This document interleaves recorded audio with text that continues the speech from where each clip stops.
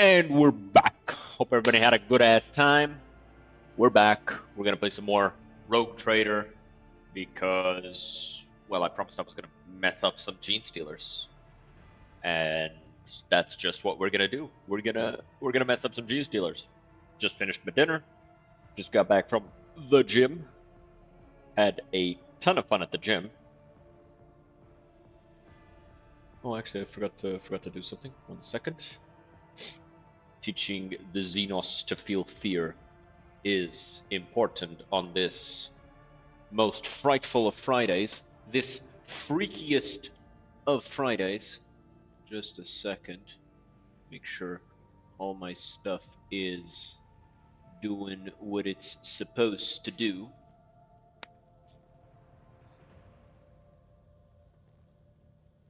Alrighty. So, let's go beat the crap out of this Magos. So, whereas ranged attacks minus 5% doesn't stack.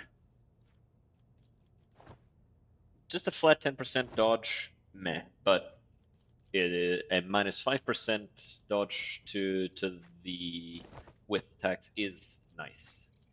So we're gonna put that on her.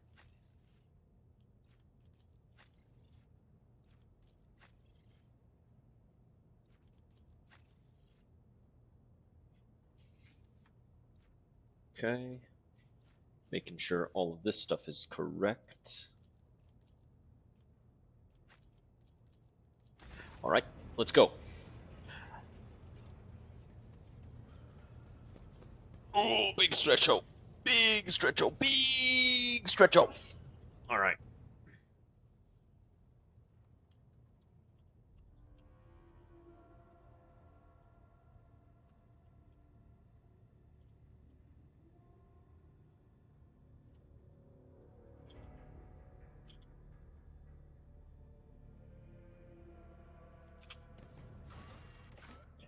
All right. On to the Void Ship Crypt. So, who should we bring? Jay is mandatory, she's our specialist. Pascal is for tech stuff. Heinrichs is our warp specialist. Cassia. We're gonna leave Cassia behind and bring Iliad. Like, the way I see it, right? Jay is mandatory, right? That's just a thing. We need Jay. She brings really good support, really good power, and her skill usage is super useful. Secondly, Pascal. There's a lot of stuff that's tech use, a lot of stuff that's really useful to have him for. So these two, mandatory. Also the battlefield control. Then we need a psyker. We've brought Heinrichs along a lot, so let's bring Adira now. Let's bring Adira and see about some stuff. Now, we need somebody with high perception, so it's between Iliad and Cassia. We've brought Cassia along a lot. Let's bring Iliad to deal with the Xenos, and because it's a DLC thing, let's bring Kibala. I just realized this is like one person removed from being the Babe Squad. I'm gonna go grab some water. Unless this starts immediately. Let's find out. Okay, it didn't. So, actually, hold on. Let's actually play 3 minutes of ads now, so that it Oh, wait. Okay, let's play 3 minutes of ads now, so that we can go the next hour without ads, and I'll be right back. I'll take the opportunity to go to the bathroom.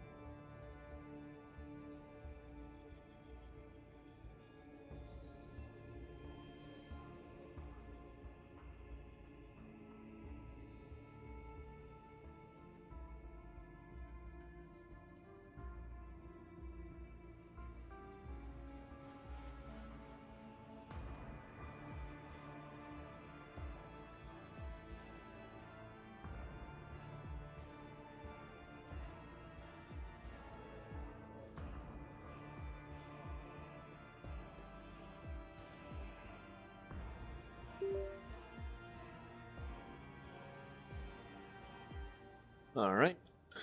So, while we're playing Rise to the top, or you're left in ads, the just dust. gonna chill out for a bit.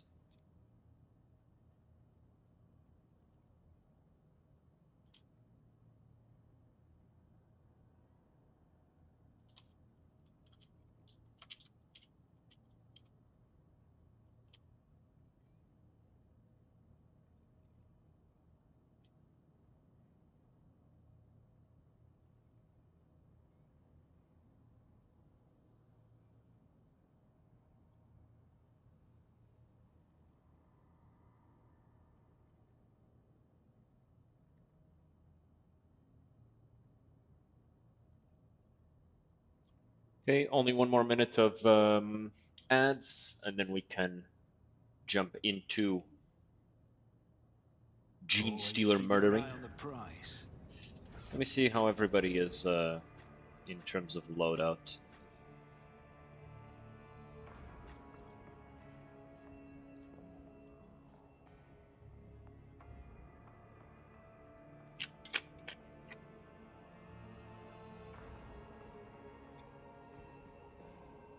I should give her I should give Kibala the ability to crit with the damage over time, since that's her only source of real damage. Okay. Ads are pretty much over, so let's I always have a backup plan. do this. Heed me, O guardian spirits. We have come to punish a great desecration. Heresy has made its lair in the dynastic crypt and disturbed the peace of our honored dead. I beg you to perform the ritual of unsealing and allow us passage. Hand-shaped panel opens in the altar of unsealing. Panel is lined with sharp spikes.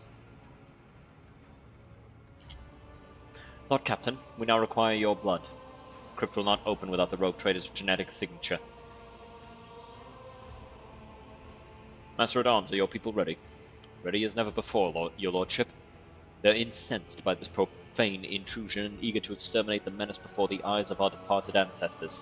My forces will secure the side sections of the crypt to prevent any flanking attacks.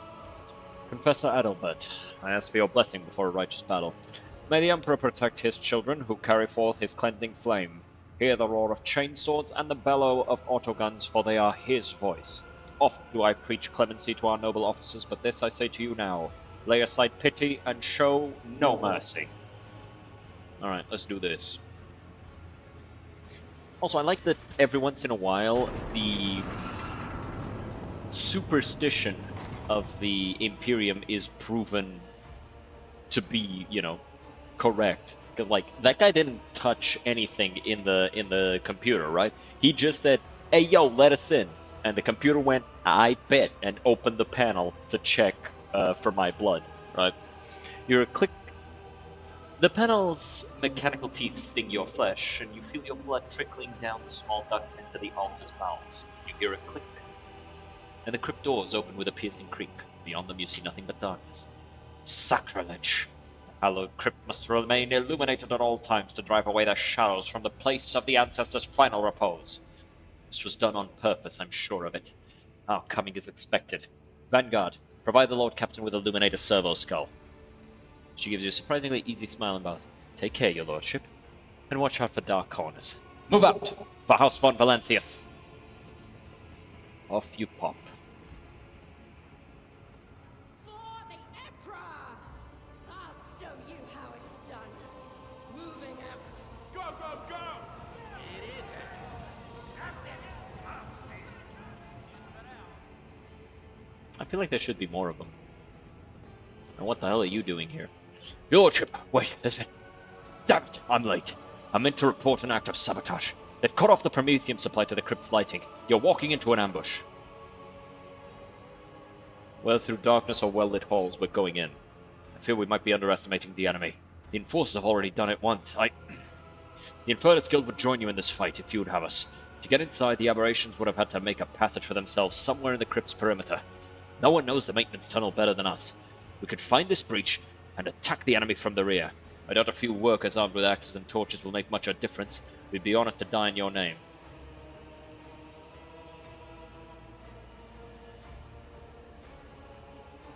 Then arm yourselves properly. A torch seems like a poor weapon indeed. Depends on who's wielding it. Infernus Guild is banned from taking up arms. Our clan is branded because our ancestors were rebels. The station where we originally hailed from once rose against Lady Theodora's predecessors. Traitors were killed, and the rest of the station were left stranded in the void to die without air or water. Out of those who repented, rogue traders selected 1,000 who were allowed to board. Those spared people became the Infernus Guild, repairmen, firefighters. Those who bear the brunt of any disaster and are the first to die. That was our penance. It's been centuries, and still we die. Not just because our duty demands it, but because we atone for what our ancestors did. The enforcers keep reminding us about it, and if they see an armed Infernus, they'll execute them on the spot. Such was the Lord Captain's will.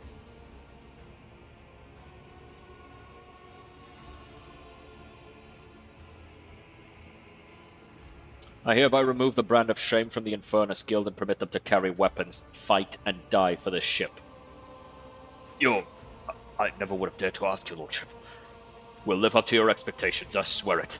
Those who die today will die smiling, but today is a great day for our people. Infernus Master and his people leave the hall. The doors of the crypt are open. It is time to step into the darkness.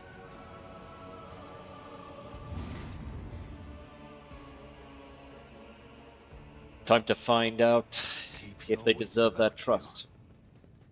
And if not, well, we'll cut them down too.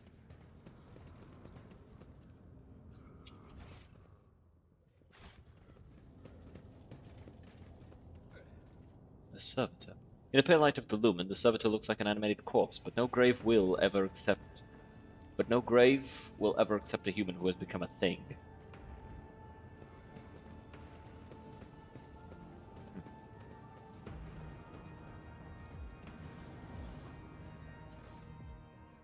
Master Duelist's gloves. Whenever the wearer scores a critical hit with a ranged attack, their next attack against any target automatically hits and cannot be parried or dodged.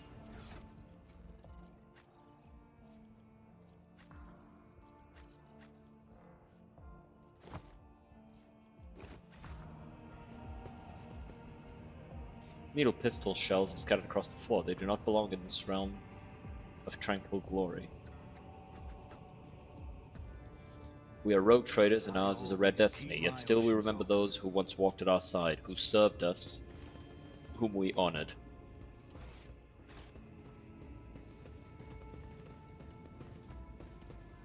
Remember the deeds of the hero who died to protect the Lord Captain. Here lies Alaric Wolfgang of Geschke, the first seneschal to have come on board this vessel. Your duty is done, now others will serve in your stead. There are large footprints in the dust, but the 2 feet are of different shapes, one human, the other clawed and horribly mutated. Gene stealers.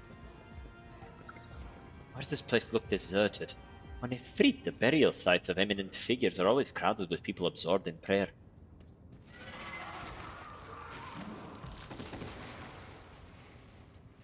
Black viscous substance resembling partially dried saliva is slowly eating through the surface of the monument. Glory to the diligent servants of the dynasty who have exalted the title of Seneschal. A skull. The skull gives in, and something clicks beneath it. Somewhere in the dark passage opens up a rumbling groan.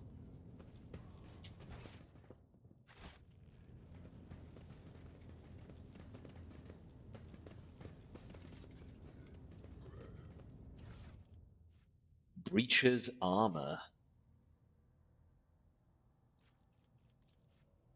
Plus 2% armor. Lore Imperium. See that shit I was talking about? See that shit I was talking about wanting to give Lore Imperium to her?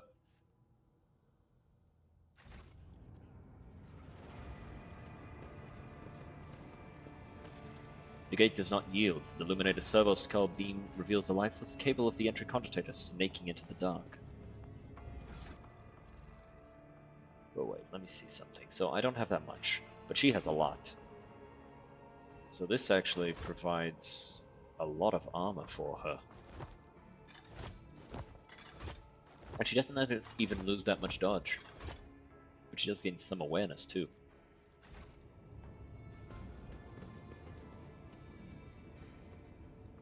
Because it increases perception, right? Yeah. Perception is nice. Reduces dodge chance against all attacks. Sarcophagus was installed recently. The inscription reads, "Here Archmilitant Mort keeps his eternal vigil, protecting in death the one he could not protect in life." The one Argenta shot. Wait, you guys don't know about that yet. Forget I said anything.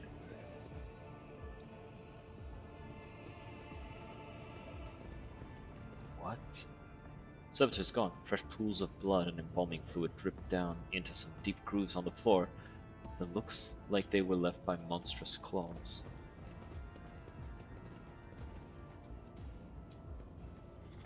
Wires protrude from the servitor's severed head, wrapping around a fragment of its spine. The broken jaw twitches frantically, struggling to shut.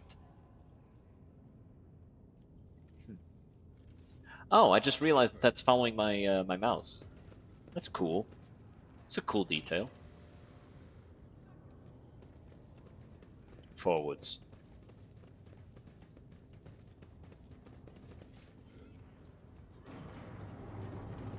Onto the crypt main hall.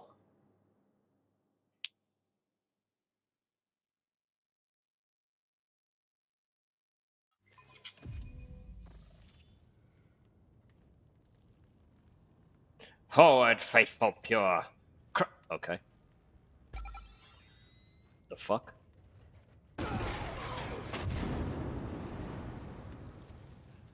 Okay.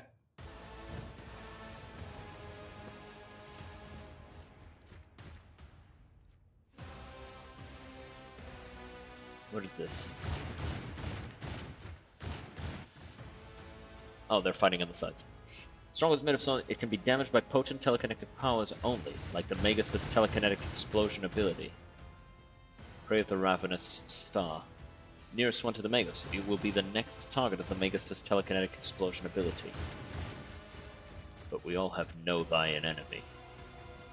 Evidence discovered on the upper layer of the crypt suggests that the conspirators are heavily armed and have mutants in their midst. The rogue traders written are prepared for the fight ahead. Hell yeah.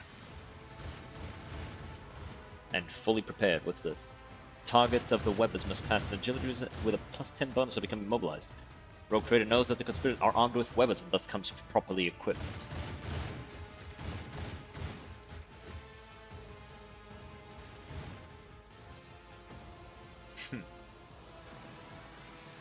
That's from Iconoclast. Let's save the kill. Ah, there it is. Forward, faithful pure. Crush those who oppose the coming of the many-armed Emperor. Uh-huh. Alright, let's do this.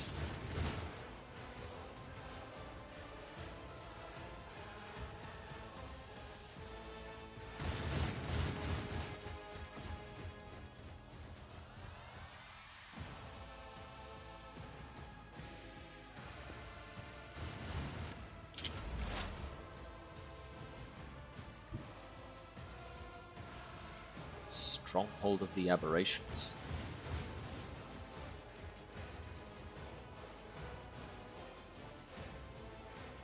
I see.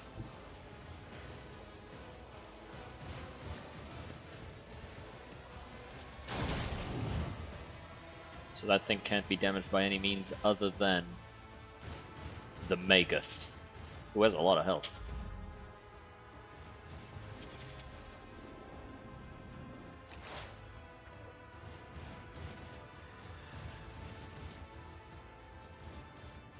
Oh, wow. Big dude.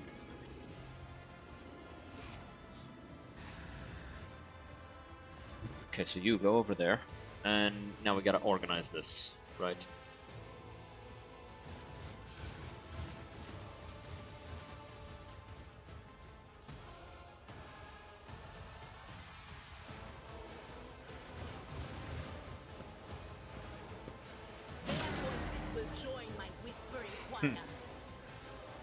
What is the thing that is causing her to deal damage to other enemies? It's a staff, right? Or is it something else?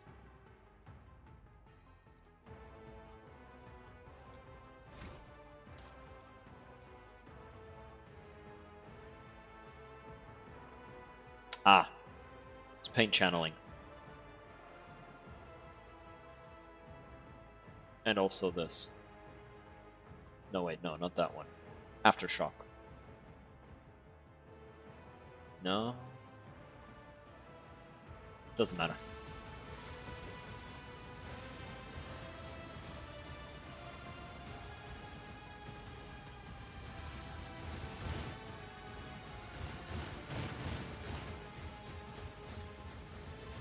Let's give myself more willpower.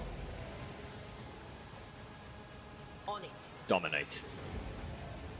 Make him attack his friends. And blind that marksman.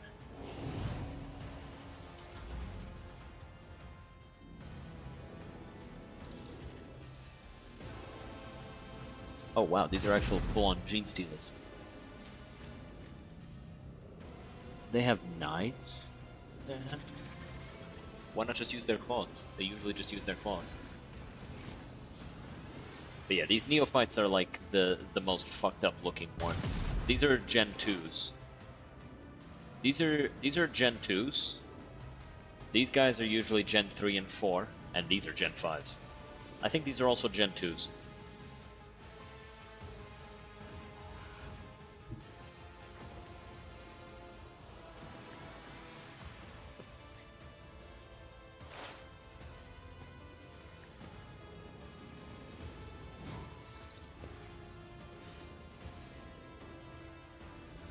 These guys are gonna die as soon as they take a step forward.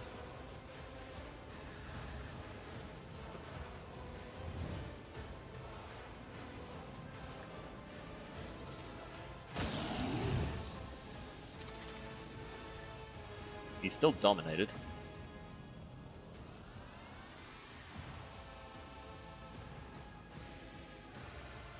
Heavy industrial hammer. Wrong, like, image for it, but still. Mark that one so she gets an extra thing if he dies. And let's mark that one as well. Yeah, they all have Webbers and auto guns and garbage. Or no.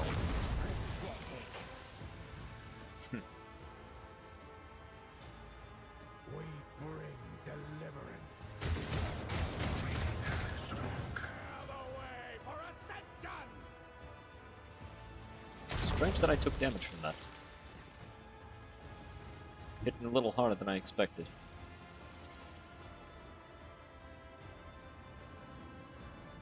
On it. Let's go. Move closer.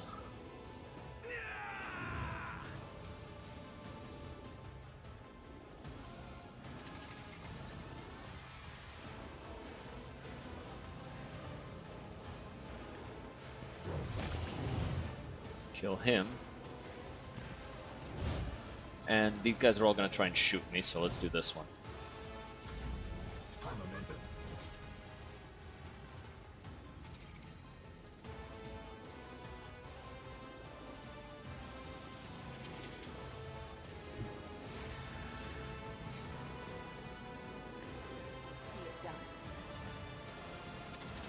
Okay, so this should apply bleed to both.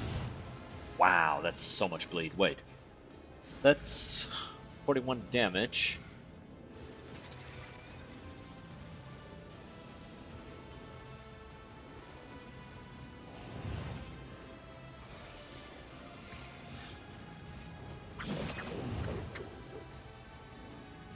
Damn.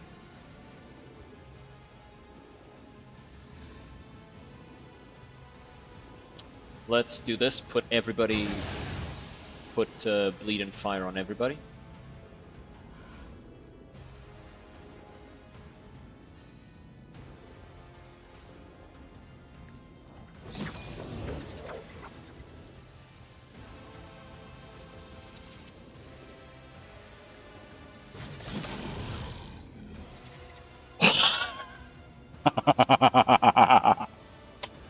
Was not expecting that. Let's put down another trap. It's out of range. Good. Mark him.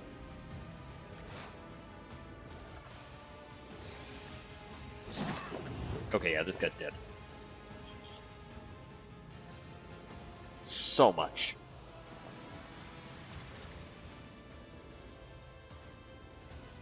Pain resonance. There's no need. There's no need for any of those. Let's just do this one. This will bring her all the way back. Like she'll... Oh wait, no, it goes over there. Never mind. Because it is a new turn. Yeah, you're right.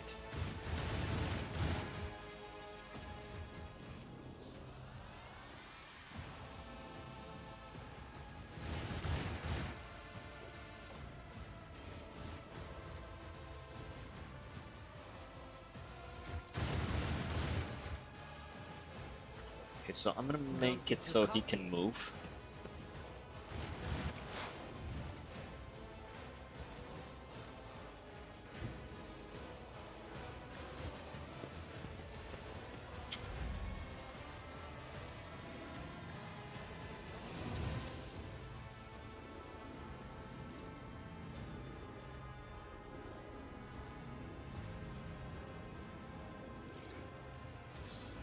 Then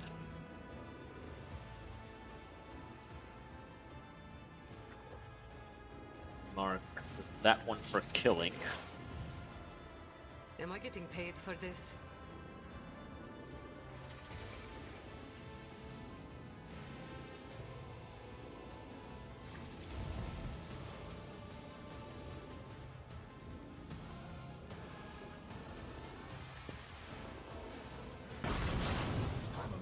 Nice.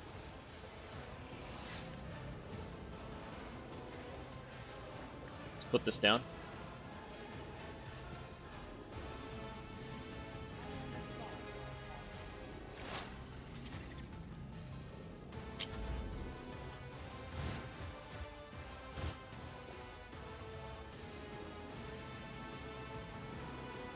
Let's switch to the precision sniper rifle. Not sniper, but precision rifle. Or actually, no. Cut this guy down. Is he the target? I need to be certain. What's this? Aberration's touch.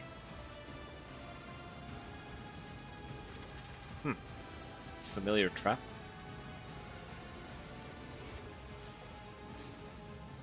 I don't know what that means.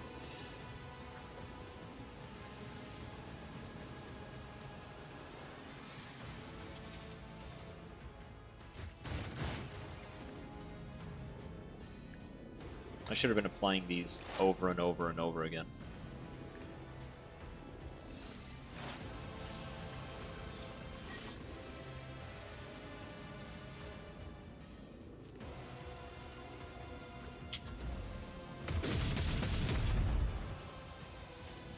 Here come the Gene Stealers.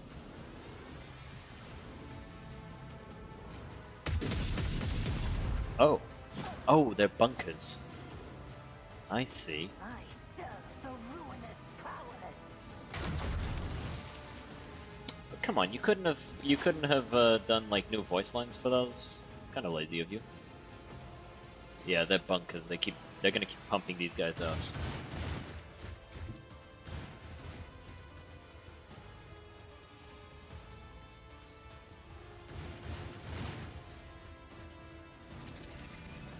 Mark that guy with more of these to make sure that when it's nearly its turn, he just gets deleted. Cool.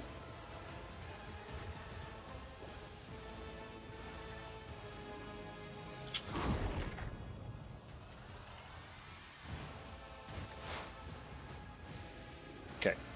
He's the new target. It's gonna happen over there. Cool. Let's find out if this does just delete those, because if it does, that's good.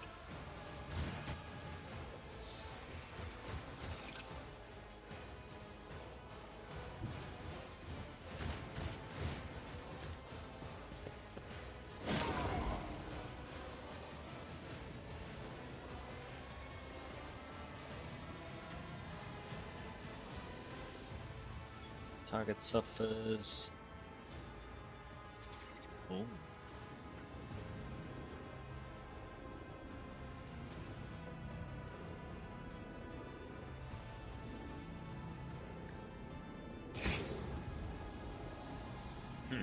That was technically a heroic act. Eh.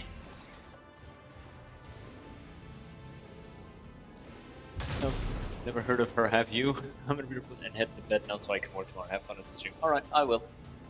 Thanks for dropping by and saying hi.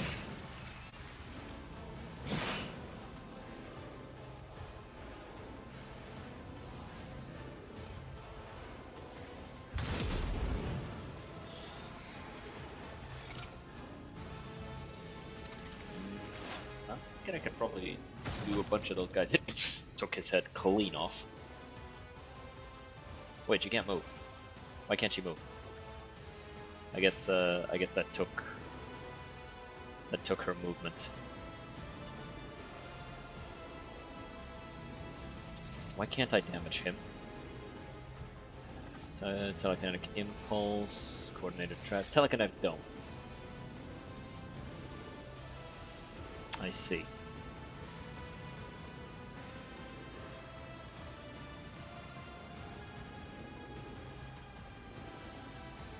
I see. I see you.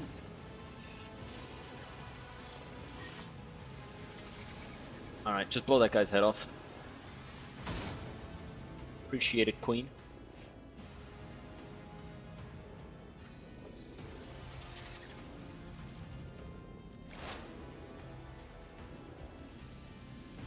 Wait, when did he lose health? Oh, from this.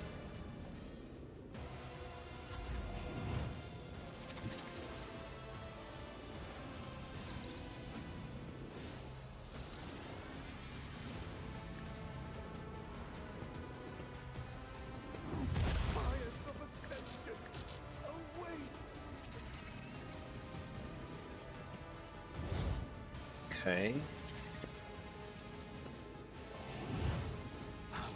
And this one. So now they're gonna come at me, and they're not gonna be able to do much, but they'll still try.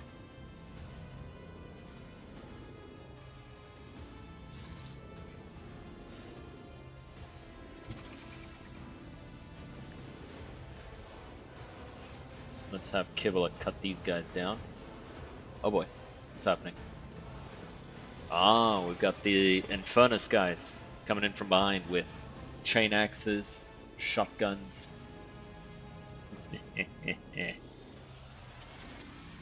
Alright. Let's open up with this. Oh my god, that's so much bleed.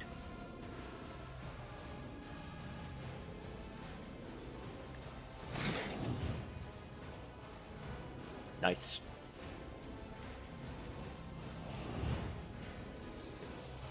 Jump over here.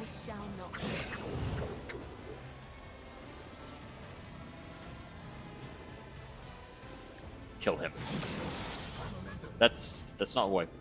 That's not why I attacked. The fuck?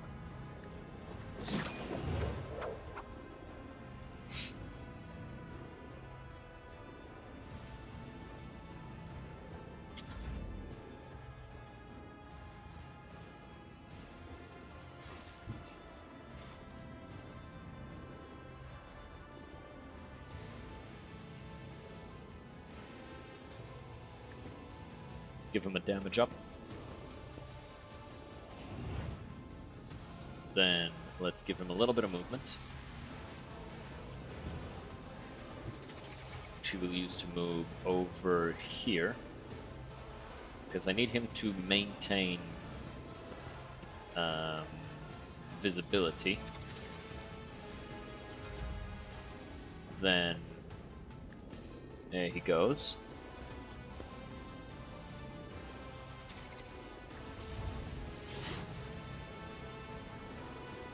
Then he goes again, and now he's in melee with the big bitch.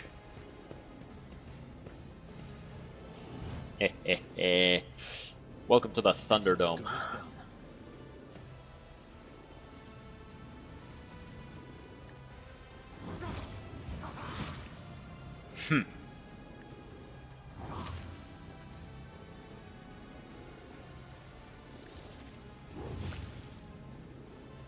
this ain't over.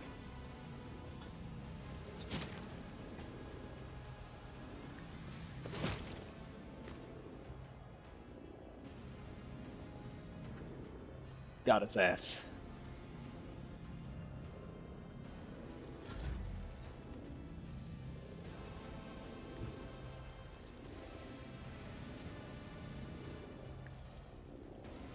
Go ahead and blow that guy's head off.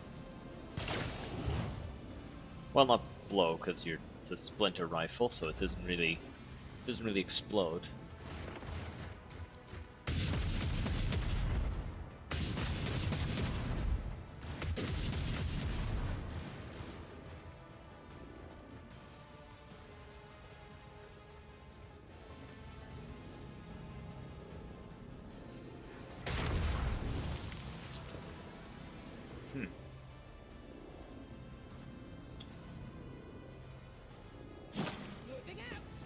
I'm wondering if we needed to wait.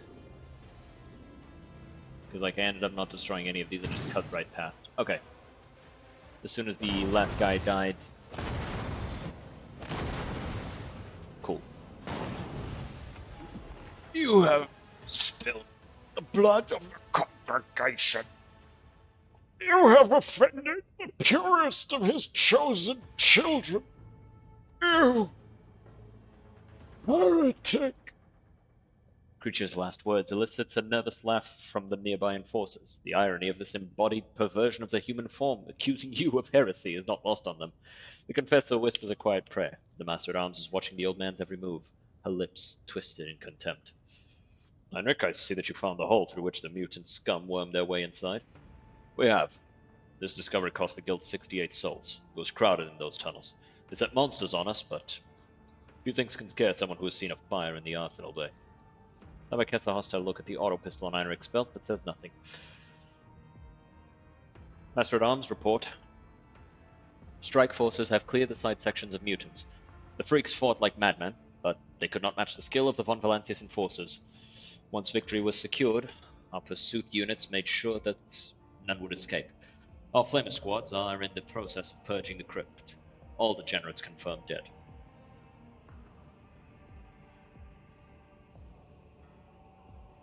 Drakatsu Salbak, I pardon the enforcers their negligence that led to treason endangering the ship. You and your people have proven themselves. Thank you for restoring our honor, Lord Captain. Adalbert, how much of the crypt has been desecrated? The accursed spawn have disrespected the spirits of the dead, but thankfully, they did not have enough time to wreak as much destruction as they could have. Many tombs were disturbed, but what is the most outrageous? They sought to despoil Lady Theodora's urn. After her ladyship's cremation, her ashes were made into this magnificent relic, an example of resilience and purity. One of the heretics dared to lay claim to it. The sight of the gem takes the dearest breath away. You catch her quiet whisper, "She's beautiful. Even in death she shines on." Touches her spirit stone and resonates with a soft pearly glow. They may appear similar, and yet as bright as monkey relics are on the surface, they are hollow inside. They hold no memory, no life. Do all rogue traders have their remains turned into gemstones? Not all, no. Tradition demands that the Lord Captain's body be burned so that no one could use samples of their tissue or blood to gain access to the ship's systems that require the rogue trader's genetic imprint. Lady Theodora herself once voiced her desire to be turned into a stone. Henceforth the relic shall remain in my keeping.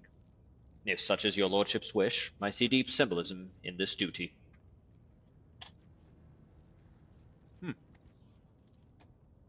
The ashes of the other imminent dead, whose rest... By the way, that should have been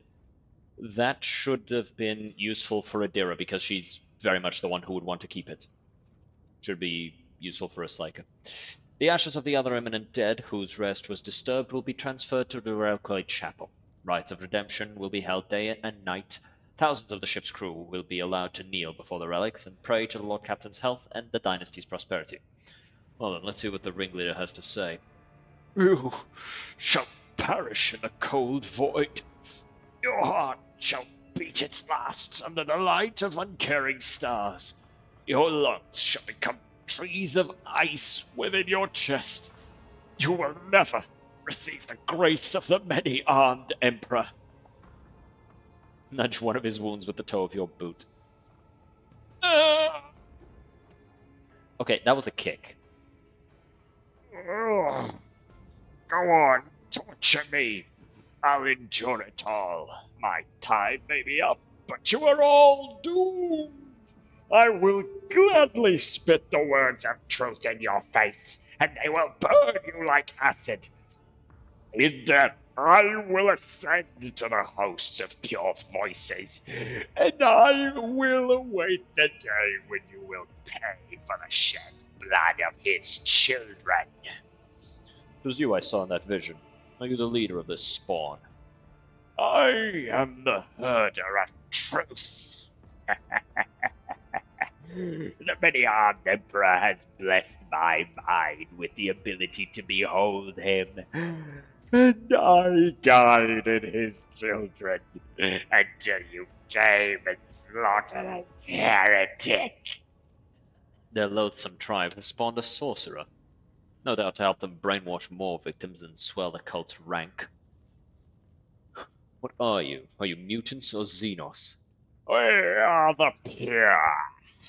We are the congregation. Children of the many-armed Emperor. The genetic perfection of existence. You will never understand. You are of inferior flesh. Your genes are woven from feebleness and misery. We are the new spot. We are one, and thus we are strong. This statement is false. Only the true flesh is perfect. You are a scrap of ignorant meat, and this vaunted genetic perfection, which you are not, will be ground into nothing by the cogs of the Omnissiah.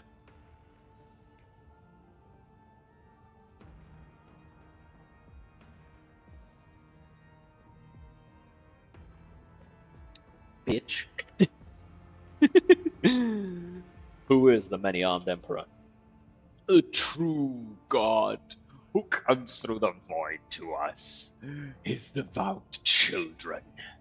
The universe is an abyss of horrors, and only he can save us. But not you, final heretic. You are all doomed.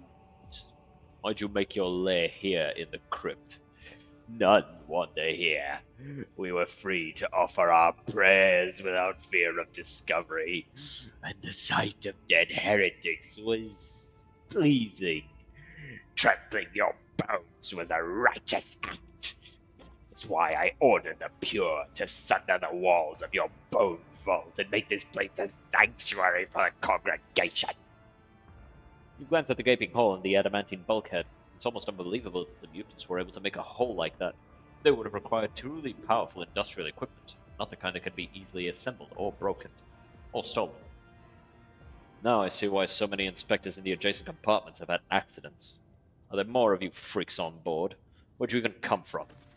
40 years ago, the profaner Theodora, the false sovereign, stopped at the trade outpost Heriox Rim to replenish her crew. The outpost had long served as a bastion of the pure. My brethren and I were chosen to embark on her ship and prepare it for the coming of the many-armed Emperor. This uprising against your godless dominion has been many years in the making. You notice the crypt looks surprisingly undefiled. Even after all these years, the heretics could have turned it into an inconceivable nightmare, yet the signs of corruption are few and localized here. Harryok's Rim, that cesspool of abomination, must be burned. Who knows how many ships they have infected over the decades. I've had enough. Hang this carrion. The many-armed Emperor cometh. The true God shall avenge us, and when he does, I will laugh. And then he gets kicked in the fucking teeth. Oh, they hanged him and burned the others. That's so fucking metal. Bro even having a beard. I don't know, I feel like he shouldn't have had a beard. Still, got his ass though. Goods. Oh, a bio dagger. Each target that increases its damage by giving that to and blood burner.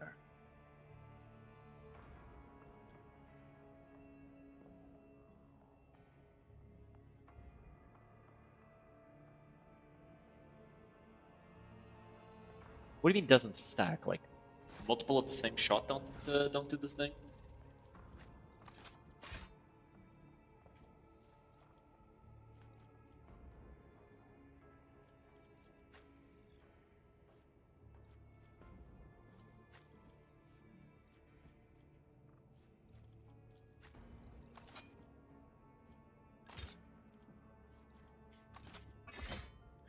No. It has to. I have to use this one, right? Like 50 dodge reduction, poison, and every time I hit with it, +1 damage. That's insane, bruh! That's insane, dog! That's so much damage! That is so much damage. And especially on somebody who relies on volume of attacks rather than power of attack. Super powerful.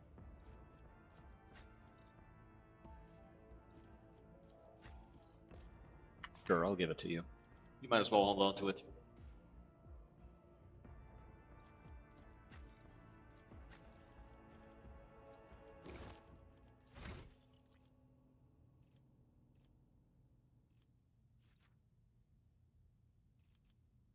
Let's give you a little bit of extra agility.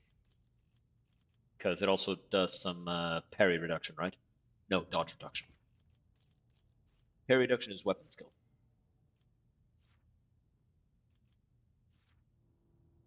I guess carouse or coercion.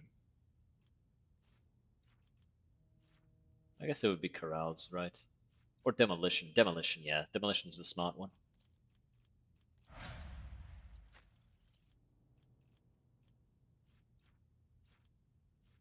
Lord Xenos seems the smartest one for her. She already has pretty high as Lord Xenos. Perception and ballistic skill are already pretty high.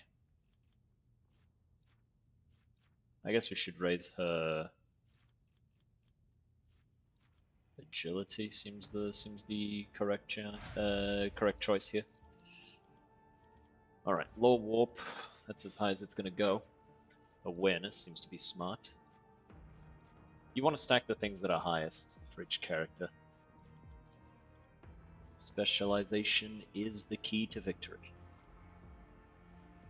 So she's maxed out her perception and willpower, so I guess we'll go intelligence, I guess. Actually, hold on. Yeah, sure. Let me see. Yeah, I went intelligence. Yeah, we'll go intelligence. So it was awareness and intelligence. Per warp lore. Yeah, lore warp. Warp warp. Warp warp warp.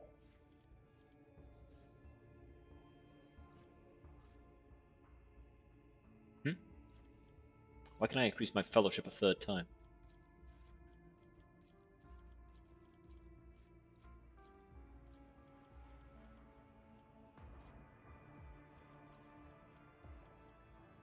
Okay. So, tech use is maxed. Logic seems the correct choice. Yeah.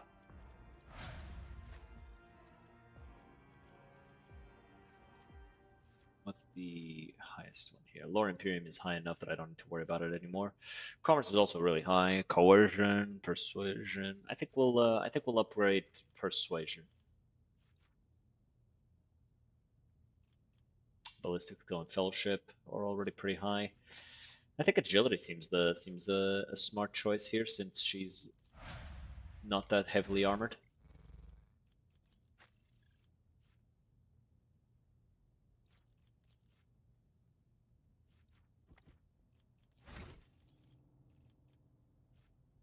Okay, carouse is maxed. Athletics. So strength and weapon skill are maxed. We go toughness.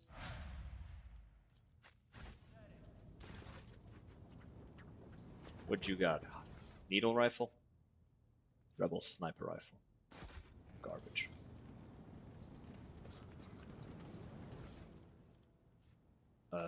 Regular Weber.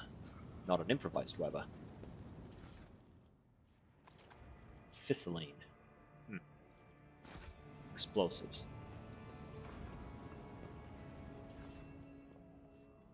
Zopat autogun.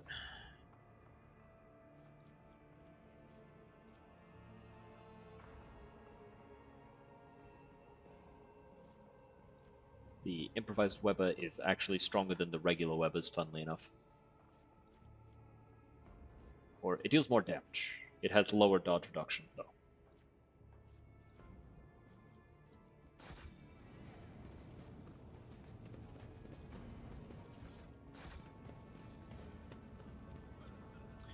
Monument was shattered to give the defenders a better field of fire. Bastards.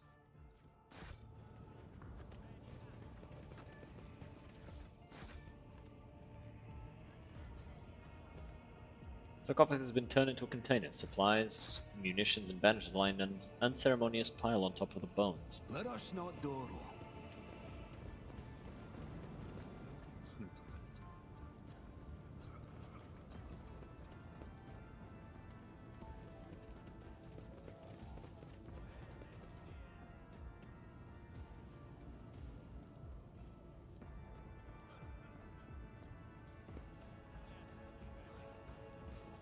Marking the dynasty's ancestors, it would be impossible to make a hole like that without industrial tools.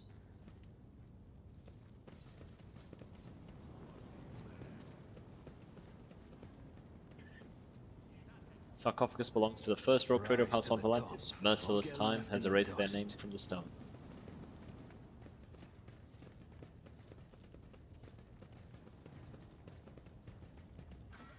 Alright. To my quarters.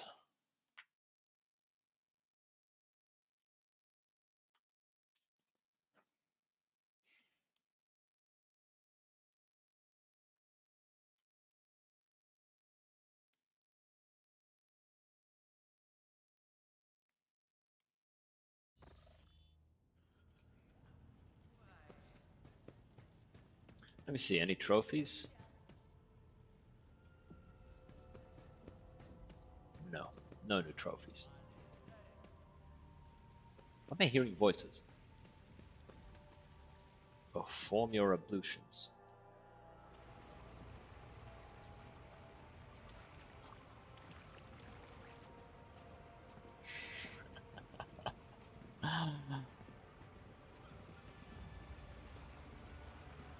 Just goes in the water, submerges, chills the fuck out, people bring food.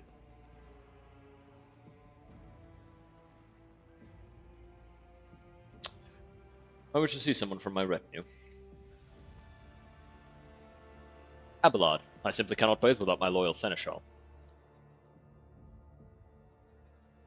Lord Captain, what a fortunate rarity to find you at leisure. Since you have nothing else to occupy your time, I'll give you a lecture on the history of House von Valantis. I would not be doing my duty if I did not start from the beginning. Ooh, wait, why do I have to listen to a lecture? You're the new head of the dynasty. It is unacceptable for a rogue trader to be ignorant of their origin. I promise that I will study the history of the dynasty in my spare time. I'm afraid you will not have much time to spare from your duties. Lady Theodora made a similar promise, and I made the mistake of believing her. We never had the chance to speak on the matter again. We should make the most of this opportunity. Oh my fucking Christ! I already know the dynasty's history. Indeed. Well, in that case, it should not be difficult for you to name the dynasty's founder. Fuck! No one knows the name of the dynasty's founder. It has vanished into the darkness of the ages. You're correct. Well, Lord Captain, you've convinced me. However, I would implore you to seek my assistance should you ever wish to refresh your memory. If you will permit me, I will return to my post, Lord Captain. Oh my Jesus fucking Christ, that was terrifying. Relax and close your eyes. Oh wait. Tension slowly retreats as you bring yourself to a complete stillness, joint by joint, muscle by muscle, pore by pore. Before long, you have surrendered the bastion of your body to the bliss of oblivion. Troubles, worries, loss, such things do not belong in this newly established dominion of tranquility. There are only infinite waters of weightlessness, in which, stripped of all things superficial, the mind of Esteban von Valancius drifts in silent bliss. It is a conscious mind. What fills this consciousness? Thoughts of his monumental duty to the Emperor. Such duty can only be fulfilled through service and death, for such is the price of humanity's victory in the everlasting war. The sacrifice of the many paves the way to a triumphant future for the Titan that is the protector of the Imperium. It is a heavy burden to be the ground beneath his feet, but it is glorious to serve such a righteous purpose in unity. The moment of serenity soon fades. The body reclaims the mind, blinding it once more to the familiar shell of flesh, sinew, and bone. Why do I have my hammer with me? My man said this shit don't go nowhere without me. Let's do this again. I want to do all the companions, actually. I want to take some time and do all the companions. Nadira, she always livens things up. At once. This is nice. 5 of my cabins could fit in here. And don't get me started on that rusty nook I call a shower.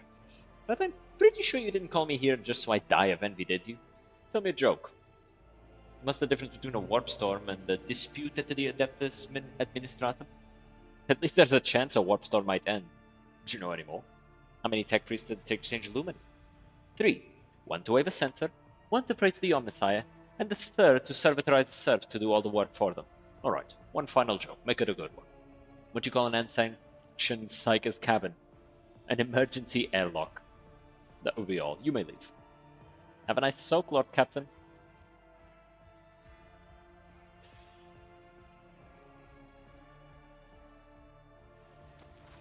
Let's do more of these. These are funny. I'm having fun. Argenta, I wish to know what the Sisters of Battle do in their spare time. At once. Esteban, are you conditioning your body with water treatments? How commendable. Allow me to share some of the water exercises I learned at the Schola Progenium. Argenta, hold on a moment. Argenta's enthusiastic zeal is so contagious you cannot help but follow the sister's lead as she demonstrates each exercise.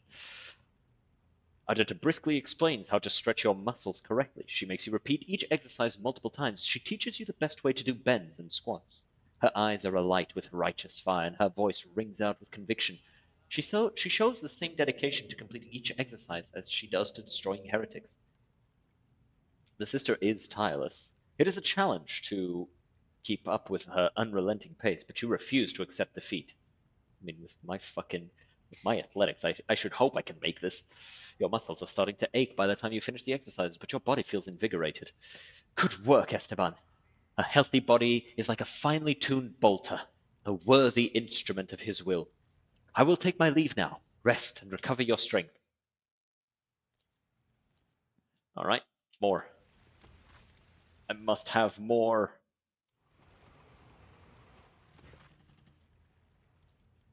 Cassia, I want her to paint my portrait at once. Lord Captain, it is most improper for us to be conversing in your bath chamber, and I cannot believe you wished me to paint a picture of you disrobed. I cannot. It is scandalous. This goes beyond every standard of decency.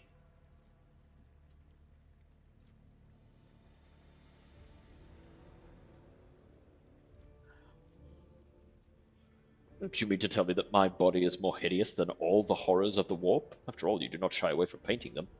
No, of course not. I did not mean to insult you, Lord Captain. Nude portrait, yes! You can spend hours trying to figure out which specific part of the painting is supposed to be your face or your legs, or if they are even depicted in it at all. I've never painted people before. I am willing to try if you insist.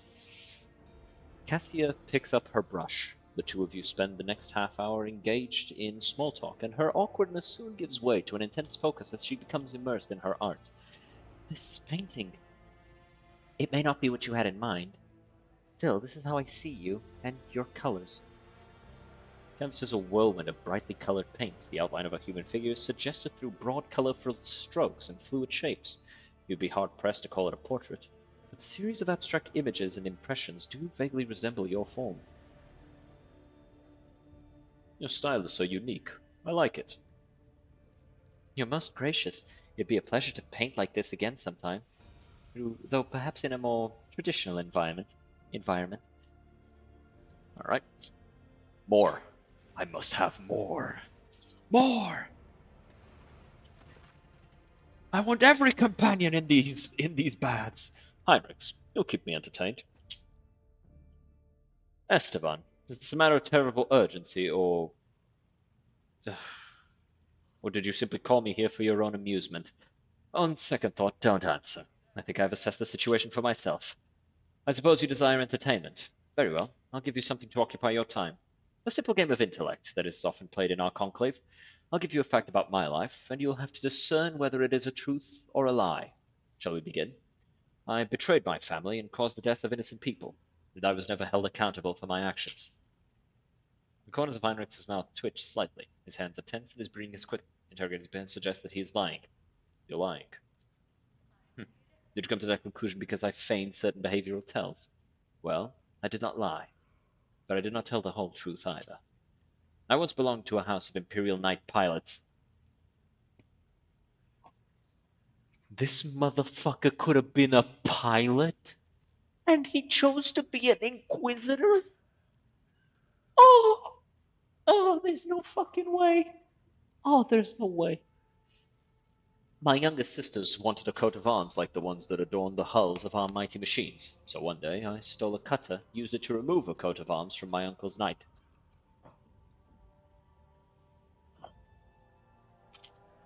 There was a scandal the next morning. Someone had defaced a sacred machine inside our residence. I was soon discovered, and my uncle, kind as always, named me a traitor to the family and demanded my execution. In the end, however, I was merely reprimanded, and the guards in charge of watching the night were executed instead. I hope you enjoyed our game together, Esteban, but now I must return to my duties. This man is crazy! Dog! He defaced the fucking Imperial Knight and got away with it! Also, based fucking uncle, by the way. Like, kill this fucking child right the fuck now! Absolutely based uncle. Let's bring in Kibble. You asked to see me, Domin Esteban. Do you wish to learn more of the cult's rites? Very well. Since you are in the water, I can introduce you to a rare discipline of the bloodspun web, known as controlled self-drowning. What? Few receive this honor, with water being so precious on a ship. Still, it has opened my eyes to many truths. Sounds like it could be dangerous. Every step we take is dangerous, yet still we choose to walk. If done correctly, the ritual is simple and will cause you little pain. Teach me. Close your eyes and trust me. Reject your fear and remember, you have carried death within you since birth. This ritual is simply a meeting between you and your oldest friend. You close your eyes and hear a quick, quiet splash. Kibble has entered the pool. She puts her hands around your neck and gently pushes you under the water. As your lungs start to burn, she pulls you back to the surface, allowing you to take a single breath of air before she begins to drown you again. This process repeats several times, and she holds you beneath the surface a little longer with each plunge. The fourth descent lasts an eternity, but her hand prevents you from resurfacing. As your empty lungs burn, you start to panic. You fight against your fear as the darkness swallows you, and soon it gives way to peace. As you listen to the soft whispers of the water around you, you realize that death is the end and the beginning. There are no worries here and no mistakes. There's only you. You and the infinite nothing. Just as nothing is about to claim you, you are gently lifted from the emptiness of oblivion. Domin Esteban, you have been touched by death. What was it like? Death. It is nothing, and yet is everything. Now you understand the tenets of the web more fully. I will leave you to reflect on your experience. Okay, so let's not bring Kibble in again. Just let's just not. It feels to me like we shouldn't. Let me see something. Features and talents here. For Kibble, regarding her being a blade dancer.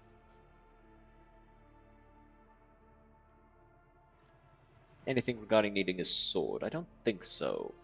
None of the things that I gave her need swords specifically. So we could actually, let me go through here, because the blades that she has are kind of bitch made.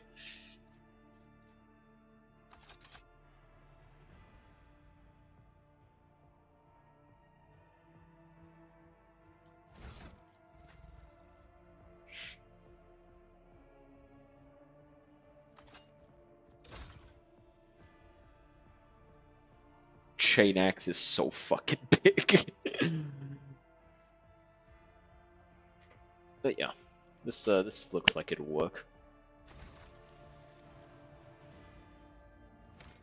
Oh, that's the wrong button. Let's continue to bring in people. Pascal, I wish to see my agents here. At once.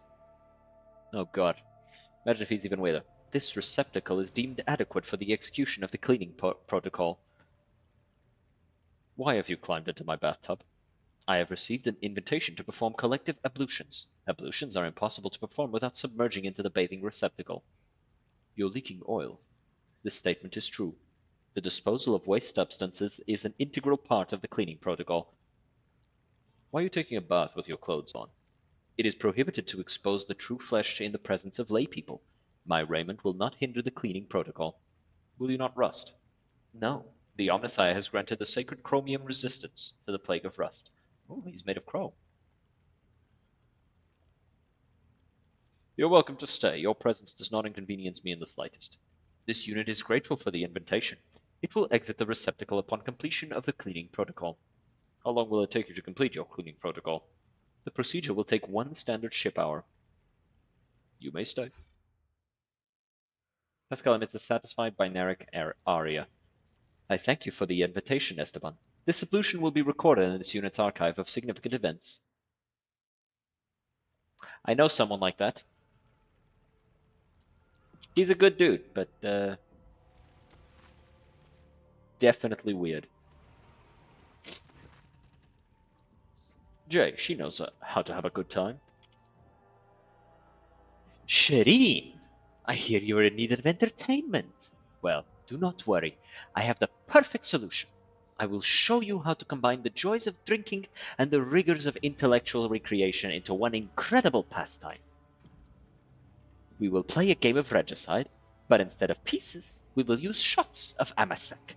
The rules are simple. When you capture an opponent piece, you have to take a shot. Ready? Let's play.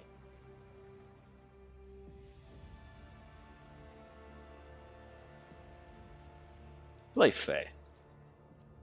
Jay makes mistake after mistake, and you quickly gain the upper hand.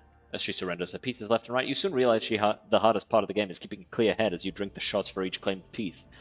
I must admit my astonishment, Shireen. This is the first time an opponent has ever bested me by relying solely on the strength of their liver. I would propose a rematch, however. I'm afraid they might accuse me of trying to drink the rogue trader to death. So, with your permission, I think I'd better go get some air. Bro said, fuck it, we ball. Weak aura, cheat. Strong aura, fuck it, we ball.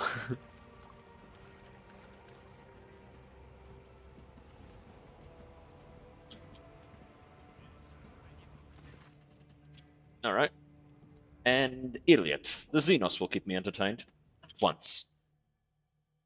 You should not have called upon me for the sake of your own idle amusements, Elentak. The children of Asurian delight in unity, both with the universe and their kin. One of the ways in which we achieve this unity is symphonic creation. When an Asuriani wishes to rest and spend time with their closest kin, we weave images with our voices. Each of us adds something of our own, until the melody becomes a harmonious tapestry woven from different sounds. That sounds fascinating. Can you teach me? I do not know how much you truly understand of what I have told you. Still, if your soul seeks harmony... Yeah, success. You begin to sing, guided by... Wait. She closes her eyes and begins to hum a peculiar melody. It follows a strange, unpredictable rhythm, as though she is drawing an intricate patterns with her voice. You begin to sing, guided by your own emotions, more than any specific rhythm or motive. Every now and then, Iliad changes the flow of the melody, encouraging you to add something new to the song. A warm feeling settles over you like a gentle embrace, and Iliad's expression softens. We created an unusual tapestry together, Elentak. It is unlike any I have woven with my kin. You lack experience, but you understand the purpose of the weave, and in our brief melody I found peace. I must leave now. May you find rest in body and spirit. Alright, let's get out of here. There's still the secret companions, but, well, we'll figure those out on future playthroughs, I guess.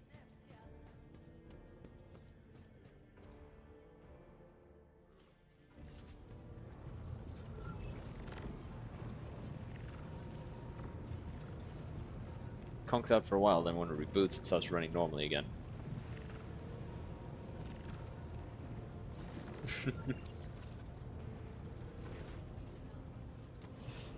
Those guys are fucking with a servitor. They're gonna fucking regret that, but hey, I'm gonna find it insanely humorous.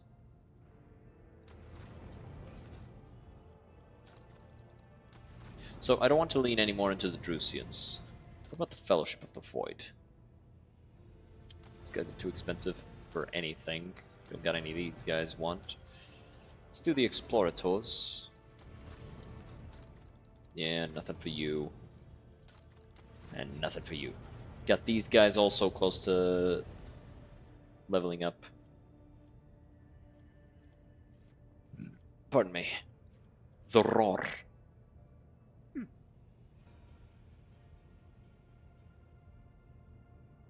Interesting.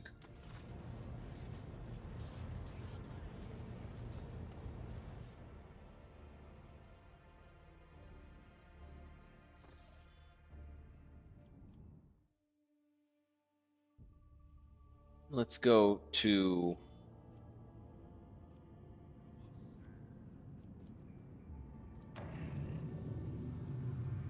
Where was the place with the other one? With that thing. Yeah, the Heriox Rim. The rimming station. Alright, let's go deal with this ourselves. Switch you out, and switch you out. Actually, no. I did like having Kibala. She was really strong.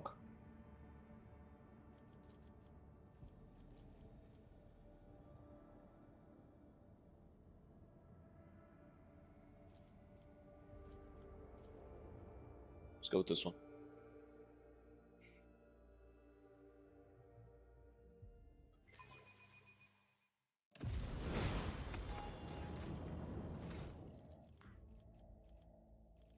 Strength for more bleeding.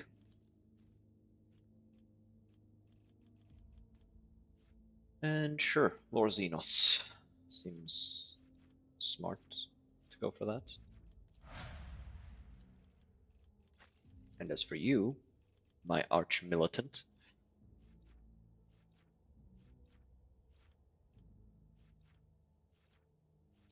sure, perception.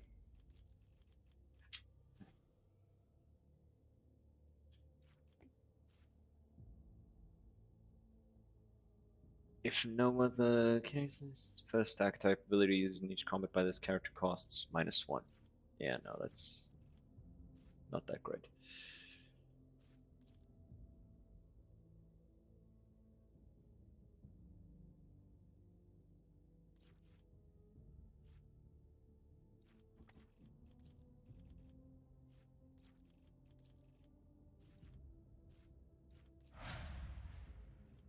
Should increase her willpower.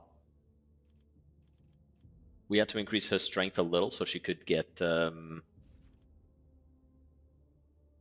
heavy weapons.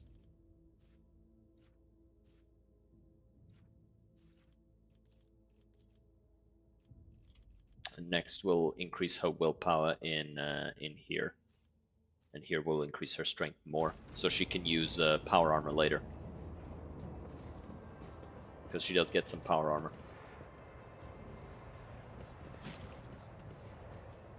I always have a backup plan.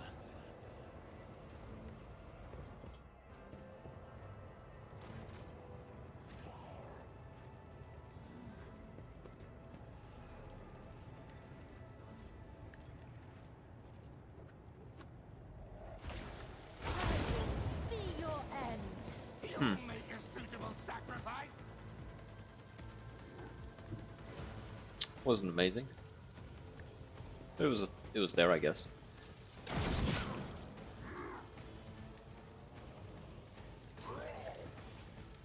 Let's hit him with this.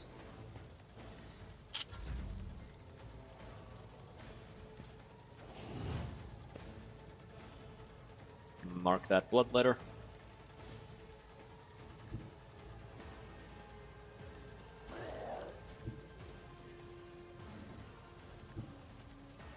Don't let your guard down.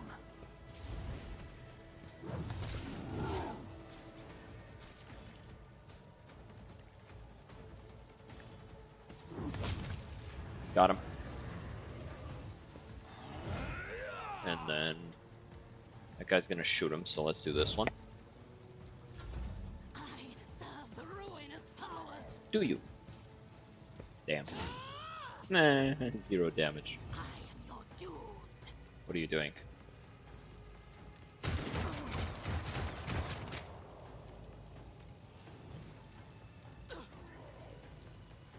Yeah, I need to kill that thing ASAP.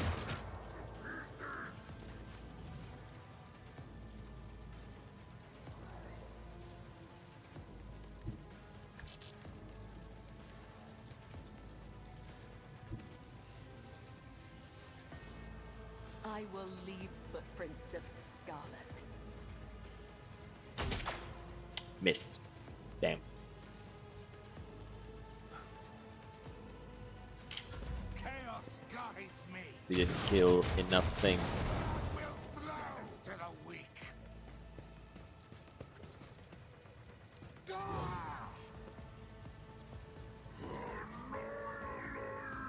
Crush the feeble. What did he just say?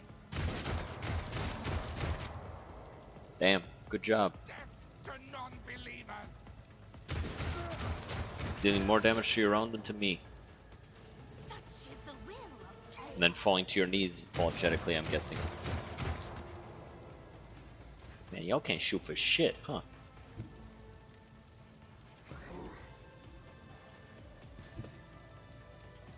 Okay, so let's give Kibula more. Then have her move.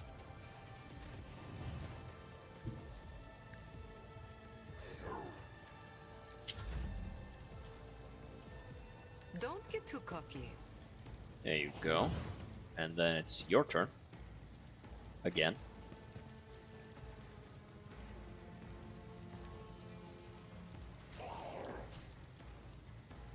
Trust me.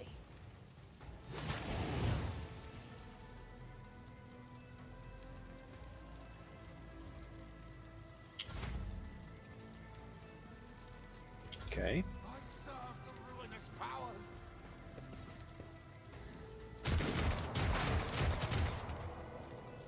Mm-hmm. Out of my way. No. I will not.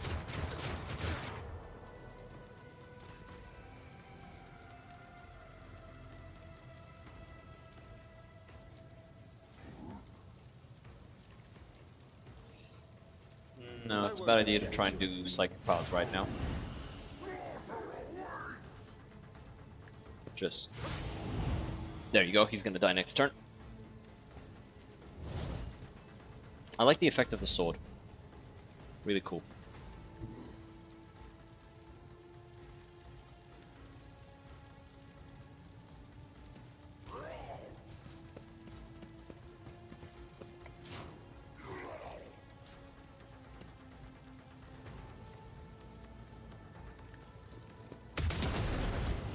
Focus, Bankalos. Focus.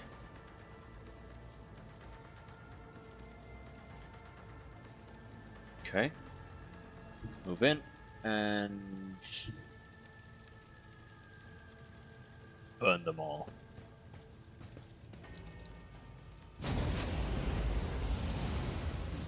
Was a lot less damage than I expected. What the hell?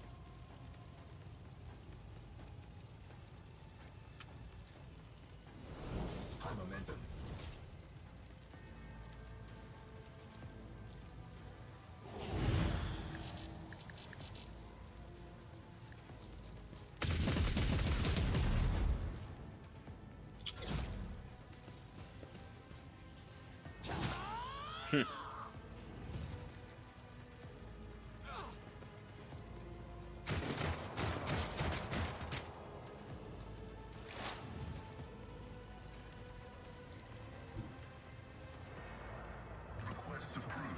Go ahead and push that guy.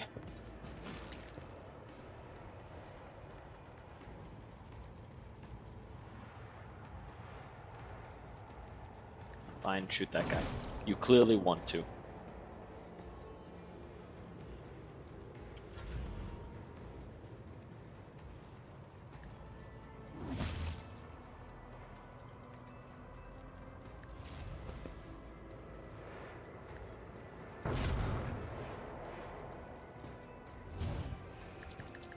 Let's do all of these.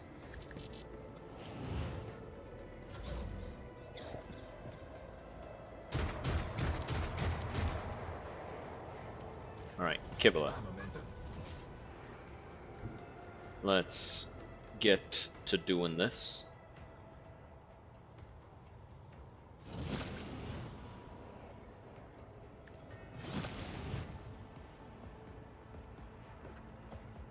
Why don't I have any stacks of this?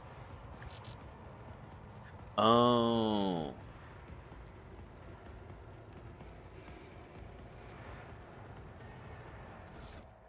Need a sword in order to use this. Alright. Oh my god. So much bleed on that one. That one's dead. These two aren't.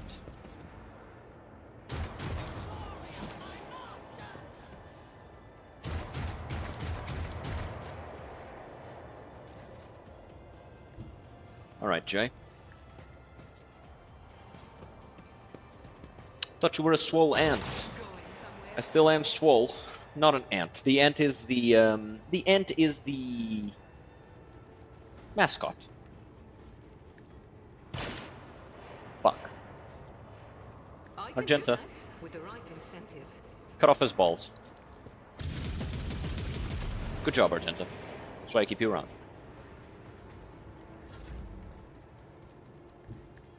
Also because I'm scared of you and don't know what you'll do if I kick you out.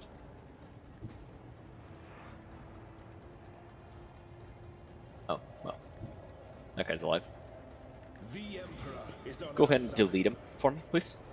Thank you, Van Kalitz. Good job.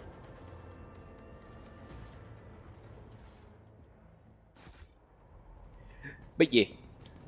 Mostly I was a VTuber because I didn't have a good webcam. And I got one now. I can be much more expressive, make much better content, I think. I think having my face, my body motions in the screen makes it better.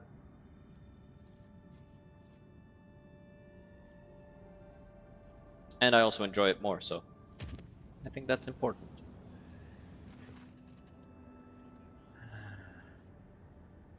Sure. And instead, let's change this up again.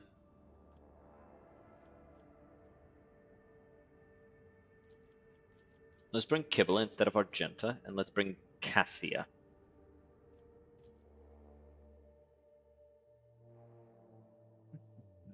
I should actually like place like an ant above the face cam, so that anti-kill is still here.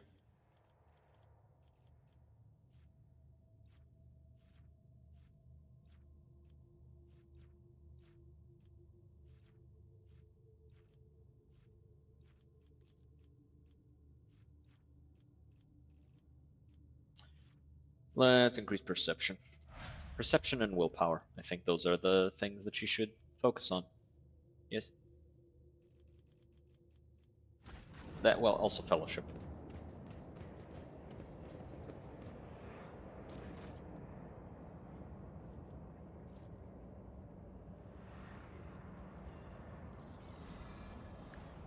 Beg for mercy, but I will grant none.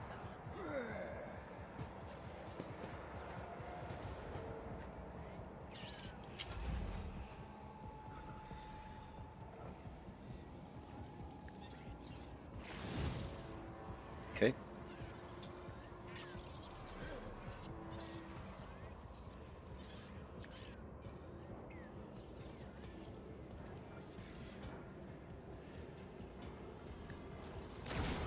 Yep, blast that.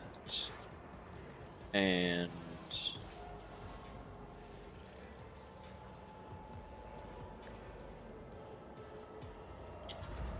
there you go.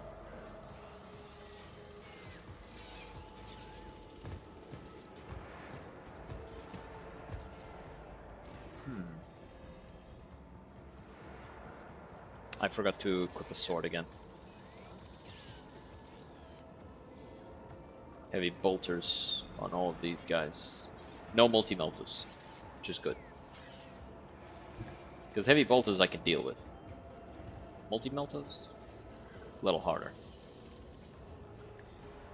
Go ahead and poison him.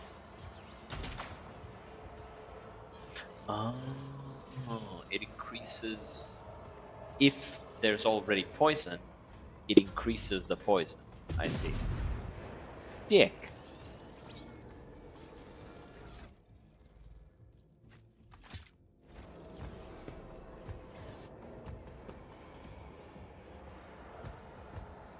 You missed. Also, what the fuck was that? Like, my attack is just.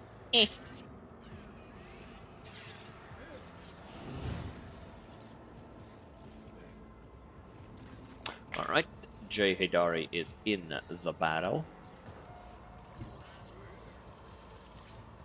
Tell me, and it is done.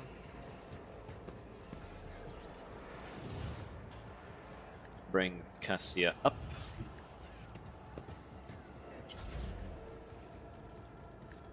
Upgrade her.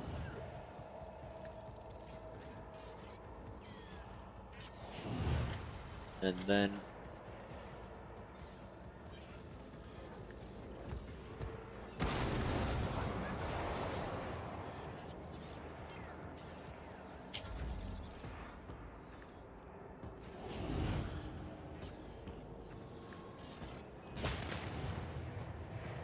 let's do this.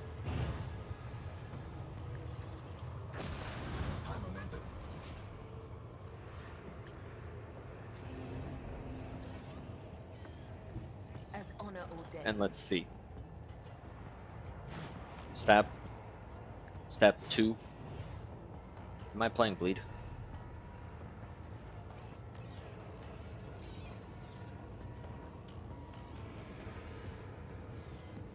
Son of a bitch. He's immune.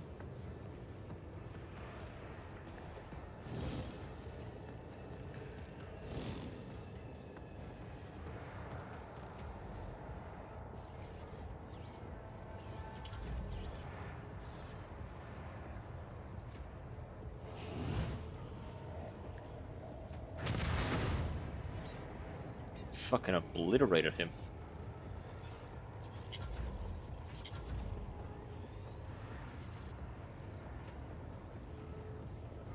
Like, I was not expecting him to just freaking explode outright. That is not a thing that has happened before. Alright, baseball. Your end was inevitable.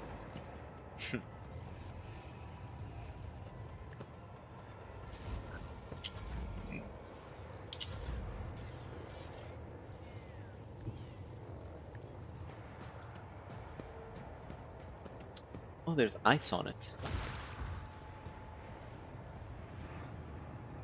Do not dare ask.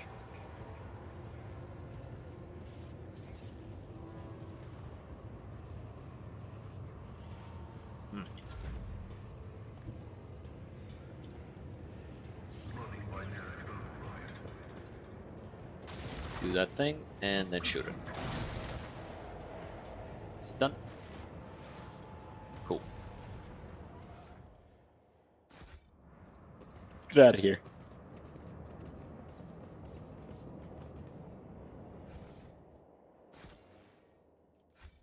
Funny that the servitors were wearing armor. They don't usually. Lord Captain, the lights mechanics assigned to the astropathic chapel are reporting a significant drop in our communications potential. This may be a consequence of the telepathic ritual in which your lordship deigned to participate. The enforcers report that the choirmaster asked for an audience with the Lord Captain and has since locked himself in the chapel, refusing to let anyone in.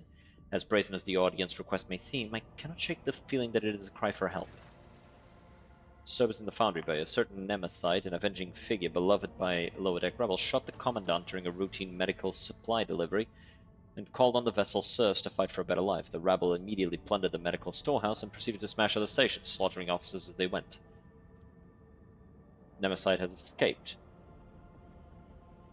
The situation on the deck is increasingly spinning out of control. Master-at-Arms asks permission to apply the harshest possible treatment, not simply to restore order, but to avenge the dead commandant, as well as the fallen enforcers. Details. Nemesite's reason for the attack had to do with the widow of a respected foreman. She had delayed the queue by begging to be given medicine for her afflicted children, which the Commandant refused because her request exceeded the expenditure quota.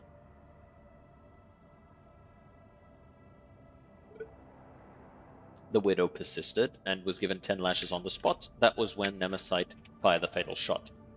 Tell me about Nemesite. Reports this is the 4th Nemesite to operate on the lower decks over the past few years. Previous 3 were captured by enforcers and each openly identified themselves as Nemesite. The public executions evidently have no effect. People continue to rally around their hero as soon as one emerges and always believe in the invulnerability of their champion. Seneschal points out that all Nemesites act in the same fashion. Whenever the rabble is feeling oppressed, they step forward, serving as the spark that ignites the fires of sedition. They target the officers most hated by the workers for their strictness and adherence to order, with every murder bringing cheers from the commoners. The Voxmaster shares the rumors about Nemesite that abound on the lower decks. Some say he arises from the blood of oppressed laborers, some that he is the vessel's spirit of justice. Others still believe he is an immortal hero. Such veneration makes it very difficult to capture the Ripraff's champion.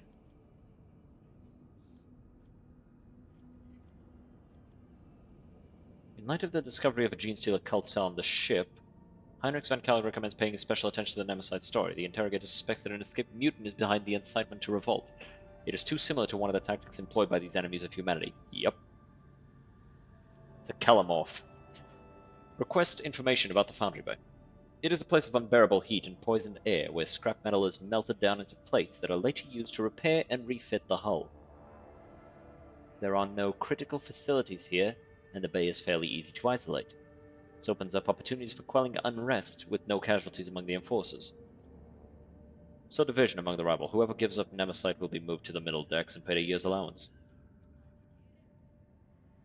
Many people betray their relatives and neighbors in hopes for a better life, but there is no true Nemesite among them. The enforcers suppress the divided mob and restore order with ease. We have a fucking Calamorph on the ship.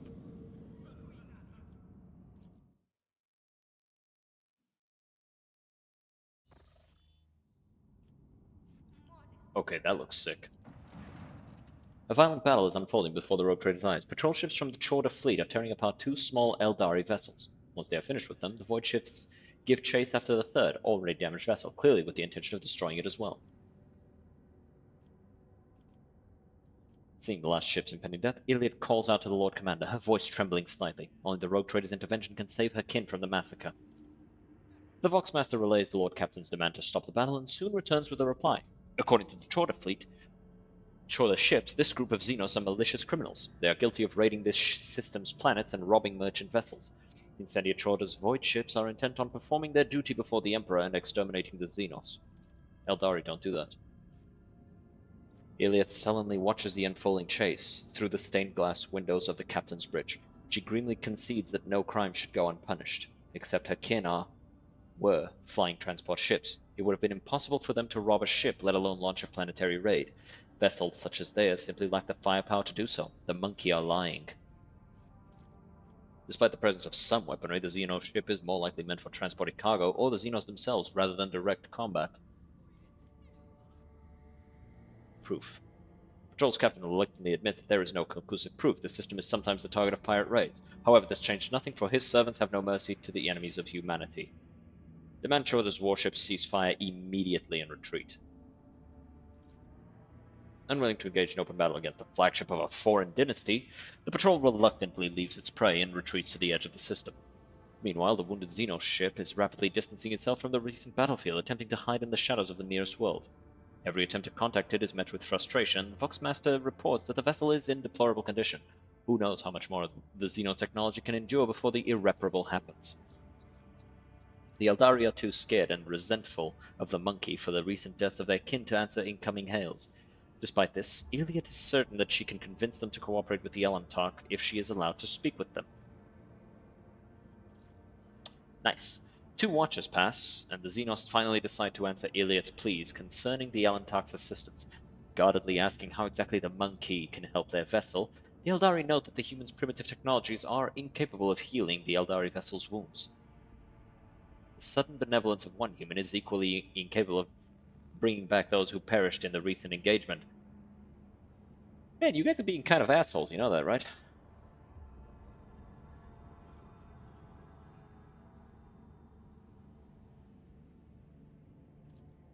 The Eldari accept their fate with forced humility. They do not resist, but neither do they appear uplifted by their rescue. They see their stay on a monkey ship as imprisonment filled with uncertainty about what awaits them next. After a few watches, the Xenos' suspicions are validated. The presence of outsiders who filled the lower decks was perceived by ordinary people as an invasion of godless mutants. Shouting prayers, they rushed to depressurize the compartment containing the Xenos alongside those who were touched by the filth of the unclean. Horrible news shakes Iliad. She blames herself for the deaths of her kin and regrets the hatred of the monkey toward her kind, a foolish product of fear.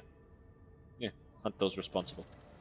Iliad can only shake her head. Monkey deaths will not bring her kin back to life. It will only spread even greater hatred, and the gap between humans and Eldari will grow ever wider. Iliad comes to look haggard, but still holding on to hope. She says that she came aboard the monkey vessel and set off into the in the hopes of finding her kin, but found only corpses slaughtered by humanity's hatred. A lot of the times they had it coming, but sure. Like right now, like seriously, they were asking for it. Like, why would they step into the ship? Of course the humans are going to kill them. Stupid. Okay, she says that she came aboard and found the corpses slaughtered by humanity's hatred. And though she and the Lord Keeper were not always in agreement, the Elantark still tried to lend a helping hand. In gratitude, as she promised, she shares the coordinates of her kin's cache.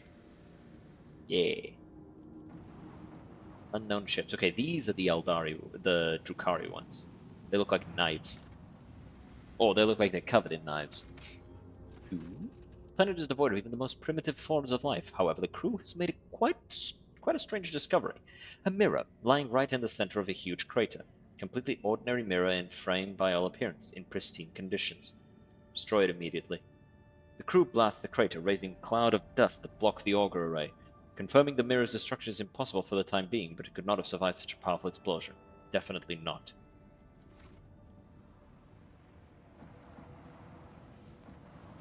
It's like, how fucking sketchy do you think something has to be before I just blow it the fuck up, you know? On the auger crew has detected a small Xenos vessel drifting through the void. The ship is unpowered and shows no sign of crew. Send out a boarding shuttle. The squad boarded the vessel without issue. Corrosion has laid waste to the ship's systems, which led to the death of the entire crew. The interior is full of Eldari corpses. No weapons were found on board, and the dead Xenos, judging by their clothing, were not part of any warrior caste, merely the crew of the now defunct ship. The Xenos Iliad claims to have recognized the symbols on the dead Eldari's clothes. They were civilian refugees from Craftworld Grimdark. Skill issue, honestly. This mining world has been catalogued as normal. No rare or valuable deposits have been detected. So why the fuck did you pipe up? Why speak up? You could have just been quiet. Could have saved me the trouble of having to stop and read what you were saying. Bitch. Let's go blow up some Drukhari. A Sigil-class destroyer and a Talon Syrinx frigate.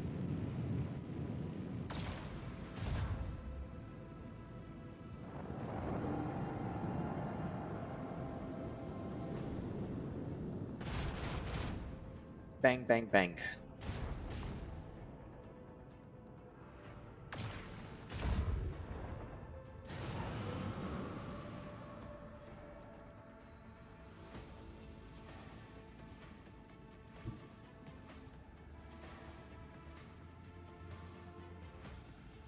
Fire at will!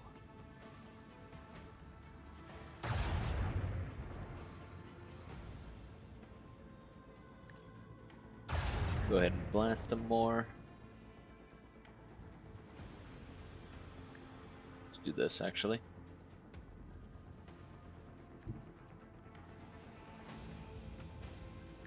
So these are the macro cannon, the Archaeotech macro battery.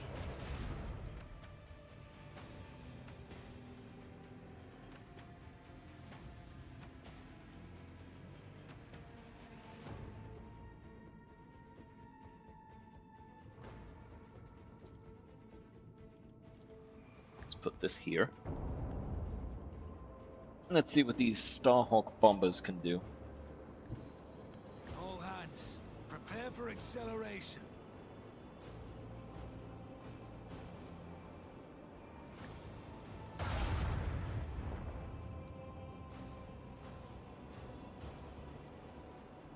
Let's teleport. so as to avoid those leech torpedoes. Because I don't know how hard these are gonna get hit. But I'd rather not find out.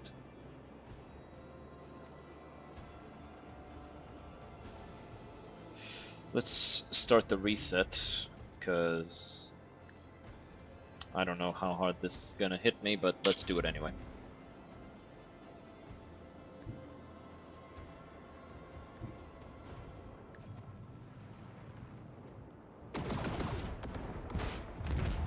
Good damage.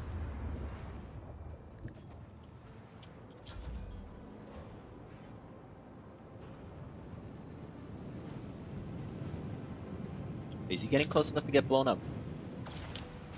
Cool. I always like it when they get close enough to get blown up. I also like it when they target the escort instead of me, because the escort is just recovered for free. I am not.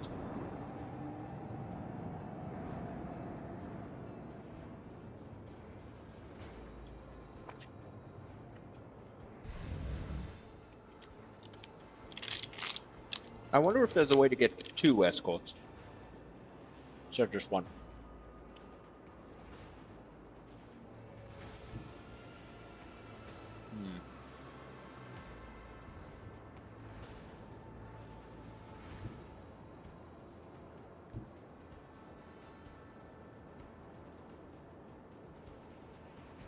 If I do this, and then turn around, go here. Nope, still can't reach.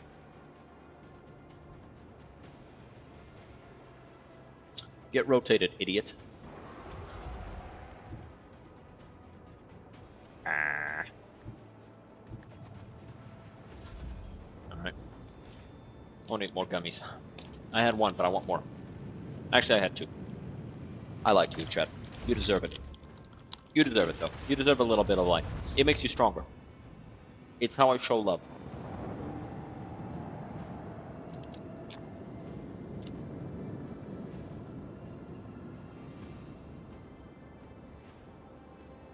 No!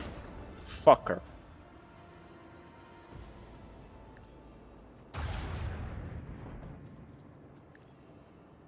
Bitch fucking him the fuck up. Bitch. God damn it. Blew my asshole wide.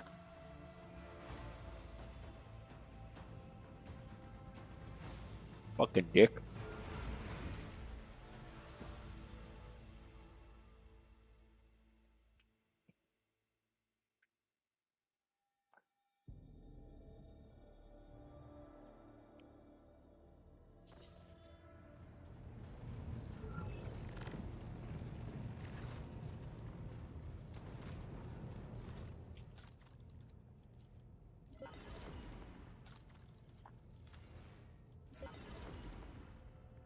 What is it?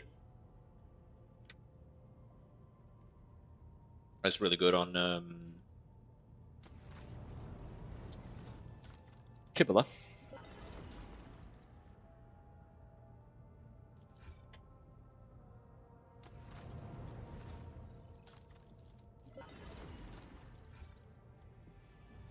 All right.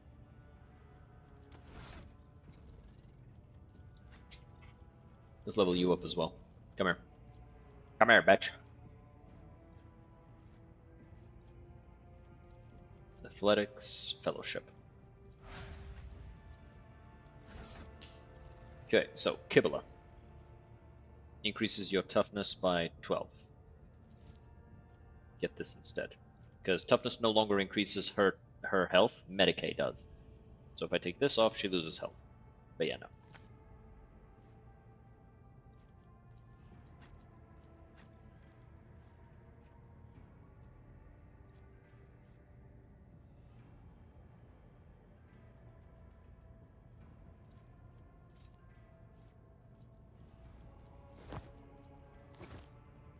We've been using the bolter exclusively. We haven't been using this almost at all.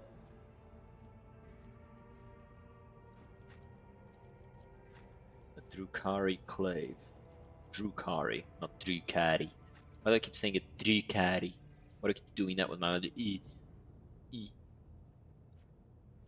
Yeah, I'd rather have the the 15 perception, because it adds a ton of damage. Plus, it just looks better.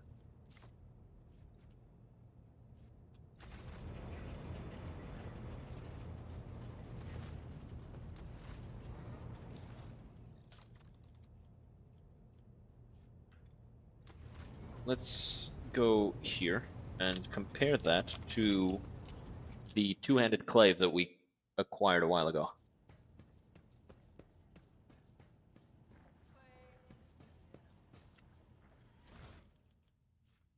The Bloodseeker clave. Yep, it's better.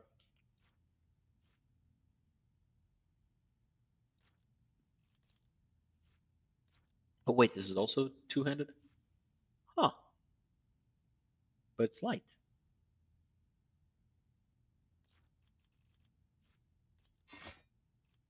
What?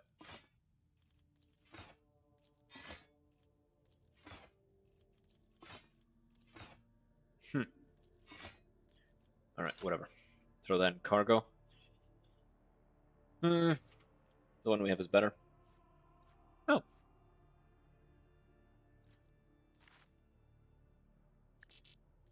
Oh, I just have to carry this on me? Okay, I guess. Let's see my void ship.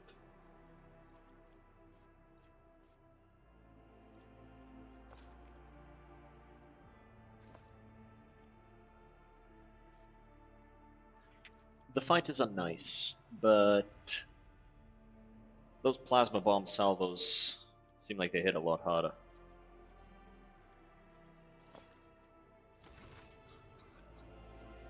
And if we deploy them like right on top of enemies, if we're far away, we use the torpedoes, and if we're close, we use the bombers, and that way the bombers can immediately get their plasma shot off, and that deals so much damage.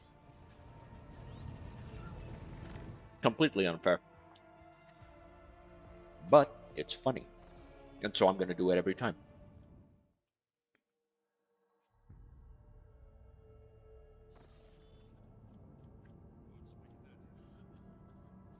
This Gamma. Let's not go there yet.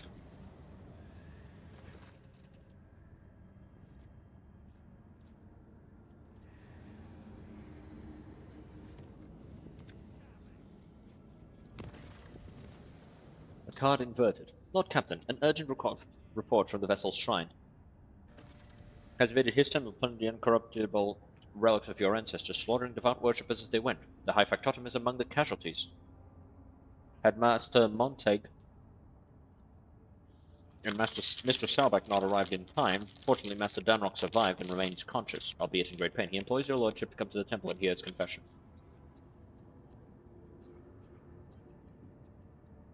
And so it comes to pass. I performed a reading of his tarot after the morning watch siren, but the visions sent by the Undying One were too indistinct. I saw rivers of blood flowing towards the bones of the dead, and a blurred figure, laughing, treading upon the ashes of the fallen. It is now clear. The Undying One desires me to follow the figure's tracks. Thus my hunt begins. Alright. Let's go. Let's go hunt a bitch. I'm sure this won't backfire somehow. It never does. I love it when things don't backfire somehow.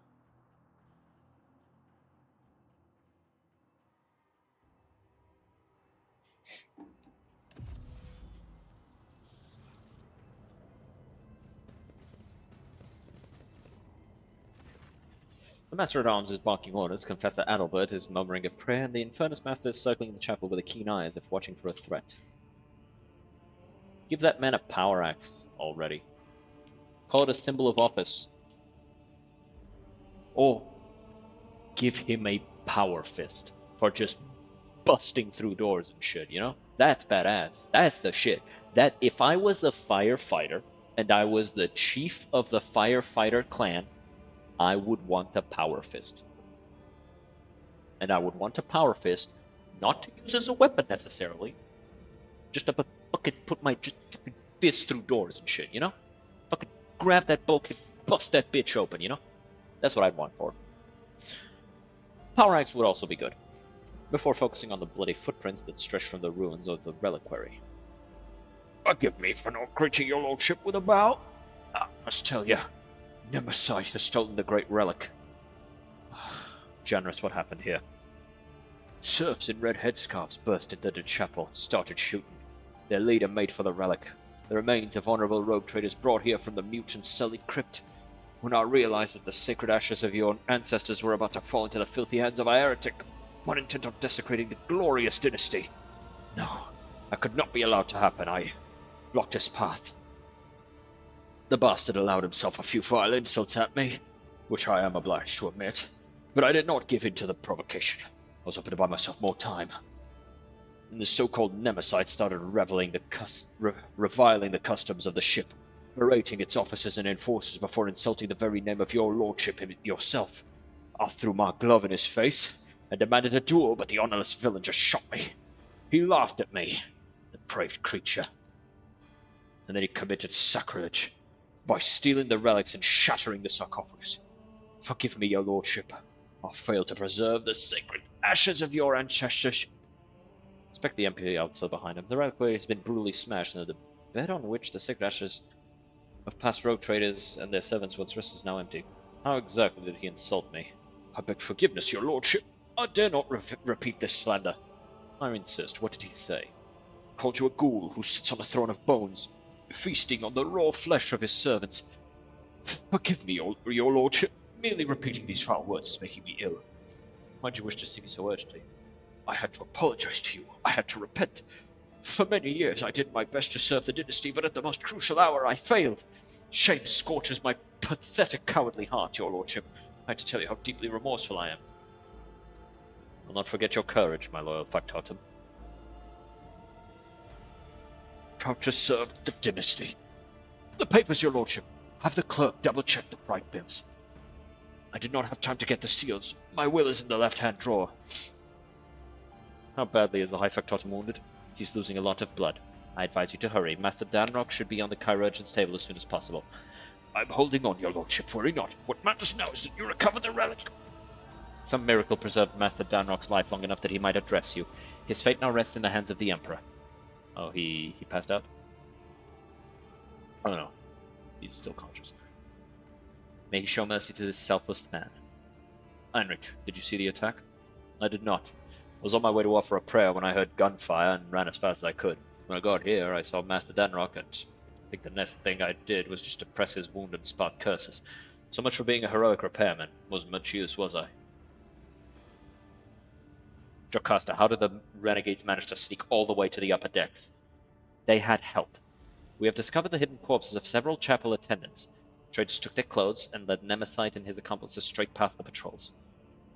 They were good people. Pious people. They never slighted a serf in their lives. Why punish them? I swear that these innocents will be avenged. May the Emperor be my witness. I'll strangle this Nemesis with my own 2 hands. May the Emperor protect you. Apologies, your lordship, but we're taking Master Danrock away. He is unable to tell you anything more at the present, and every second of delay could cost him his life.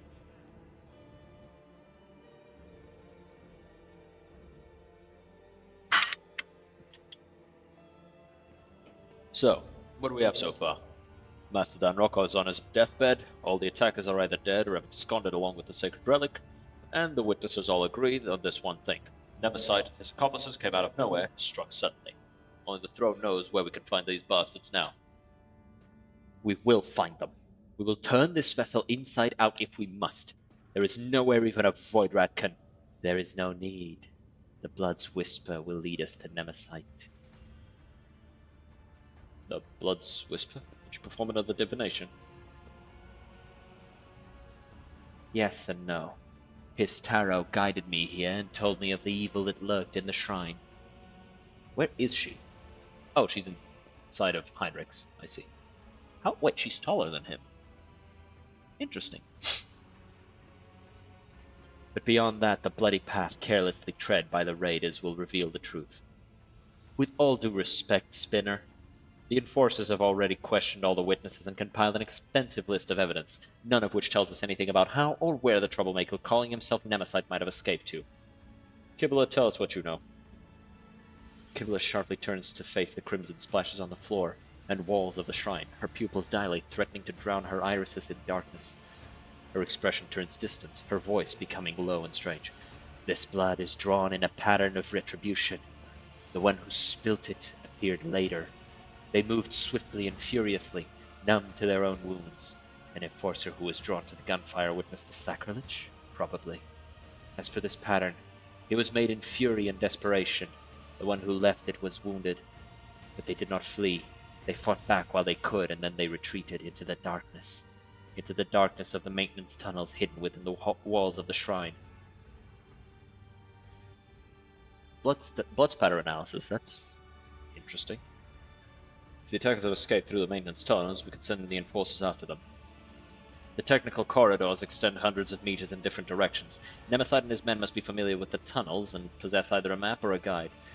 Without a clear trail, the enforcers risk getting lost and wasting valuable time, not to mention the fact that those narrow tunnels are perfect for an ambush.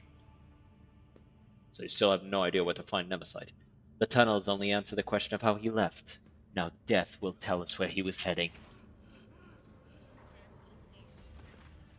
As if in a trance, Kibble leans over a body and peers into its eyes.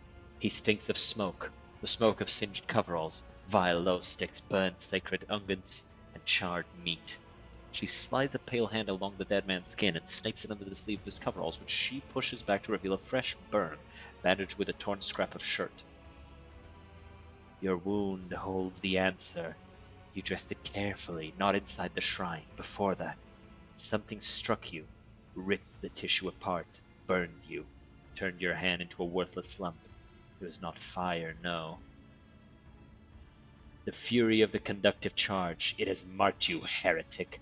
I recognize your wounds from myself. I've encountered it on those I take to the other side within the plasma drive chambers. You certain? The Undying One has blessed me with the ability to see the truth in death. How can anyone doubt the revelations of his blessing bestows? I can't say if it's worth drawing conclusions based on a conversation with a corpse, but if it is, then I concur with the esteemed spinner's findings. All that about burns, the conductive charge, and the smell cheap low immediately made me think of the plasma drive technical compartments. Makes sense to me. Yeah, me too, honestly. I was thinking the exact same shit. Salback, gather the enforcers. We'll follow Nemesite's trail. No, Dominestiman, you must stay. You are the one that Nemesis has challenged, and those we hunt know you by sight. You will frighten away the prey, and we will lose the trail until the next tragedy occurs. So what do you suggest we do, Kibble? I will go to the plasma drive chambers alone. I will track down the false champion and all who serve him, and I will prepare the grounds for your own hunt. Out of the question. An enforcer squad would certainly scare off the vermin, but I am not letting you go alone, Servant of Death. You and I will go to the chambers together, and together we will bring down all who have dared to insult the Lord Captain. I'm going too. I have a couple of good friends in the plasma drive chamber. The nosy kind who know everything about everyone. Convincing them shouldn't be difficult, especially if I pull a few favors. It'll be the three of us then. What a company. There's an awkward pause. Kibble takes a long look at the officers' faces before finally nodding her assent. So be it. But not like this. Much like your faces. Your guises are too conspicuous. Kibble is right. Be prudent to use a disguise. The enforcers will procure regular work clothes for us. We will carry only inconspicuous weapons that we can hide easily in our tool bags. It will help us blend in with the crowd. Before I depart to hunt for Nemesis, I ask the Domin to bless me. I pledge never to leave your side, yet the hunt demands that I do just that. Grant me this permission by performing the ceremony of twinning. When your people have taken their leave, under the gaze of the Undying One, we will begin the rite. What is the ceremony? The rite of blessing for the sacred hunt. With it, the Domin casts their shadow over the path of carnage. Under your benediction, I will strike harder and tread more softly. Very well, let the ceremony commence. With your permission, Lord Captain, the Infernus Master and I will take our leave now and set out to prepare for the descent into the chambers. We dare not intrude, your lordship.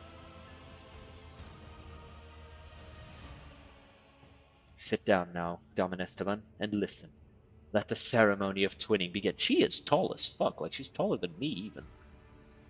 Like, you can tell just from comparing the two. Like, she's clearly, like, a little bit taller than me. The fuck? Using a finely honed blade, Kibble carves an intricate symbol into the floor. She then produces a small bundle wrapped in incense-laden parchment and sets it alight.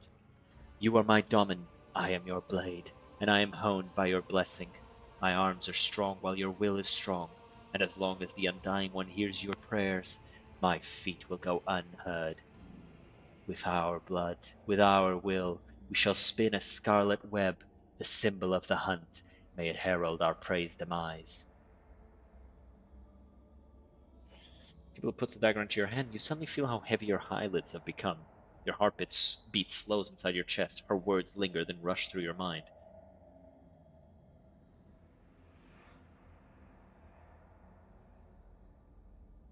In a deluge.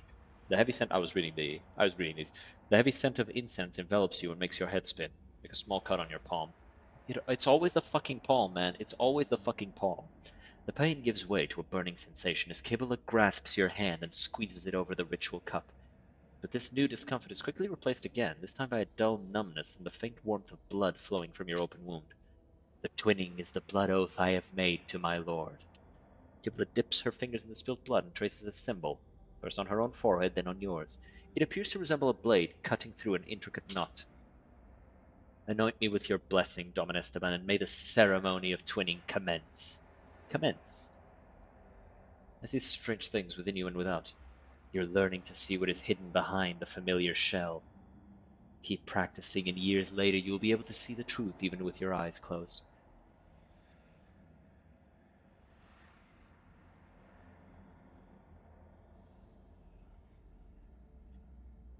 May your loyalty to the flagship be ever our steady guide during this mission.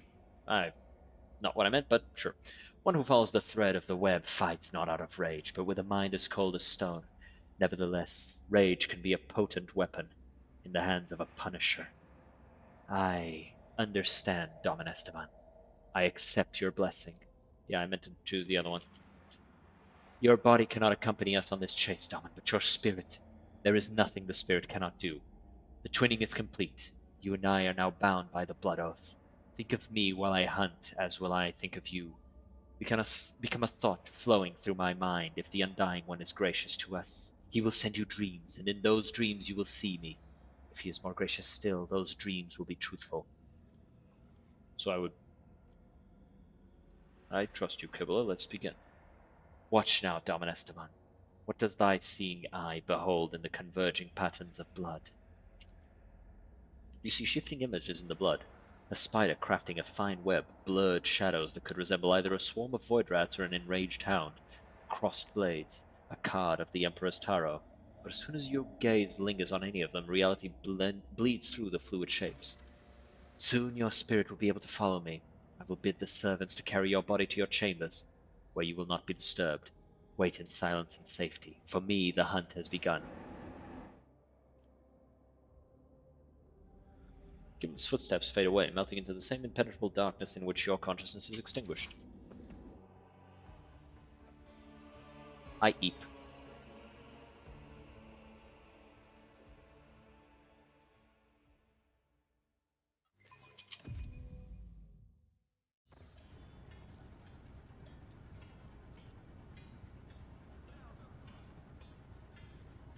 That dude beating the fuck out of that wall. Bang, bang, bang. Stale air, oppressive noise. The hum and whir of machinery drown out all thoughts. This place rings with tension. Is it the powerful energy coursing through the cables, or have the wails of the workers merged into a cacophony of indignant whispers and desperate prayers? Lost, mired in petty troubles, unmindful of duties, their voices creak as if covered in rust, and their eyes are dimmed by the endless drudgery and lack of light here on the working decks of the Domin's great ark. I have seen it before. In these murky depths, people become creatures all too ready to devour each other for worldly gains, fleeting pleasures, or imaginary freedom from obligation born from the abyss of spiritual emptiness. The Undying One punishes them through me.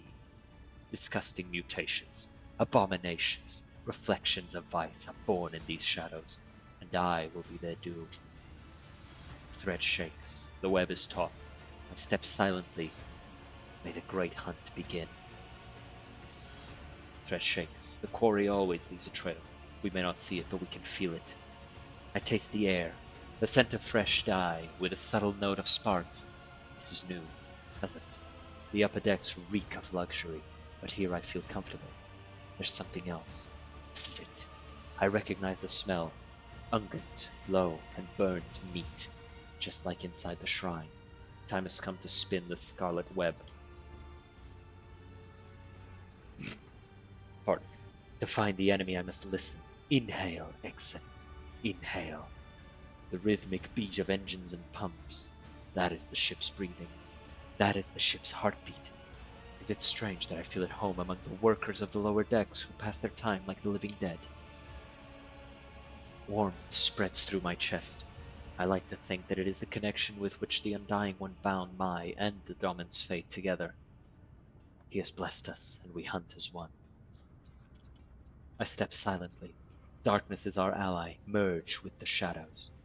In the twilight of the chamber, barely illuminated by flickering candlelight, I become like them, the lost, mired servants.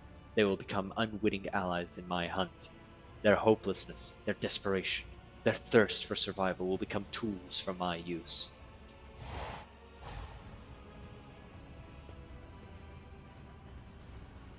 Where's the second spinner? We were supposed to meet here.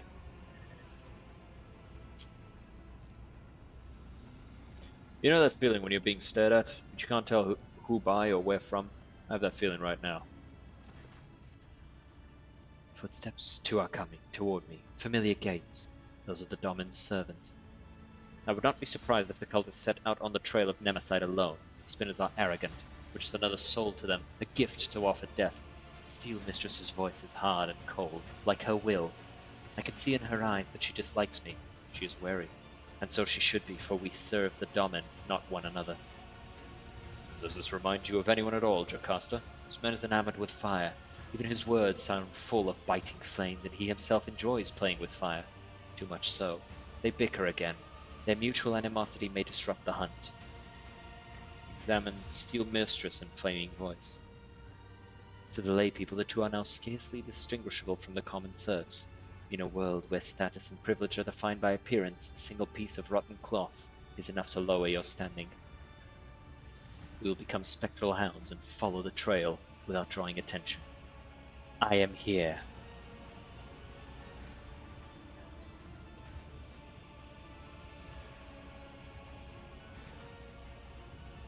There she is. Welcome to the Plasma Drive Chambers, esteemed Holy Assassin. You can exchange pleasantries later. Lieutenant Godiera is on duty in this compartment.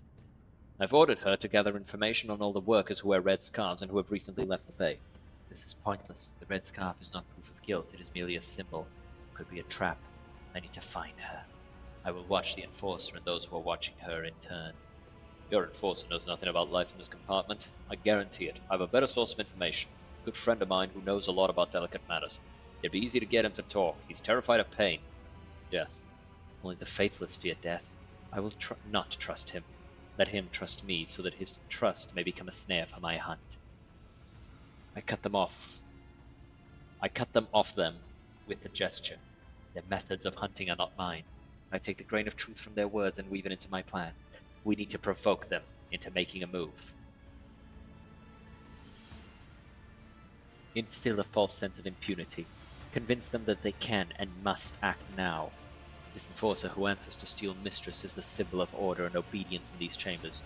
She is standing in the way. When she disappears, my enemies will believe it is safe to strike, and that will be a costly mistake. Intimidate them. Strike out the spark that will ignite the flame. I feel them lurking in the crowd, my enemies. They are cautious. I must find them and let them believe their luck.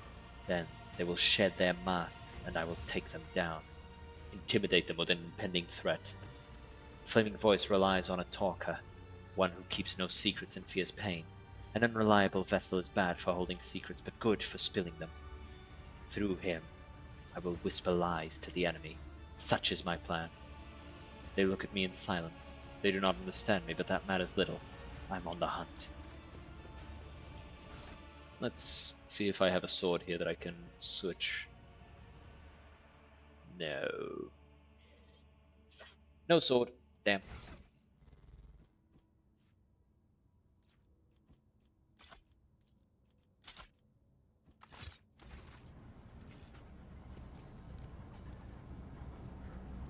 Heed these words and commit not the transgression of industrial accident.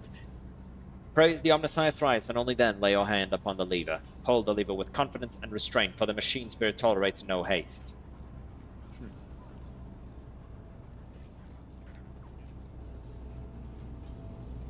Listen, listen, boy, do I have a story to tell. Spring, anvil, hammer, grey hands.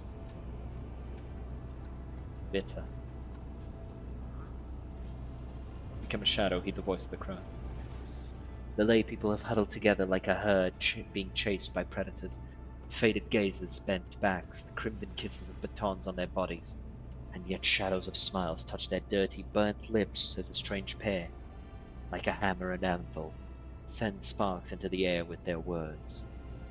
What are those two talking about? Hammer and anvil. And then the lever smacked you right in the kisser. Ha! Give or take a tooth, this is nothing. Bruises, burns, cuts, that's just life. Just remind yourselves how you come home after your shift, having exchanged your ration card for a bowl of soup, how your little ones gulp that bowl down, how they fall asleep, feeling a little better. I say that's worth a hard day's work. The punch in the face. He smiles, broad-shouldered, with a rusty beard. He's not afraid to share laughter with others, and so the crimson shades from the beatings never leave his face. His voice is bright and sonorous and listened to. Not everyone here is chipper and thick-skinned as you. A bowl of soup is great, he says. What about having to choose which of your 3 kids gets it? Is that great too? Beatings are nothing, he says. Remember when the enforcers broke your arm? Since you couldn't work, your wife had to pull 3 shifts. She collapsed at the lathe and the conductive charge burned out her eyes. None of us deserve that. Tough and unyielding. Every word hurts, but she is forgiven for her sincerity. They listen to her, to pull themselves together, to share their common pain.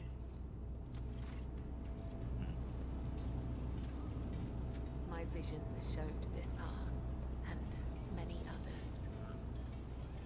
Stain. Long time no see, Spindle. Tell me, what does silence taste like? They're using a secret code. Without flaming voice, he would never even speak to me.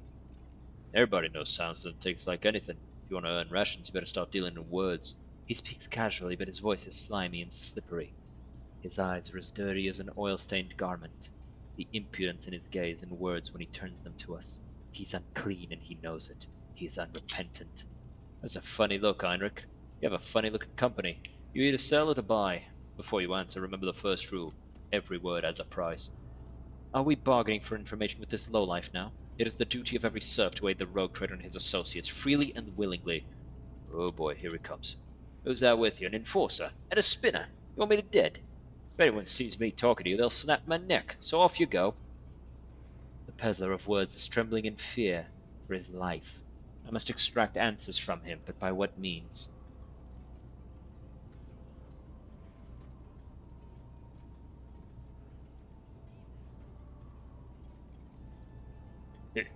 You, what are you looking at? Can't scare me. I know you lot never kill without reason, but we do. So quit staring and just go, please.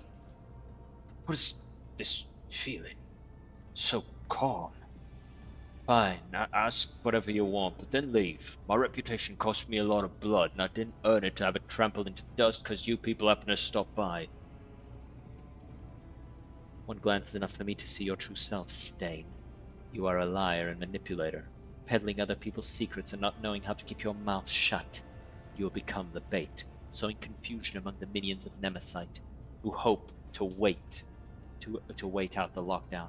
They think they have enough time. I will deprive them of that confidence. Where the things stand in the plasma drive chambers, speak briefly, speak sense. There's a bunch of workers in the far corner who now gather between every shift, whispering to each other. They don't invite me. They say I talk too much. Well, if they're scared of my tongue, that means they have something to hide. And of course, everyone's talking about Nemesite. Sure, the foundry and the chapel were big, but he's been helping people all over.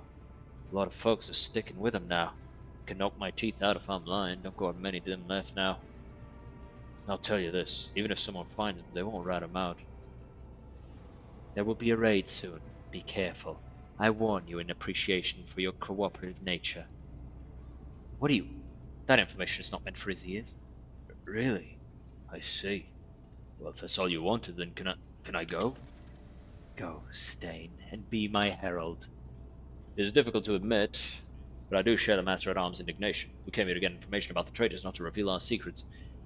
When the renegades hear of the coming retribution, it will make them nervous, prone to mistakes, likely to give themselves away. But for them to take the bait, it must be compelling. Yes, I see.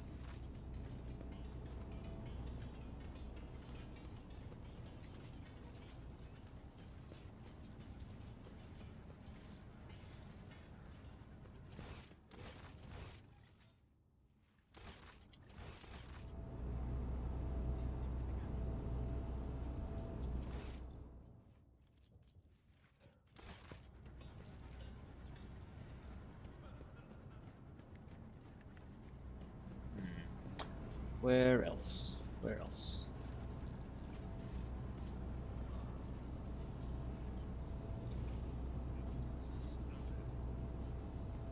Kim Shadow heed the voice of the crowd. The lay people have huddled together like a herd being chased by the... see if anyone has fallen into my web. Did you hear what happened? Nemesis didn't stop at that foundry business. He's been roaming the upper decks too. They say he went to the vessel's shrine and shot some nobles. Then he fled down into the chambers, so now a punitive squad is on its way. Prepare your backs, this is gonna hurt. Frightened herd sways, humming with whispers. In their eyes, the fires of anxiety flicker. Careless, suggestible people.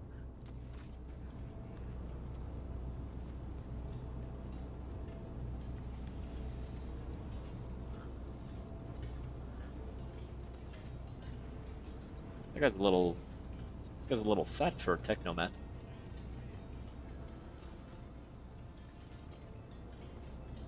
They've been feeding him well.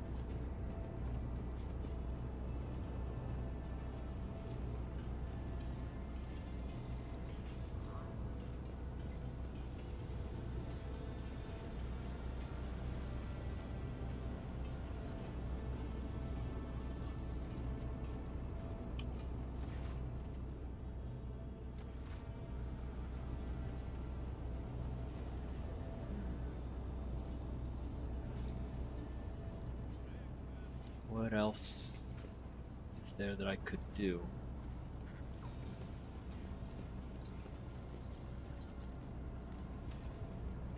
I heard Nemesis heard a big shot, so the enforcer prevented to raid the chambers. We should run. I won't bother figuring out who's really guilty and who's not.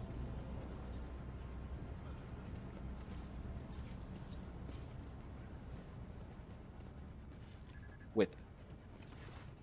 An old burn spread across her body. In a scarlet blotch, a look of contempt, a heavy baton covered in blood and symbolizing boundless power. Like a fierce leather whip, she lashes with both her hand and her gaze. What are you looking at, you beggars? You finish your shift, you go to the barracks. You start your shift, you check in with the foreman and get to work before Matilda comes to pat you on the back. And Matilda, I presume, is that wonderful, not at all intimidating baton on your belt. I guess our disguise is working, but I would rather not spend the next few watches in the medbay because of a misunderstanding. His breath is quickened. Flaming voice always makes jest when he is nervous or irritated. Do enforcers infuriate him? Infernus, Master? Master at Arms. Apologies for not recognizing you, ma'am. Gordiada, we're conducting an inquest. Answer the spinner's questions. I hope your report will be useful. Whip, what can your scars reveal to me? Day after day she watches the serfs labor away, exhausting their last vestiges of strength, and there's no compassion in her eyes. They're simply a resource she is commanded to use and then discard. She hates them because she blames them for her pain, her wounds. Nothing is unimportant during the hunt. Tell me what you know and I will listen. A group of workers wearing red scarves were seen in the compartment just after the attack on the shrine. Foreman stated they were at work on the freight line. No gunpowder on their clothes, no fresh wounds. Too many of them have started wearing red masks and it muddles the trail. We also found some red scarves and bloody rags in one of the shredders only shortly after. Pardon. We sealed off the exits and reduced the air supply to the maintenance tunnels to the absolute minimum. Now you can't stay in there longer than a few minutes without passing out. There's no way the bastards could have left the plasma chambers. They're definitely in here somewhere. Let the enforcer converse. Keep an eye on those around us. The workers hide their eyes, but I can hear the murmurs echoing through the bay. There's an impotent rage in their hearts directed at Whip, for she is the embodiment of the very order they despise.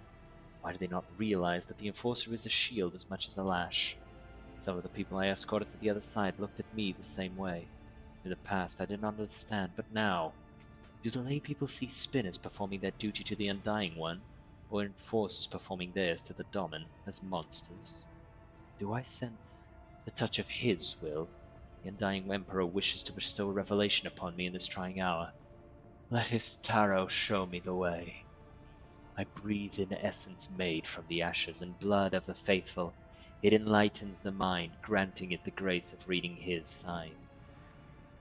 A wave of epiphany sweeps my thoughts away, pulling me into a blessed trance. My fingers move of their own accord over the sacred deck and draw a card. It is the martyr. I see a tear of blood wash over the pale features of the image, and they shift, becoming Whip's face. A portent from him, the Undying One blesses me to take Whip. The minions of Nemesis fear her. When her soul is delivered to the Undying One, the traitors will feel invulnerable. They will crawl out of their holes and fall into my web.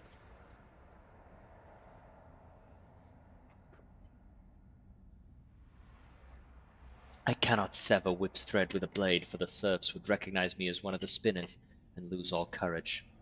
But the spark of the machine spirits in the plasma drive chambers has already claimed the lives of many.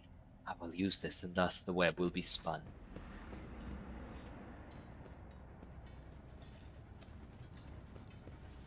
A reservoir if it leaks, the power of the conductor will spread imperceptibly across the floor. She sees you. The moment has not yet come. Cable thrumming with power of the conductive charge. A single swing of the blade will send the Enforcer's soul to the Undying One.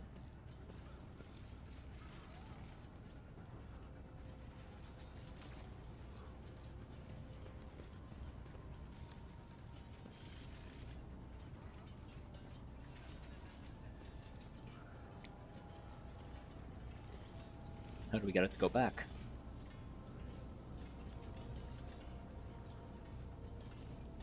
Oh, she's heading back. Okay. Very cool.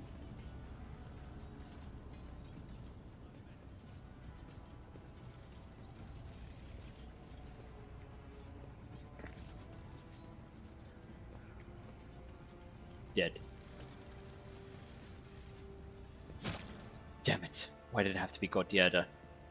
I don't know why the Emperor ordered you to kill her, but we must see to it that she did not die in vain.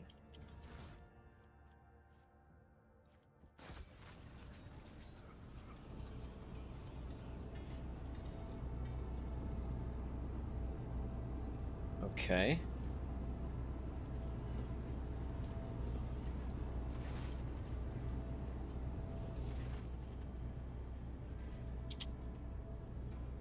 Your plan appears to have worked, Spinner.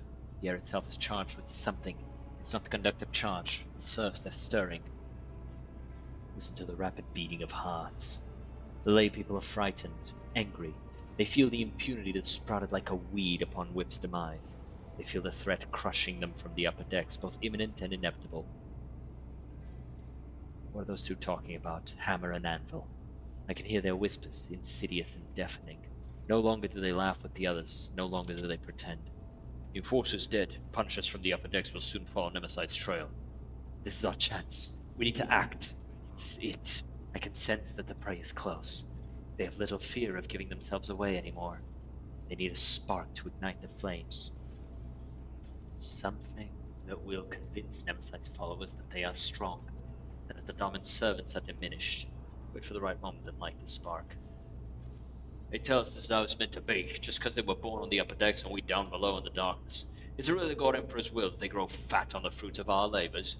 Revel in luxury while we die without water or medicine? No matter how hard you work, they'll wring everything out of you and give you nothing. Who allowed this to happen? A rogue trader? His name be damned. A Grok's on the throne. Tyrant throwing our bones into the furnace of his protectorate. Shut your foul mouth, void dog. Flaming voice. No, it is too soon. I understand your anger, but you must tempt it. What'd you say about the Lord Captain? What who gives you work, food, shelter? You insolent deadbeats. Can't see why you've gathered here, and I'll not let you start another rebellion. Why are you reaching for your Voxcaster? If you do not disperse, I will give the order to vent the plasma chambers. You have 5 seconds. 4. Tyrant's lackey! If you do this, you'll die with us, you madman. Protect the Lord Captain and the crew? I see you've never met an infernus before. Their faces are twisted with fear. Will they retreat? Will they flee? Will they hunt? Will the hunt be thwarted? No.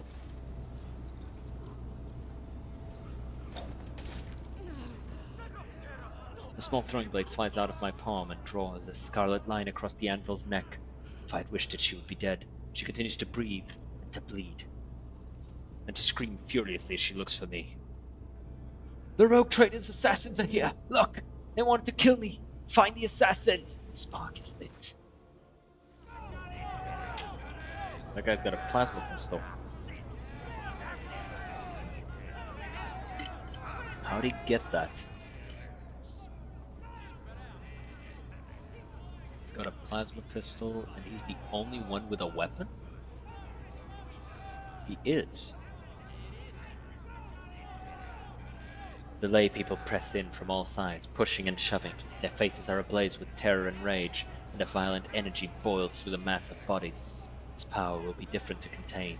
Frightened people are dangerous people. The hunt was meant to go differently, but such is the Undying One's will. One voice rises above the others, the voice of a burly, bearded technomat, low as the roar of a furnace. The furnace smells of sweat and sacred ungans. He's not afraid, he merely pretends to be. Beneath the shudder of terror I hear excitement. His head is all scribbled. But we deserve to be executed, my brothers and sisters. Have we not labored with the sweat of our brow? Have we not perished from the outburst of raging machine spirits? Why do they call us rebels? What the hell? Oh, it's video buffering on Twitch. Why do they call us rebels? Why are we being punished? Take a closer look at Furnace. Strong, heavy, enormous hands whose blows should be feared. A great belly has become a symbol of his success. He does not starve, so those who follow him will not starve either. A powerful leader, recognized by the whole pack. Feel the flowing rage of these poor wretches. The flame burns high, for there is strong fuel at its heart. These people have amassed many grievances. The enforcers are cruel to them, for they believe that fear eradicates treason. The officers despise them, for their clothes and hands are dirty. Quartermasters rob them and withhold what is owed to them, for their clan is not strong enough to make demands. They are vulnerable. Their hearts are vulnerable. The Undying One commands us to spin a web to catch such hearts, before they plunge into the abyss of treason, and so I am spinning the web. But there is something else mixed into their righteous indignation, something that taunts them, excites them, angers them. It is something foul, hovering in the air. Aberration. Think about Dom and Esteban. I turn my thoughts to him, for it is his people that are standing before me. What would he do to the one whose thread I anoint with my blood?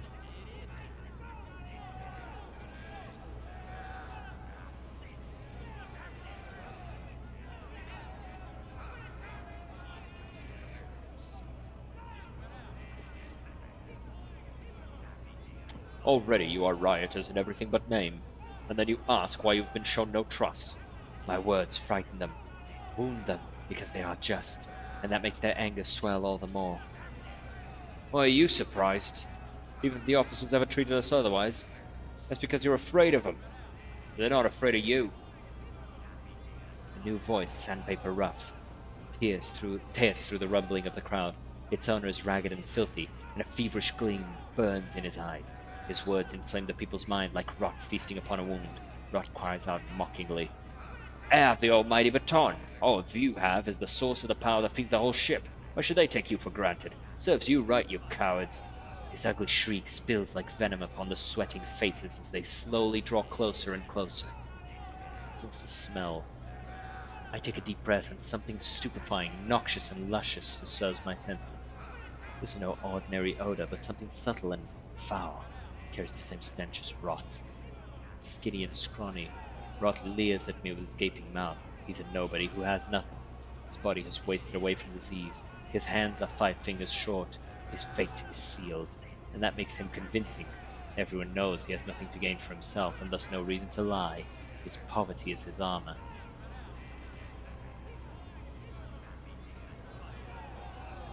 Turn my thoughts to Dom and Esteban. I address the one who commands these people and who possess the authority to execute and pardon. Am I to hear his thoughts?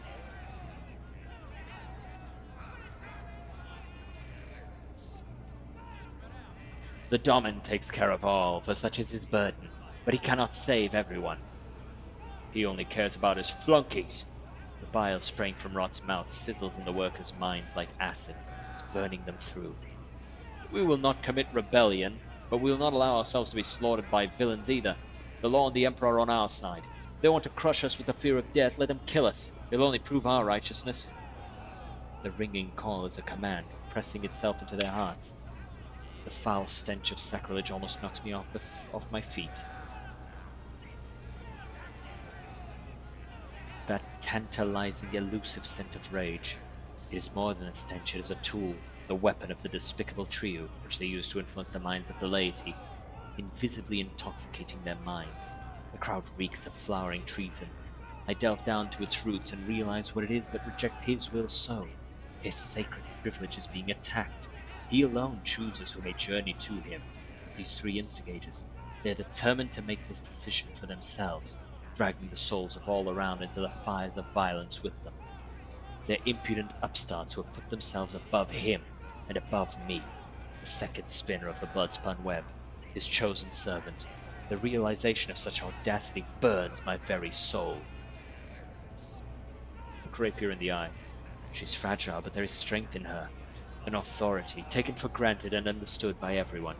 She's clearly ready for command, with legions willing to die for such maidens, beautiful and resolute as they are. She carries no banner in her hand, but she herself is the banner.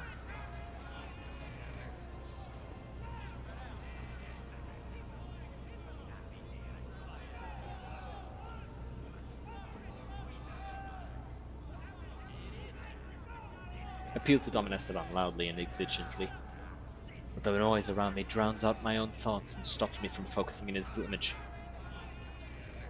Death will claim you all, but not today, unless you are truly keen to meet its embrace.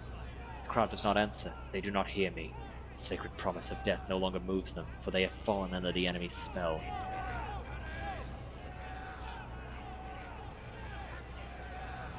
They surround me, threatening, pointing fingers, cursing.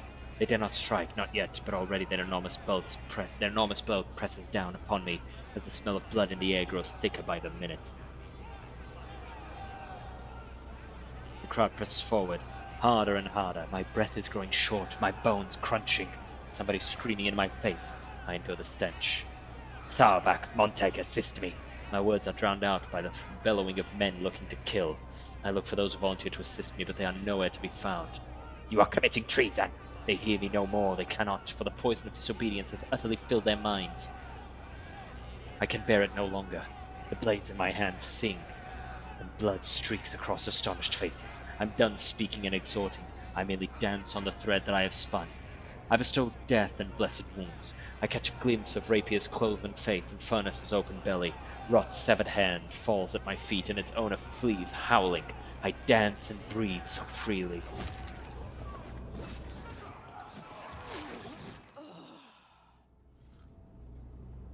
It did not go the way I had planned. The smell of blood lingers in the air like the stench of impending defeat. Two bodies are sprawled before me. I've severed their threads. The third blasphemer has managed to escape, but his disembodied hand also lies on the floor. Useless meat. What can these bodies reveal to me? Very little. The faint traces of the vile mutations that twisted their bodies. The foul stench of corruption emanating from their meat. The deformed, strangely colored brains in their crushed skulls that spawned the heresy of sedition. What will the appearance of the survivors tell me? They huddle in the corners, ashamed of their own subservience. They tried to convince themselves that the blood they so foolishly spilt would absolve them, but they know it is not enough. Our flaming voice and steel mistress still alive. Their threads have not yet been cut. I realize with astonishment that they are standing close to me. Flaming voice is furiously reproaching all those who had only recently joined the revolt, while steel mistress booms like a siren, shaking her maul and threatening punishment. They are useless to the hunt now. It's time for the next step. A thrill runs through the strands of my consciousness. Is this Domin Esteban? Can I truly feel him again, or am I imagining it? I need to concentrate. I gaze at the puddles of blood and patterns they form. I see a labyrinth. The Undying One has given me a sign. My hand finds the sealed case in which his tarot cards reside. It is time for divination in the blood of the dead. It will reveal to me the name of their unholy master. I draw the beginning of the spread. The Hand. I gaze at the card and at its depiction of the Astra Militarum armored vehicle that bears that formidable name. The pursuit of truth, sacrifice, and victory. This is me, and I am on the right track. I draw the heart of the spread. The Harlequin, inverted, lies, manipulation, a shadow play blocking my path, but it is a lie exposed, a deception that must be revealed.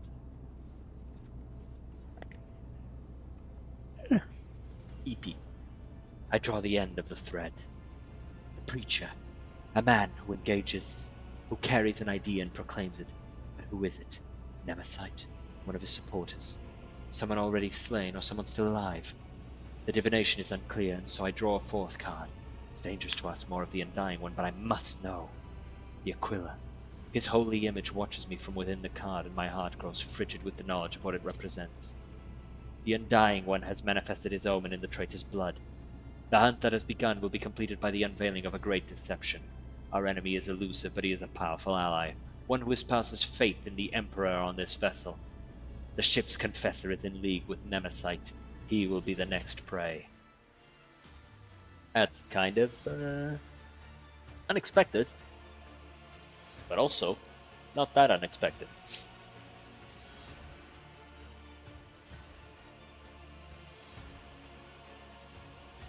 These guys are hard to track.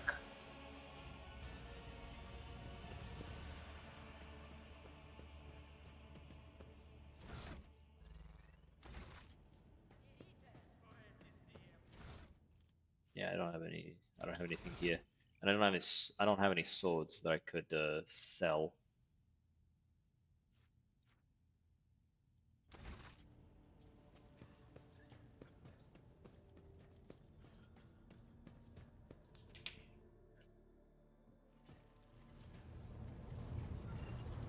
I said sell, but I meant take. Forius, that's the that's not the priest.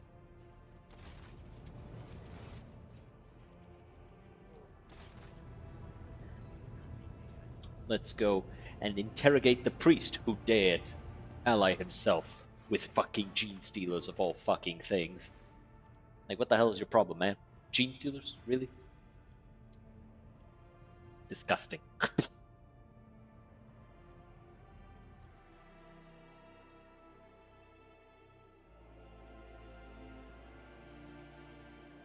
Yawners. Oi, prick. Explain your dumbness.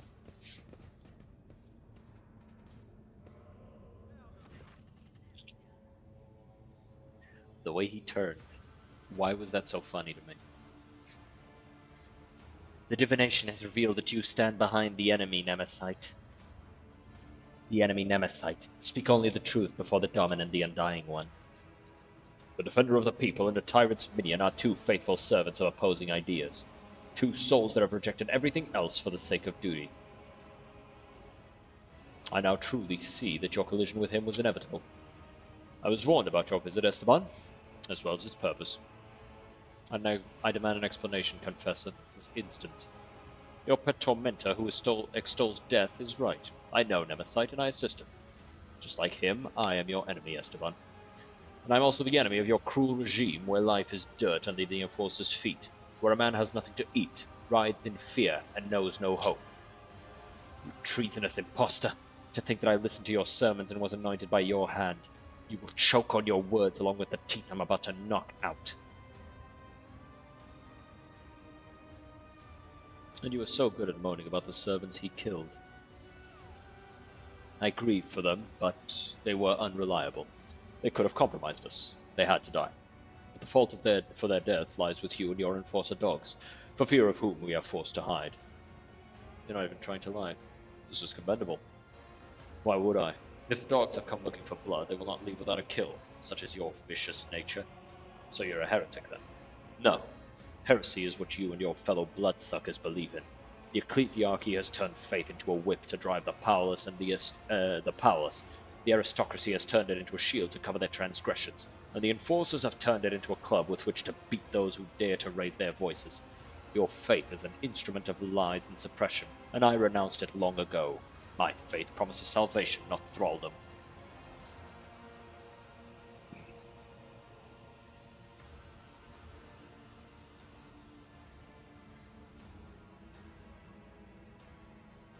Any rebellion is a strike against the Imperium, to the advantage of the enemies of humanity. Repent, for there is no fate worse than to be deprived of his light. I am bathed in his light as never before. You worship lies, while the true Emperor desires otherwise for his children. Your light is darkness, Esteban, and I'm sorry you're unable to see the truth. Who alerted you to my visit? My son, the protector of those whose blood you feed upon, whose hard work has paid for your content life on the upper decks of this ship. Do you serve the Nemesite, or do you command him? I follow him as he once followed me.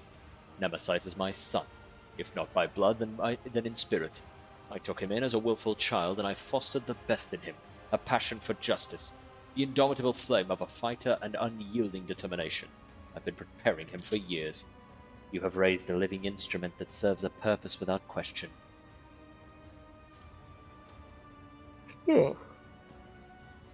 Such is his purpose, to be the hope, to break the shackles, to end the centuries of torment that have passed aboard this ship.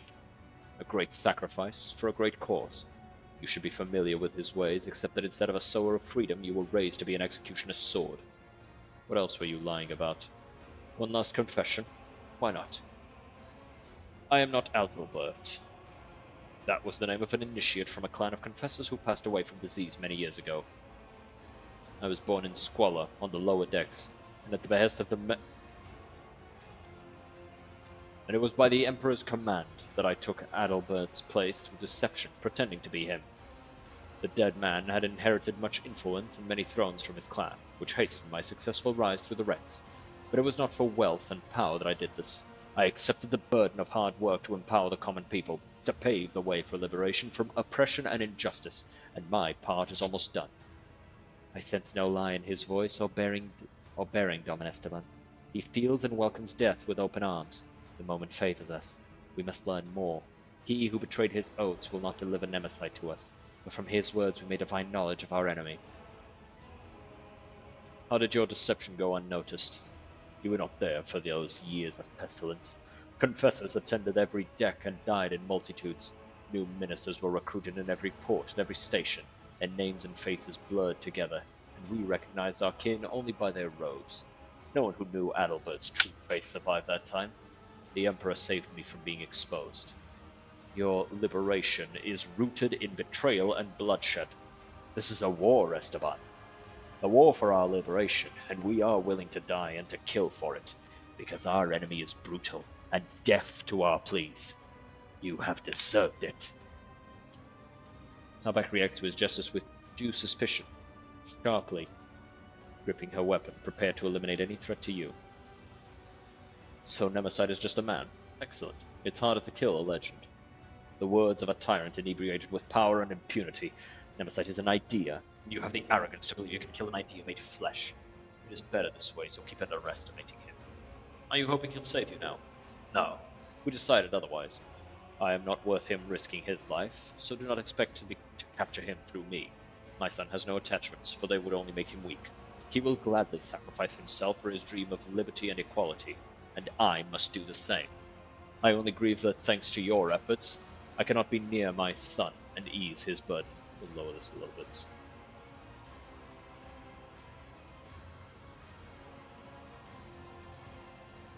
I think that's a bit better. The fuck? Oh, bit of dust. Attachment makes us weak. You made a weapon out of him, just as he made a weapon out of you. Any last words, Adalbert? The shackles will fall, and there will be nothing left of your tyranny, nor of you.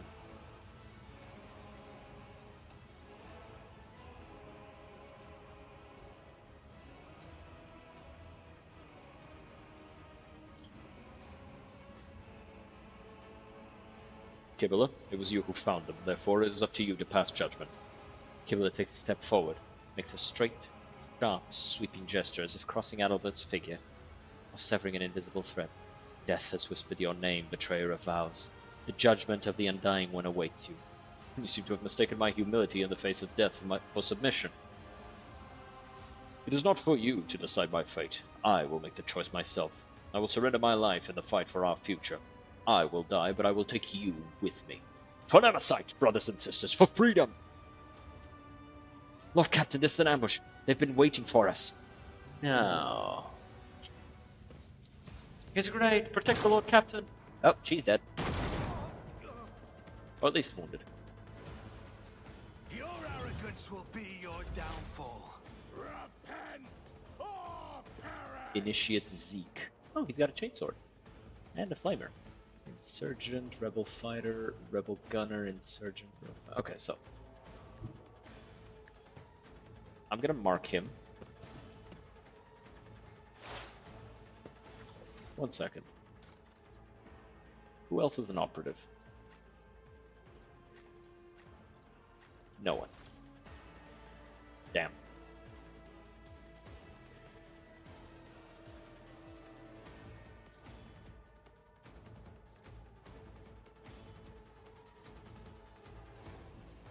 Let's put down the front line here.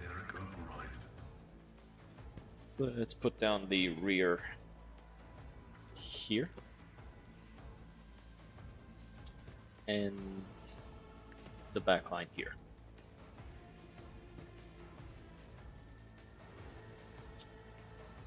Give everybody a little buff. Also, I just noticed he has a big-ass flamer.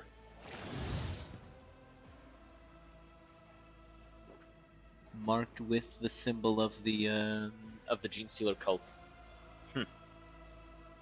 Funny.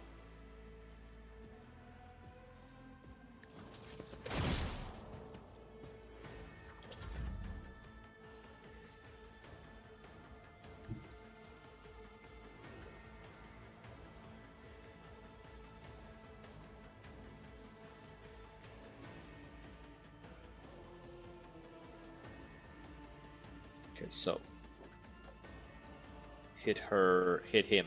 I mean, there you go.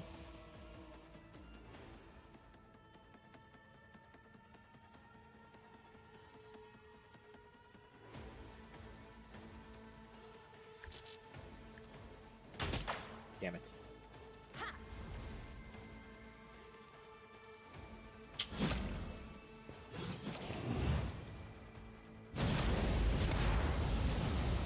Did he miss everybody?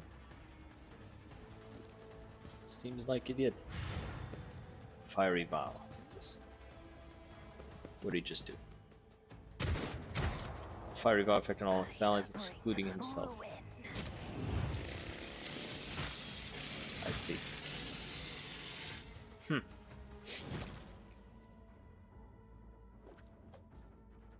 Oh, we're in the rear. Neat.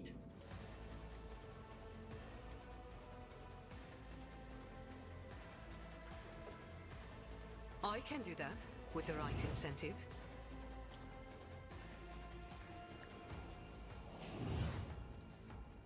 Give him an extra turn.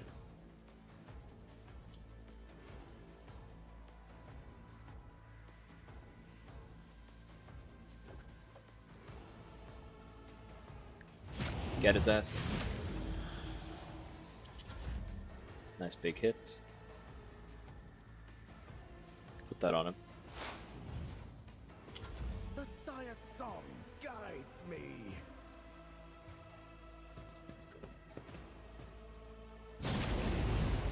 An offering of blood. Only the faithful will ascend.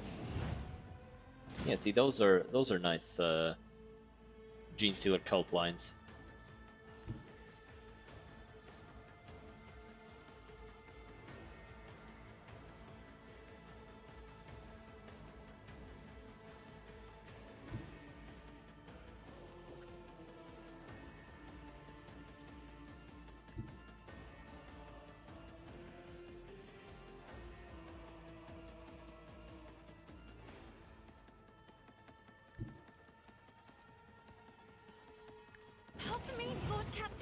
You're fine. Don't be a bitch about it. You'll live. If you insist.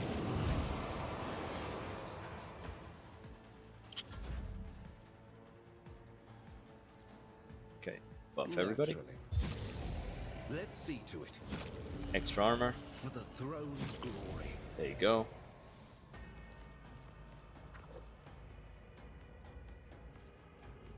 Fire. Heh.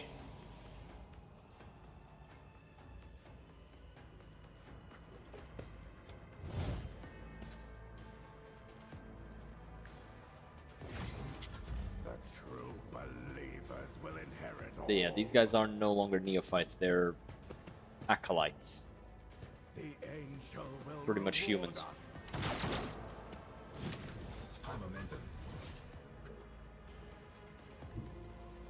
I am ready for whatever comes.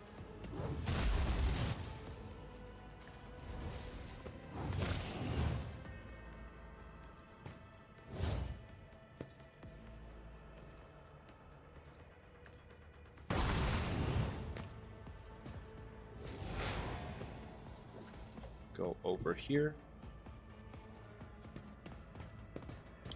Bulk up.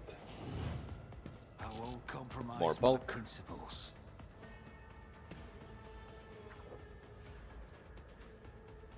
This will send him flying. Or it'll crit and kill him instantly.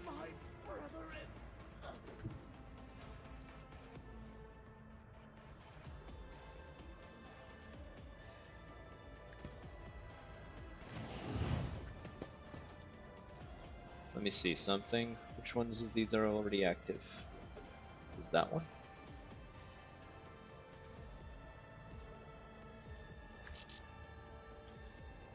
I guess I'll just do it again, just to be sure. My gut tells me it's a bad idea. Such is the will of chaos. No. We bring deliverance. We bring deliverance.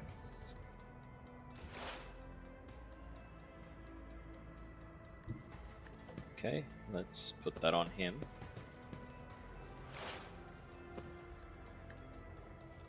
Function successfully terminated. Let's heal oneself.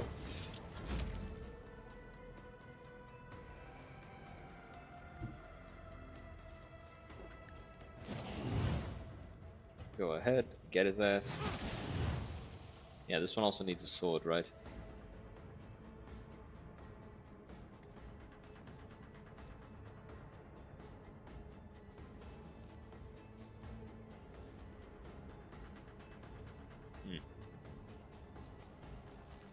Damn. That was stupid. Let's do this. Don't miss. You missed. Did you not understand what I said about not missing?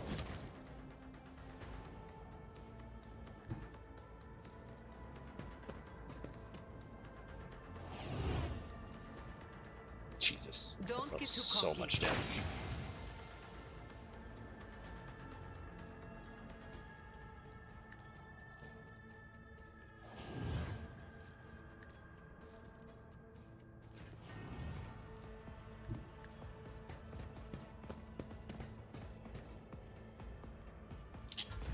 Okay, give him an extra turn. Observe I as he... refuse. Who, if not me? Observe. Die. God, it's such a fucking bash. So, what's left?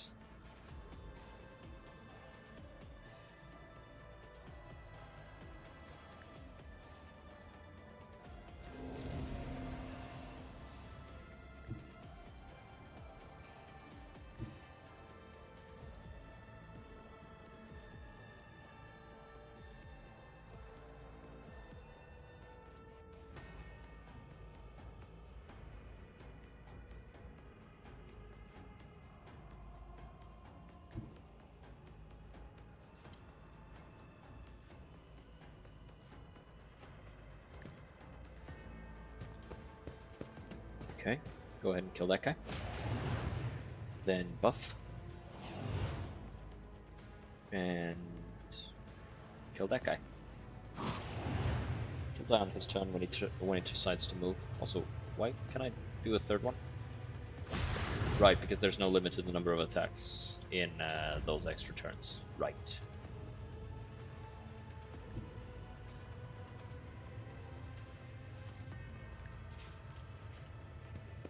Okay, if this guy tries to move away, he'll get stabbed, then he can't shoot because I'm in melee with him. Never mind, he's dead. Another foe painted black. Get looked at, bitch.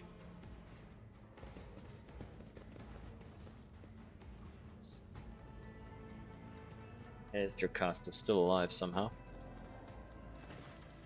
Battle's over, and silence descends once again upon the chapel.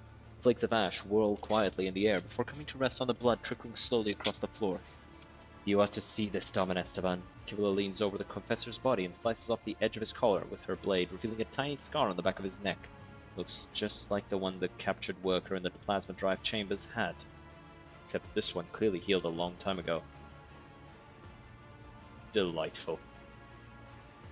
We now know much more about the enemy. About just how deep the poison of conspiracy runs within the veins of your ship. But the bloodspun web has wrapped itself around its base too tightly, and Nemesite can no longer hope to escape. Her ruminations are interrupted by a furious hiss. Salvax snarls a curse through her teeth and spits at Adalbert's smoking remains. Her left arm hangs limp and her face is mangled by shrapnel. Lord Captain, we have a prisoner. Permission to finish off the cur. Down with the tyrant. I have questions for you, traitor. I doubt you'll like the answers. Were you saving Nemesite for a cause or money? He promised us freedom. Where's his hideout? Even the confessor didn't know where it is. He was afraid of spies, or of giving his son's secret away under torture. You see? Can't get to our champion. Any other senior officers helping you? Officers? There's no one else among them who is pure. They only care about power and gorging themselves on the scraps you throw them, or else they would have long since turned against you.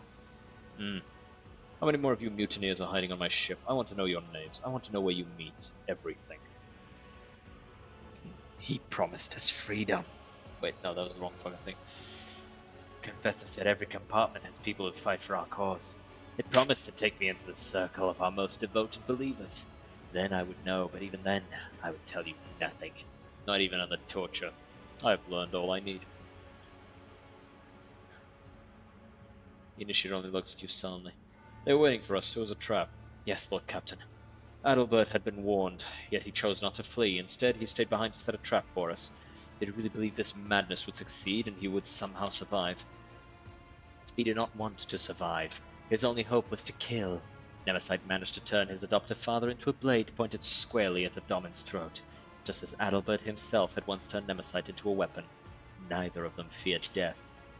Too much evidence points to Nemesite being a Kelamorph, a special Xenos unit bred for subversion.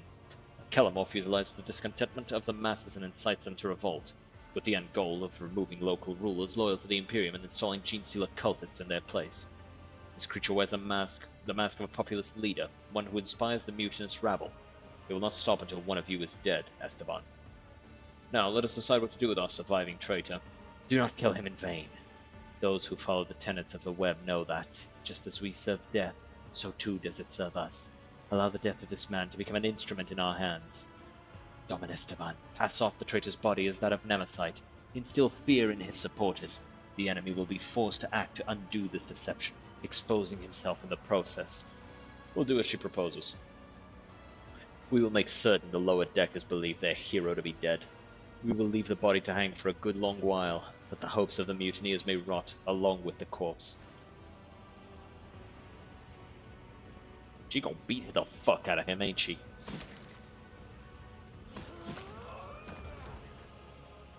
The blood turned black.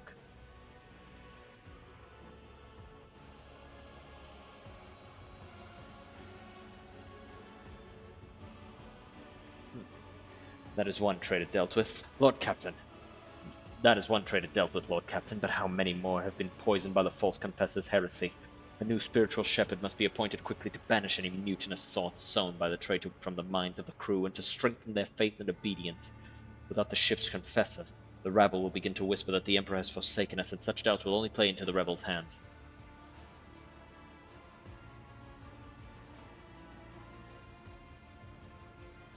Hmm. 10% extra strength.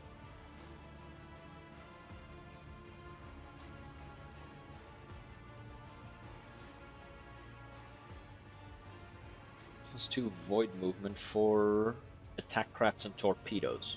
It's actually pretty strong. What would this have given me? Flagship speed increase +1. Deal with it yourselves. Oh, it'll be Arabella. Ooh, that makes me a little nervous. Creed must be strictly observed aboard the fleet, since the Voidsmen are wavering in their faith. Let the High Factotum find a true servant of the Ecclesiarchy elsewhere.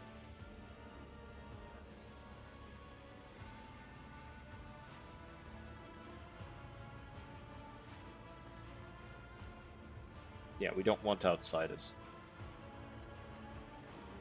How does it describe the crew to purge any and all foes of the God Emperor and service the weapons of his wrath with exemplary figure? Don't like that. That seems like it's not going to work too well. Sacraments of Confessor Tercitius have blessed the crew with a vision of how they might rain unrelenting death down upon enemy vessels and seek out their vulnerability in the heat of battle. Servants of Confessor Zim have inspired the crew to defend the vessel with all their might and devote greater efforts to serving the machine spirits that sustain its blessed shield. What about this one? The words of Confessor Cecilia have enraptured the crew of the engine's model, spurring them to work through sweat and blood. Let's go with this one. As you command, I'll order the chapel be restored as well. I will send agents to every deck the next time Nemesis rears his head, which I'm certain will happen sooner rather than later. We will be one step ahead of him, and not the other way around.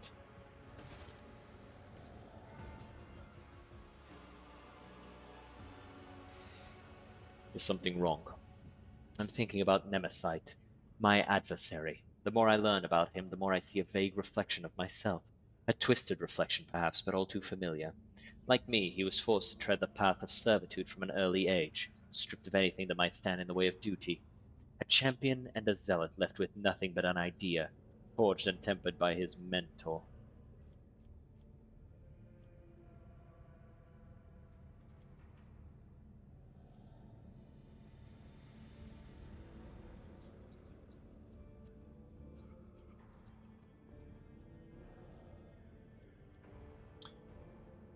It is up to you to prove before the God Emperor's gaze that the tenets of the web are stronger than whatever Nemesis believes in. Yes, Domin Esteban, your words echo through my soul, and we are in accord. Why is he green? Why is he, what the fuck? Why is their blood blackened? That's weird. Nemesis will fall, for his ways are dark and have led him astray.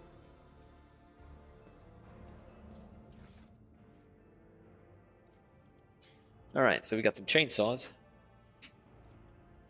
We got fiery retribution.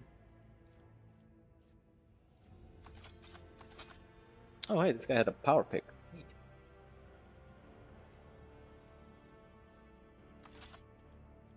We need a sword for Kibala. This one will do.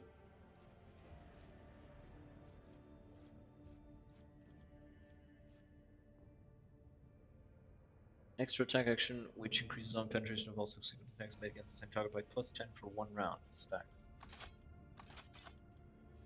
Heavy leather armor. No. Great sword. No. Collect all.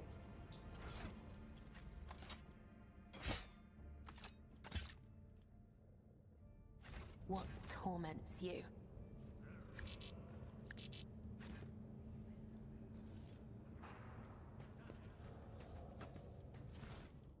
What's this?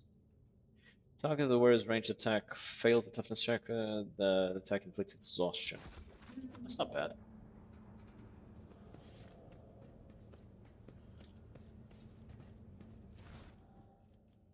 Second manufactured sword.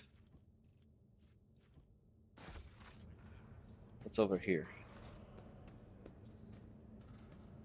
Oh, your side of prayer, the one you remember best. I see. I see. Just doing a little praying. New thing? No, it's just the same one.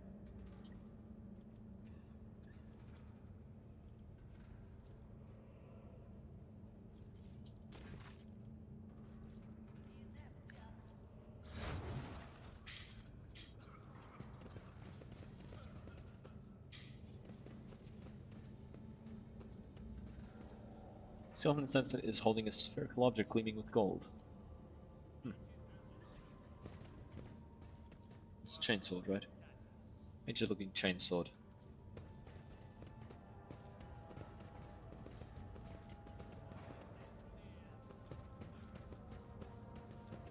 Okay. Let's go back to the Void Ship Bridge. Wait, no, we need to check something with the other guy, right?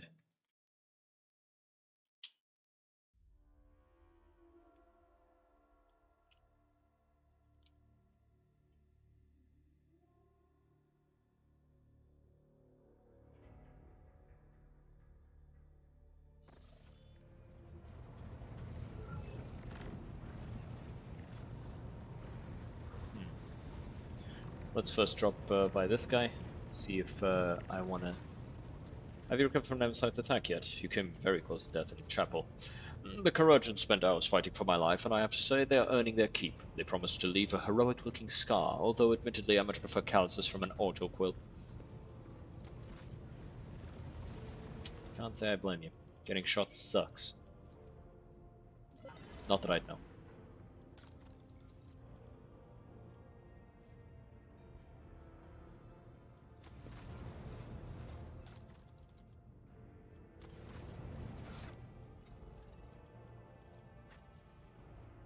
Alright, so Fiery Retribution.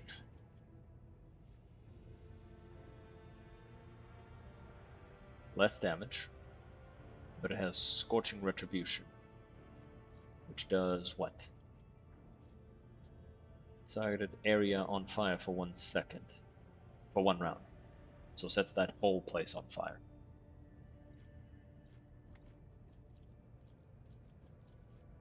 That's it, that's the thing. Alright, you know what, sure. Okay, no. It literally has the symbol of the fucking Xenos. No. That should require a heretic to be usable. Like, I don't think I'm weird for that.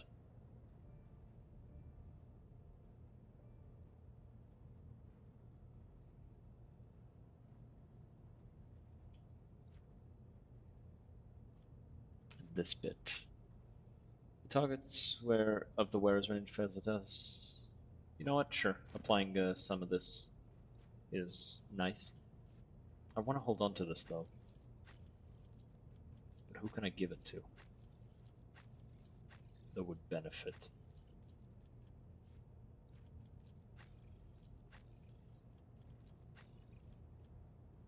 Sure. Give it to her.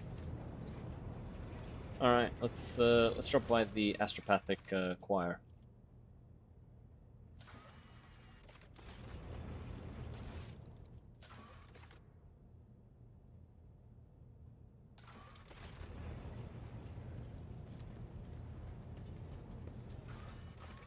To the Astropathic Chapelle.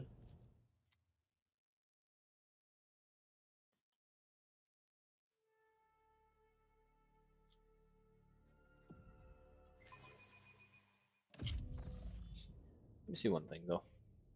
Just checking.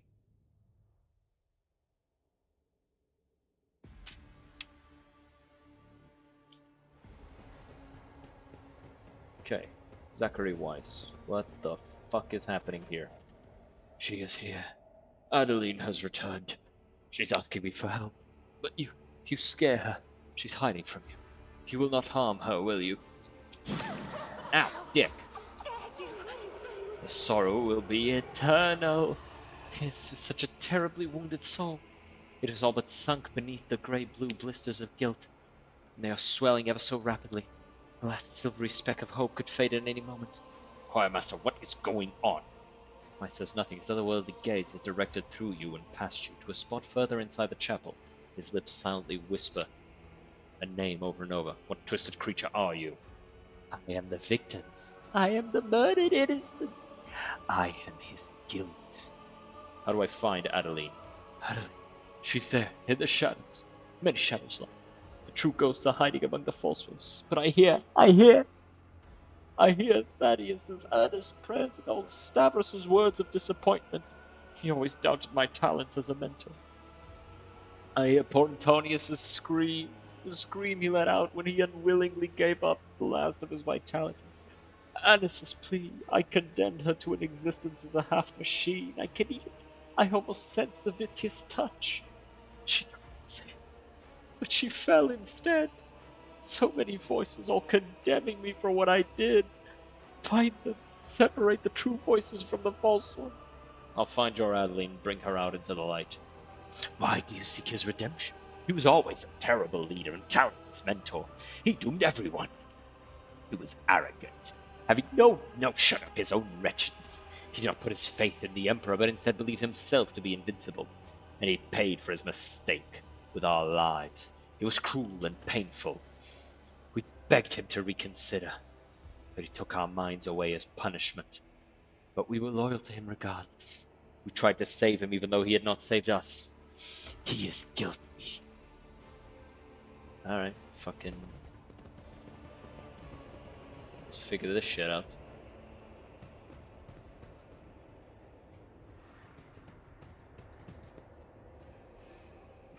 You've taught them nothing.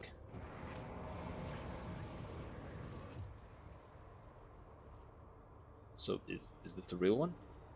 I call to you, O Prince of Pleasure, I entrust you with my penis and beseech you for protection. No, that's not the real one. Can't be. God Emperor's a lie, the Astronomic is a lie, we're all going to perish. No. Is there money to be made? Are you him? Oh God, protect us from the horrors of the Empyrean, shield us from the beyond shield.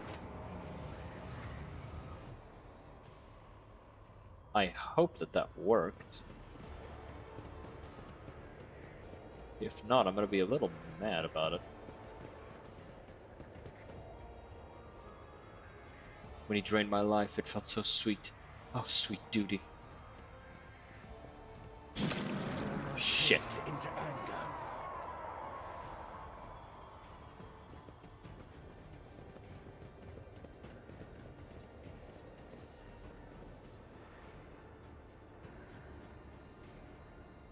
You've taught us everything, we will not fail you. We are ready.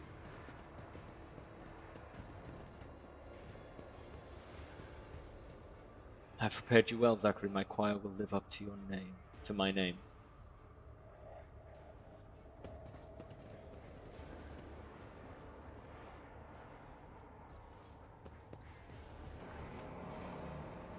Okay. That was the first one. Then Thaddeus.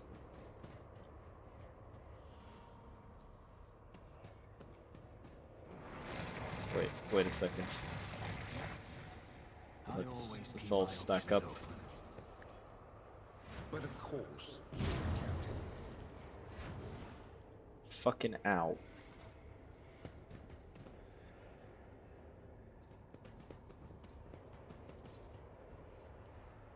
Not give up my life and energy willingly. He took control of my body, my will. He made me drain myself dry. Is this one? Yeah. Annis. Stop, my mind is blowing. Teacher, please stop. I think that's the one. Please do anything with it. Better to kill me than turn me into one of those mindless things. Didn't think you'd do that with your own hands.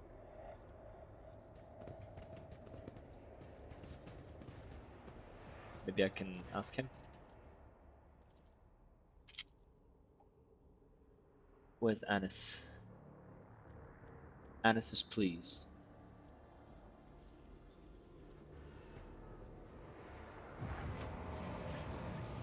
Savitia.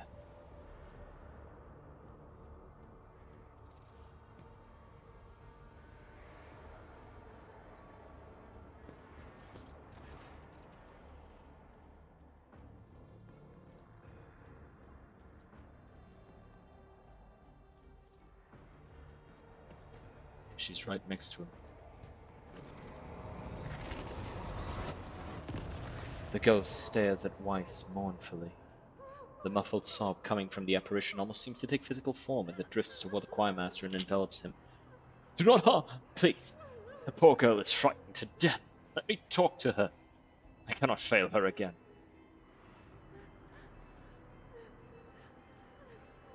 Astropath, remember the golden radiance of holy terror.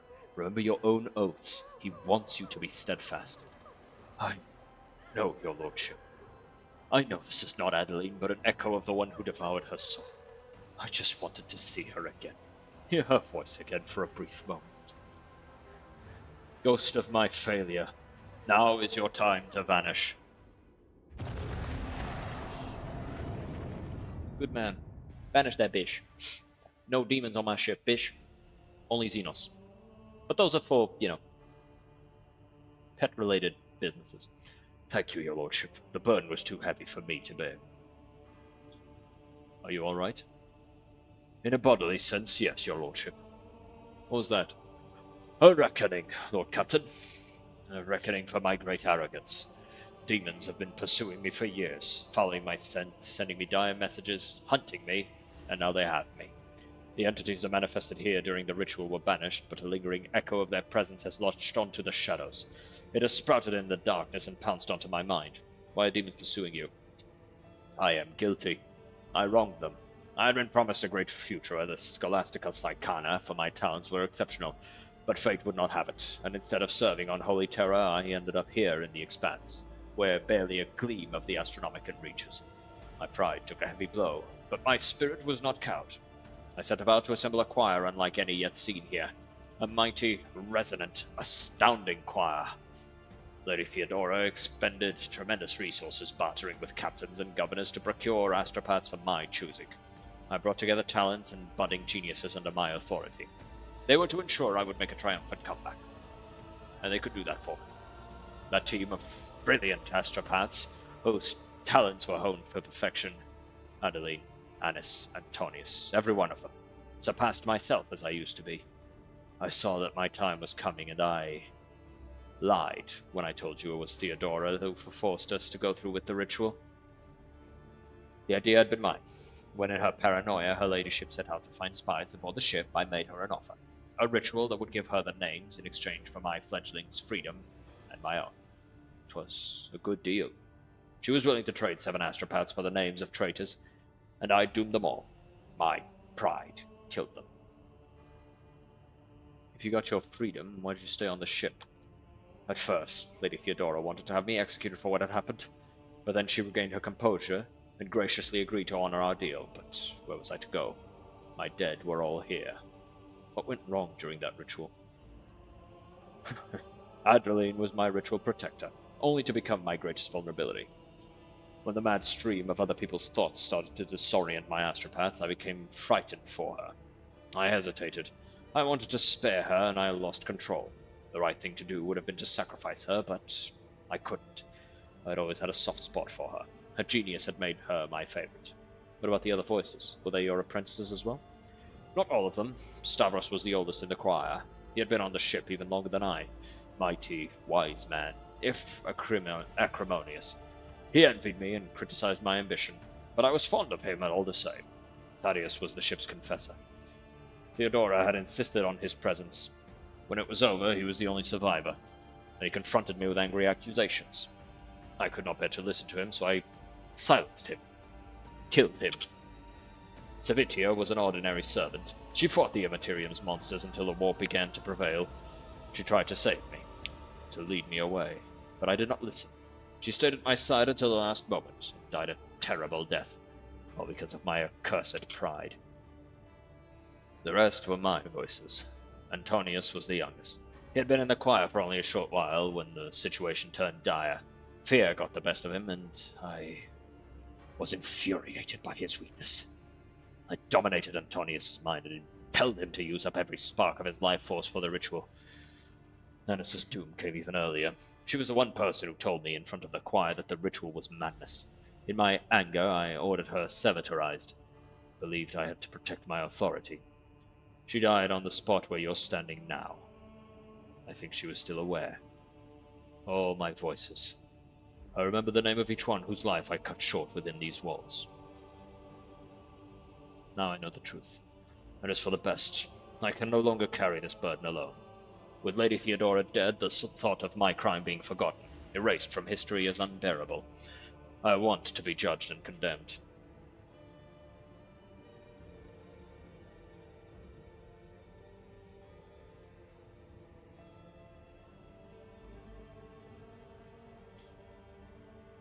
You have not allowed the warp to break you, and I believe the Emperor's light is strong in your soul. Continue your service, for humanity needs you, and in duty you will find redemption.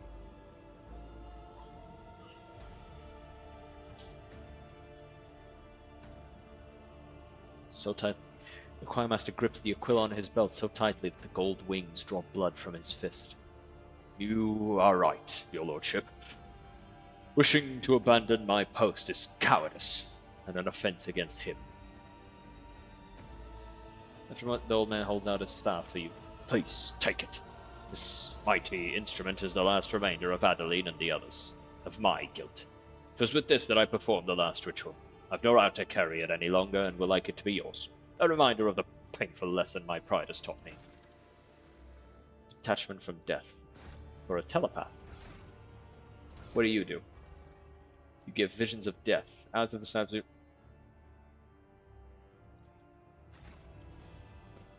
Increasing everybody's dodge is pretty nice, actually.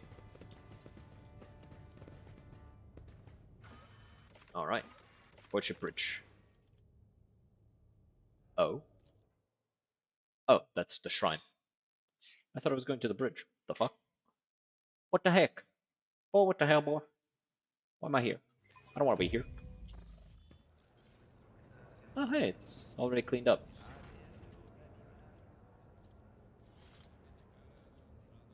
Oh, cool. Good thing I stopped by then. Oh. Some shit's happening. A young man is praying beside her. Lord Captain, you're here. I believe... Nay, I knew you would come. I am Marius Clemens Saun Cablo, Medicae officer.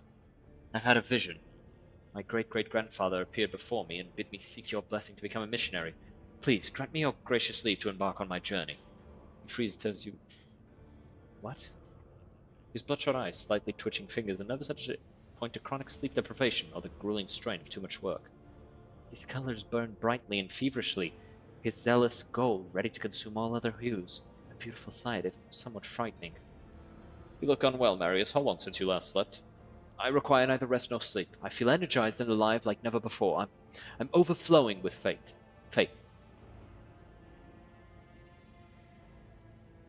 You didn't speak to me out of turn now. Tell me more about the vision you had. First I noticed a faint light out of the corner of my eye, but thought it was a surgical lumen someone had turned on. The light grew brighter, and when I turned toward it, it shone right through me. I saw my muscles, organs, and bones under my skin. It was bared, body and soul, as if I was standing by the throne itself. An ancestor of mine stepped out of that most pure light, and he said, My child, your destiny is to bring faith to distant worlds. Seek the rope trader's blessing and set out on that journey. The words didn't seem to be coming from his mouth, but from every direction at once. And other strong and pure voices echoed them, and it was a miracle. You speak of your great-great-grandfather with particular enthusiasm. What makes him so important? He had the honor of helping an ancestor of yours capture this relic. In that grueling fight, he not only treated the wounded soldiers, but shed blood for the cause itself. Prove to me that your epiphany was real. Put your faith to the test.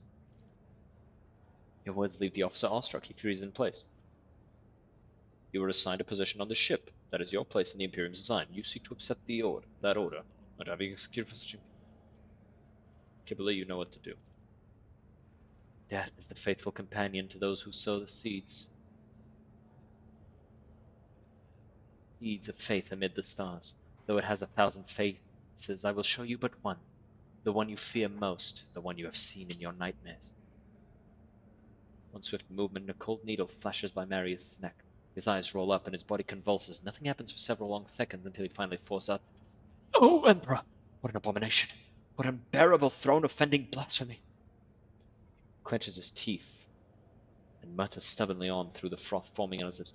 And I shall fear no corruption, and I shall face my death as his faithful servant. This one has gained knowledge of one of death's manifestations. Another of his weaknesses died off, making room for service.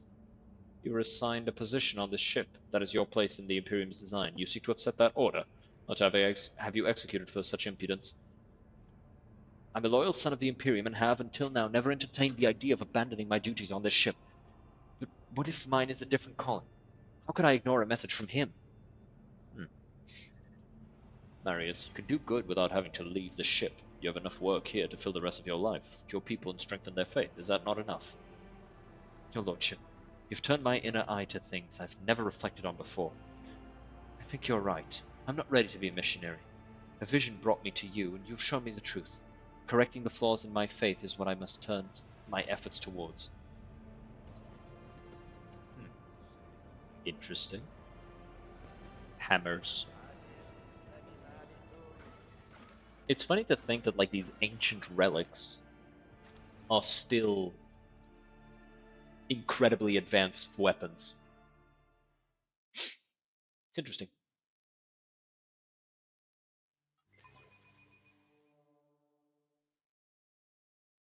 Fix this, my head is peeking out the camera.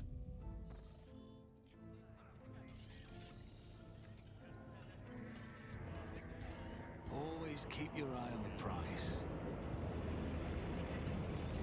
Just making sure I didn't miss anything around here.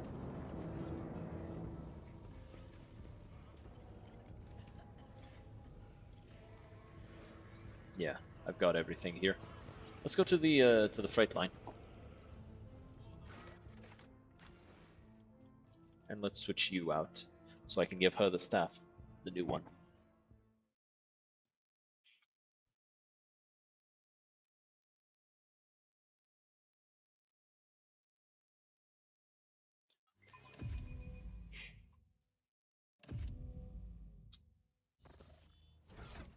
Why was that taking so long to load? That was weird. So, stat-wise, you do nothing, and you get visions of death. About you.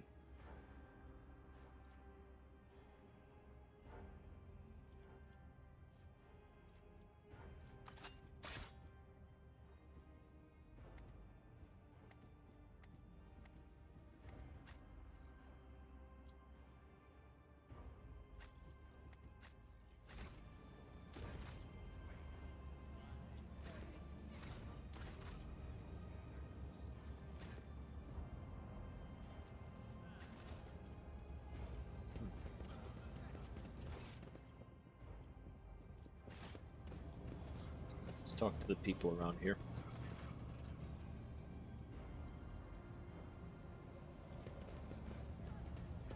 There's a thing over here.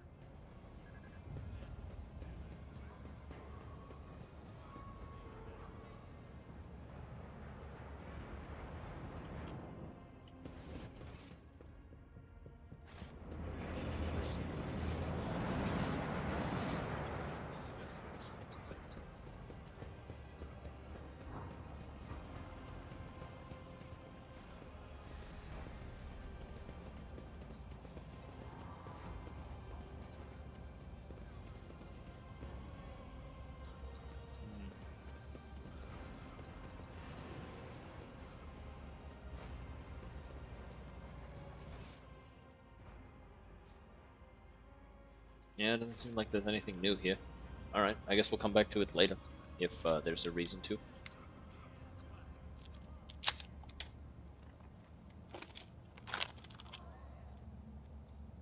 Ow.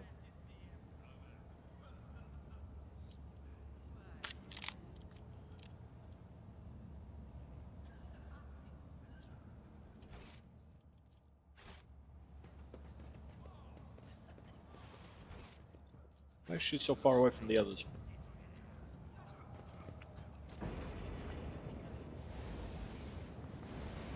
What's taking you so long? Come on, hurry up.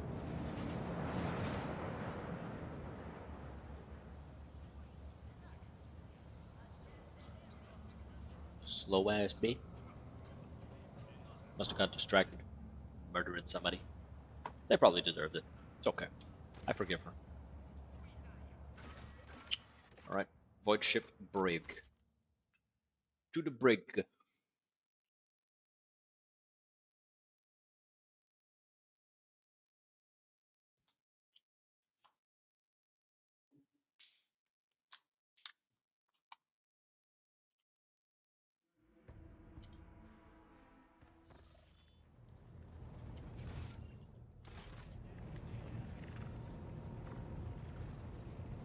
There's Heinrich's over there, that means Danrock's over there. Okay. More gummies. It is late and I enjoy sugar, so I will have sugar. Give sugar. Ow.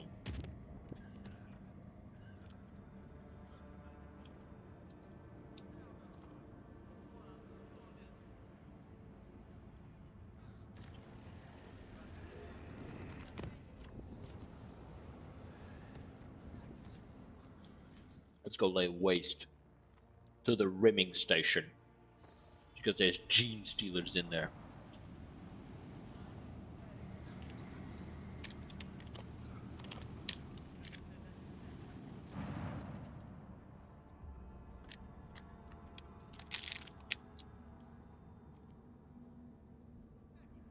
Lord Captain, the ship's cannons are fully primed. The station is well fortified, and its inhabitants will probably attempt to fight back, but we are stronger. You command would attack this hotbed of genetic mutation?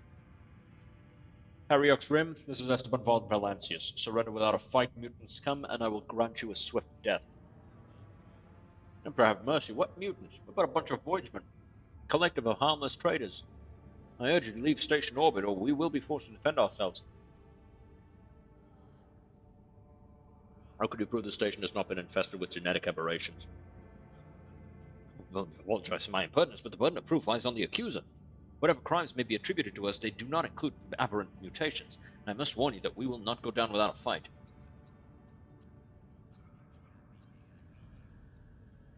A mutant, one of you, revealed your hideout's existence to us before he died. I cannot imagine why, but this heretic of yours slandered us from head to toe. Whatever possessed your lordship to trust the word of a mutant? Their thoughts are as unclean and disgusting as their bodies. I'll not fall for the heretic's deception. Die. Blow him the fuck up. Get him. Cook him. Beat their ass. Hold fast. Our faith will be tested. Oh wow, there's so many. I take it this is where their turrets can reach? Okay.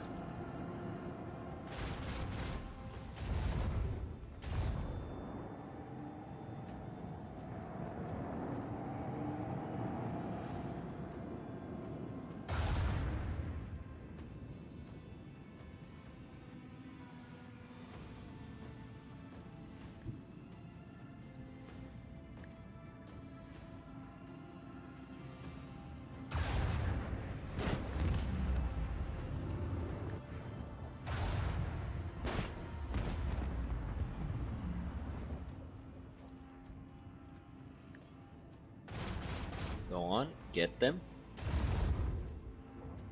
Good shields.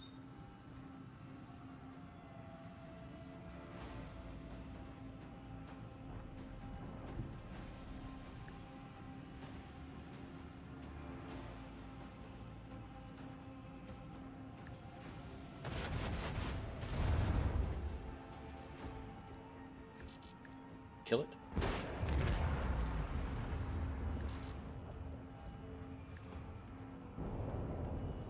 Throw out those Voidlands. Throw out those to destroy the Voidlands turrets. Reload our weapons. This one can hit him. A good shot. Maybe if I do this. Can I reach it? No. Damn.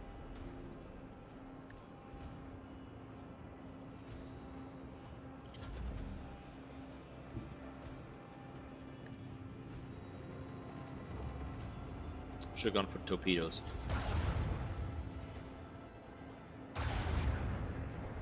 Oh wow.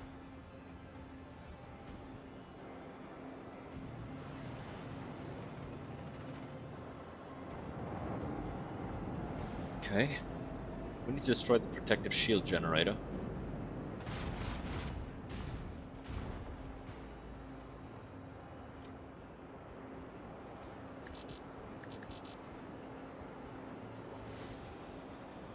Can't I fire my torpedoes? I have those, right?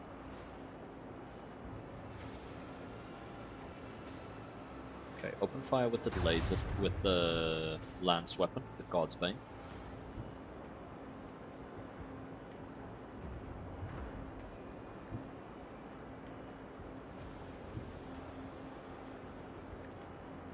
Hit him with this.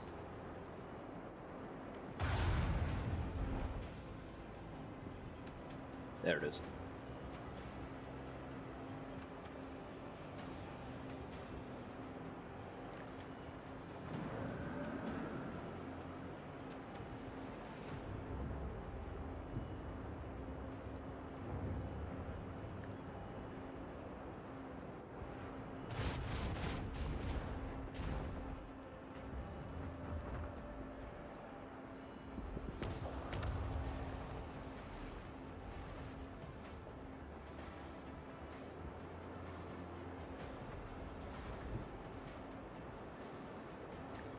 Okay, and now let's hit this thing with the flak, and that should kill these turrets. Open fire. Nice. Very nice. Let's reset our shields. Yeah, keep trying.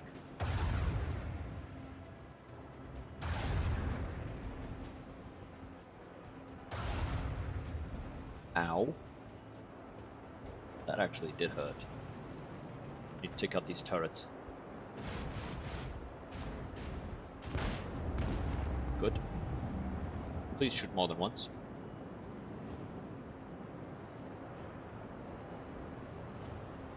Alright, that'll destroy the protective shield generator.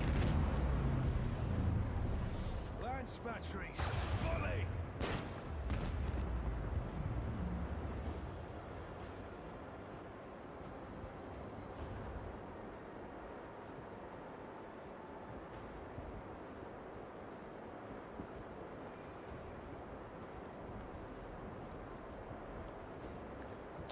Move over here. So this deals 4 shots, 88 damage total, and this deals a little bit higher damage. Sure. Actually, hold on. I could actually damage both in one round of firing by shooting here. No, I couldn't. Damn.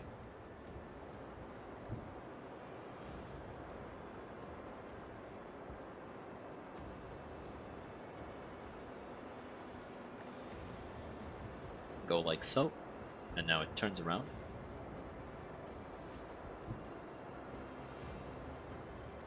Fire Blast with the laser, a lance battery.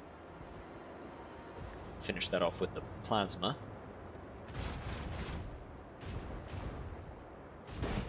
Nice. Now it's just these two, which might be out of range. They are good. Okay, we actually took quite a bit of damage. I was not expecting to take so much in one round.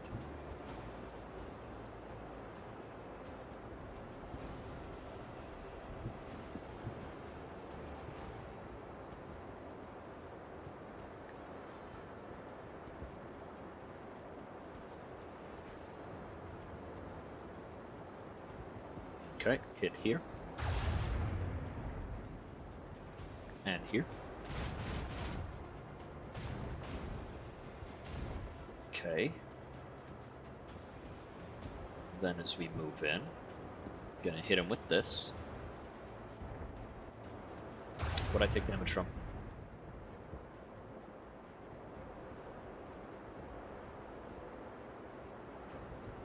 Keep up the pressure. I don't know what I took damage from, but that is concerning. Let's do a shallow jump.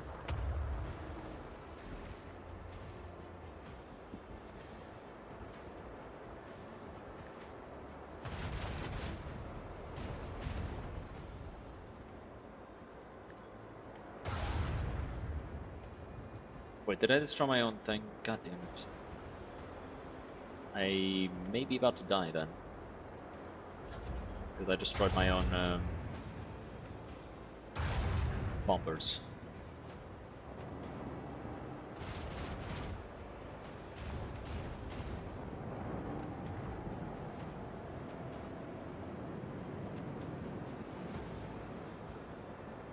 I was like, is that fucking rock about to hit me? Got me a little worried there, gang. Got me a little worried there, gang. Let's drop these guys here. Then fire off against that.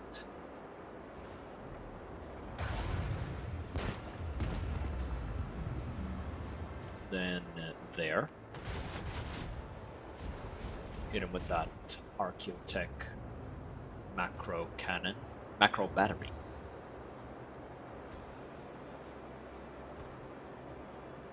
Can I hit him with this? No. Lance batteries, volley! Alright, and down it goes.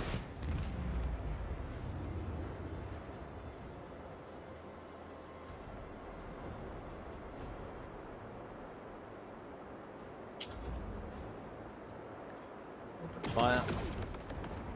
There you go.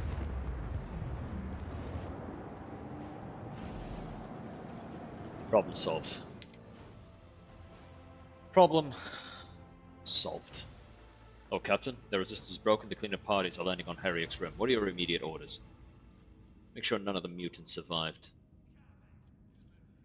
Note, Captain, the enforcers have taken the station upside down and found no trace of genetic aberration. They look like normal people, and their guts look just as normal. You were searching the compartments instead of checking out the life support systems. My crew knocked down a suspicious bulkhead and found an entire mutant lair behind it. Hold your tongue, Mongteg. Don't try to pass off a stroke of luck as competence. There's a lair after all, but it is unimpressive somehow. All the symbols of their foul faith are simple, crude. A few sleeping bags, primitive weapons, a decrepit vox station. Almost no records of future planned actions. I was of the opinion that our previous foe posed a greater threat than this. Search every nook and cranny for anything of value and bring it back. The station should be full of caches packed with plunder. The shuttles with trophies are already on their way to the flagship for unloading and inventorization, but what about the station itself? I dare say it is a more valuable asset than... Why is this one lit up? Ooh.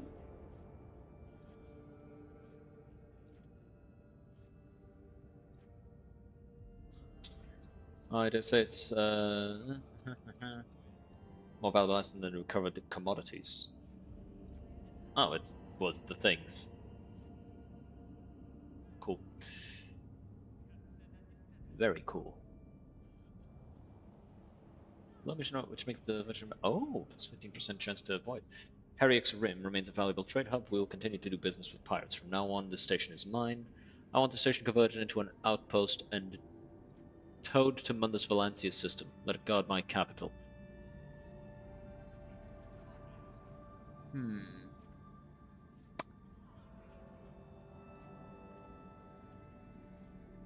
I kind of want to do this one. But let's do this one. For profit and Fellowship of Void. Your lordship truly knows how to make friends and maximize profits. I'm sure the Fellowship of the Void will be delighted to know that you are the new master of the station.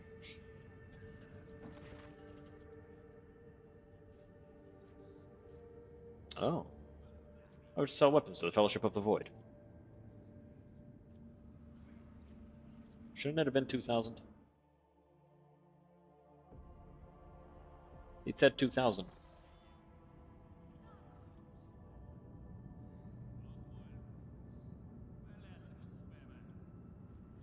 Okay, so let's go here. Then we have to go to Odonathus 11. But first, back to the bridge.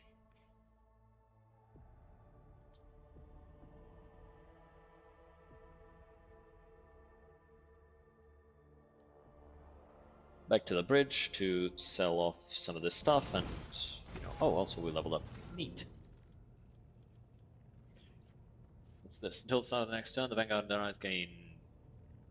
Okay.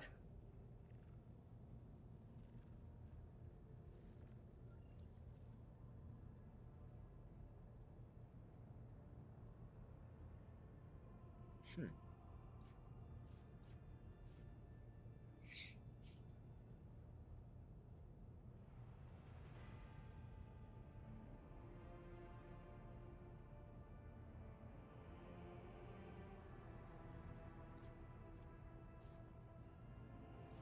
I think I'll go with follow my lead. 16% extra damage and armor piercing. Sounds pretty nice.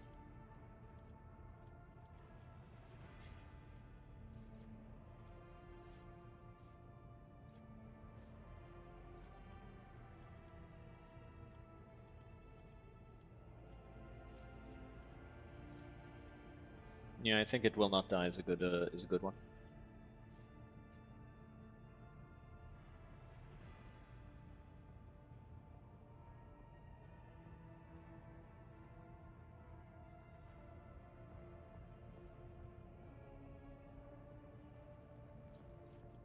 Sure, I'll take that.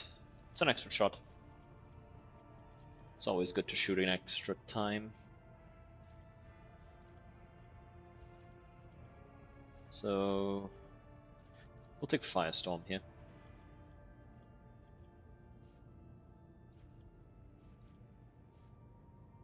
This is only at level 34, which won't be for a bit, I think. That's 1, 2, 3, 4, 5, 6, 7, 8, 9, 10, 11, 12, 13, 14, 15, 16, 17, 18, 19, 20. So it'll be here, I think. Let's look at these ones. I'll go with this one actually. And this one was 1, 2, 3, 4, 5, 6, 7, 8, 9, 10. 1, 2, 3, 4, 5. Yeah, 15, 20 on the other one.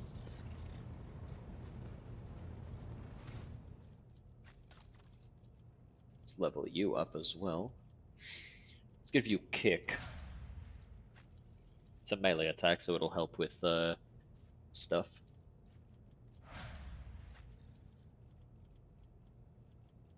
Edge of Fate. No. Mind Thief? No.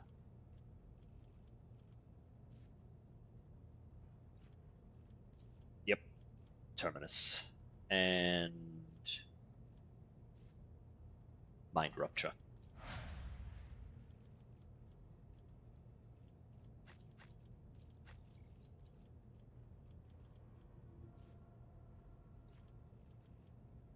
So dealing. She's got nimblance with movements. Sure, we'll take It Will Not Die.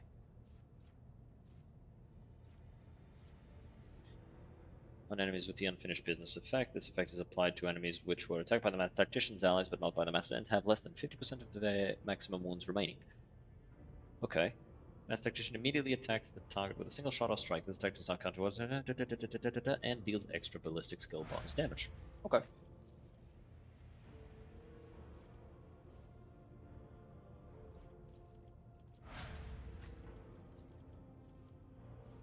Enemies affected by the power suffer a stacking to the next. Okay, yeah, we'll go with this one.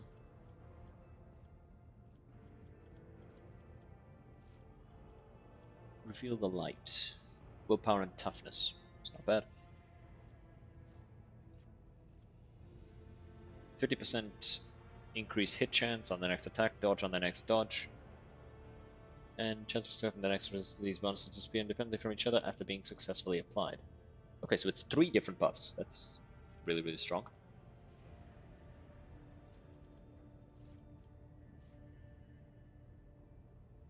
And this one decreases Veil Degradation. And gives deflection against warp damage and damage from psychic powers.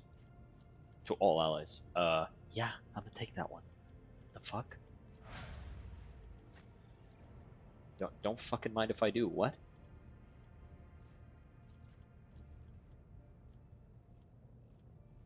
I don't think there's anything here that I want to give her. I guess I could give her a primitive weapon.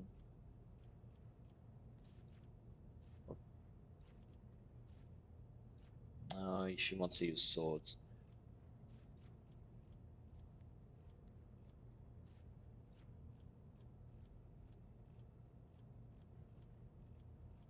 Let's do Combat Master. Okay. So, now. Ship stuff. Strong acceleration, low braking, grants +3 additional void movement when ramming. Sure. Little less hit chance, more crit chance, and evasion. I'll take it. Promethean Mortar. Dorsal, medium range dorsal macro cannons which fire 3 shots, dealing 14 damage per shot. Whenever it hits an enemy's hull, it has a 50% start internal fires. Internal fires, what does that do? 5 to 10. So, it's 14 damage per shot, so that's a total of 42 damage. Versus 5260. And whenever it hits, so that's 3 shots, that's an extra 2.5 to 5, that's 3. Let's say 4 extra damage per shot. So that's actually average of 18 damage per shot. So that's going to be 24 plus 30, 54. That still loses to God's Bane Lance Weapon. Disruption Plasma Arsenal. Ionic Blast to be fired from macro plasma cannons. Ionic Blast never score crits. When hit, immediately removes the target's shields from 3 sides. Yeah, no, 90% of the time when I shoot somebody, I get rid of their shields and I hurt them, so I'd rather just... Actually, hold on, I can just do this. Because it also... Oh, it doesn't repair. Whoops. Thought it would. During 2 rounds, plus 1 round for every 20 points in the Master Cannoneer's demolition skill.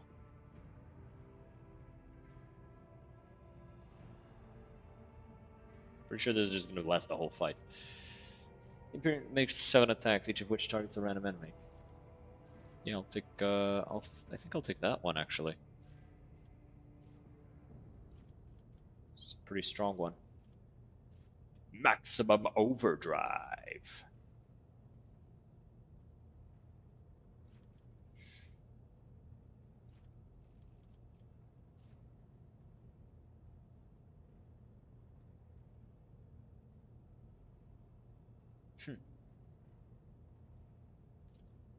I think I'll take this one. Wait, no, it spends our own shields.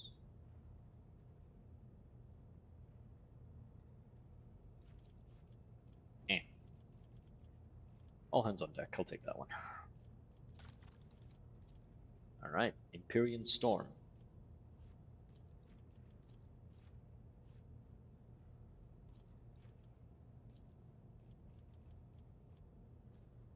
Lasts for 6 turns.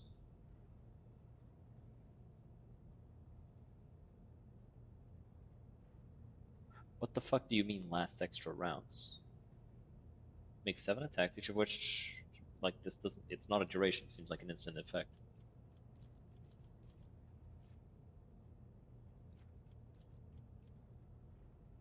I am confused. What happened to my Master Cannoneer and Supreme Commanders? Why were they not present for that last fight? That was weird.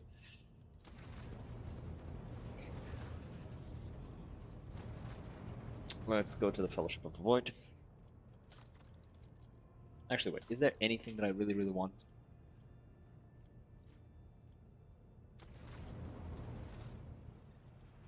Not really, but I do want this stuff. Like getting a shit ton of temp HP. I don't know, sounds pretty cool.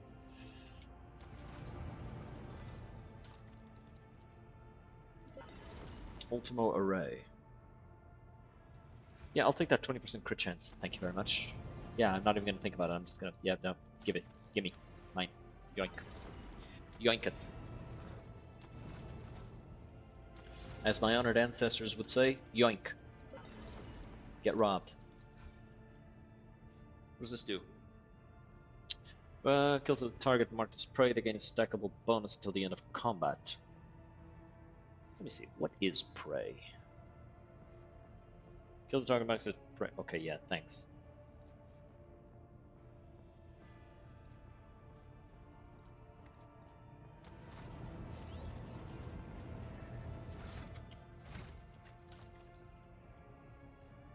this one? Yeah, it's this one. Okay.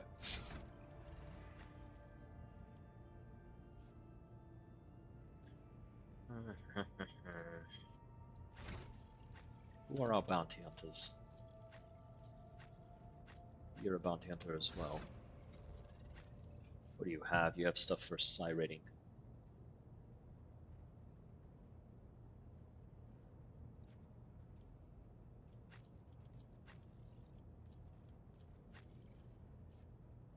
Extra damage, extra critical hit chance versus the... I'll give her this. The 5% extra damage and crit chance is just too good, and it's permanent, right? This one gives extra crit damage equals to 30 or 40%, okay, and 6 or 8% extra crit chance. Sure, fuck it. But wait, it's only if the bounty hunter kills it. Ugh. That's kind of the thing that makes the bounty hunter feel a little wimpier than the others. Like, it needs to be the one doing everything. Whereas most of the other classes, it's like, whoever does it, everybody gets the benefit. When this shot hits, it poisons the target with a viral toxin for 3 rounds if the enemy fails a toughness check. How tough is that toxin?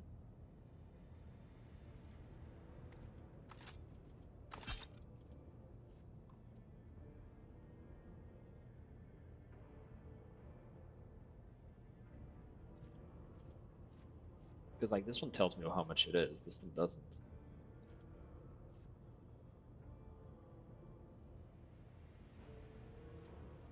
Whatever. Let's go ahead. Fellowship, yep. Trade some more with them. Also need to give stuff to the Kazbalika, because they have some really nice stuff.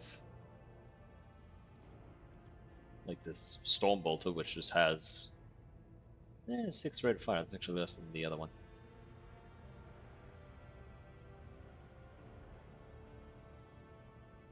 That's pretty strong for somebody who buffs a lot.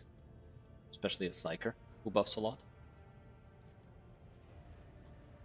Okay. So, with all that being said, it's about time to end. It's getting really late for me. So, I hope you guys had a good time. I know I did. And I'll see you guys next time.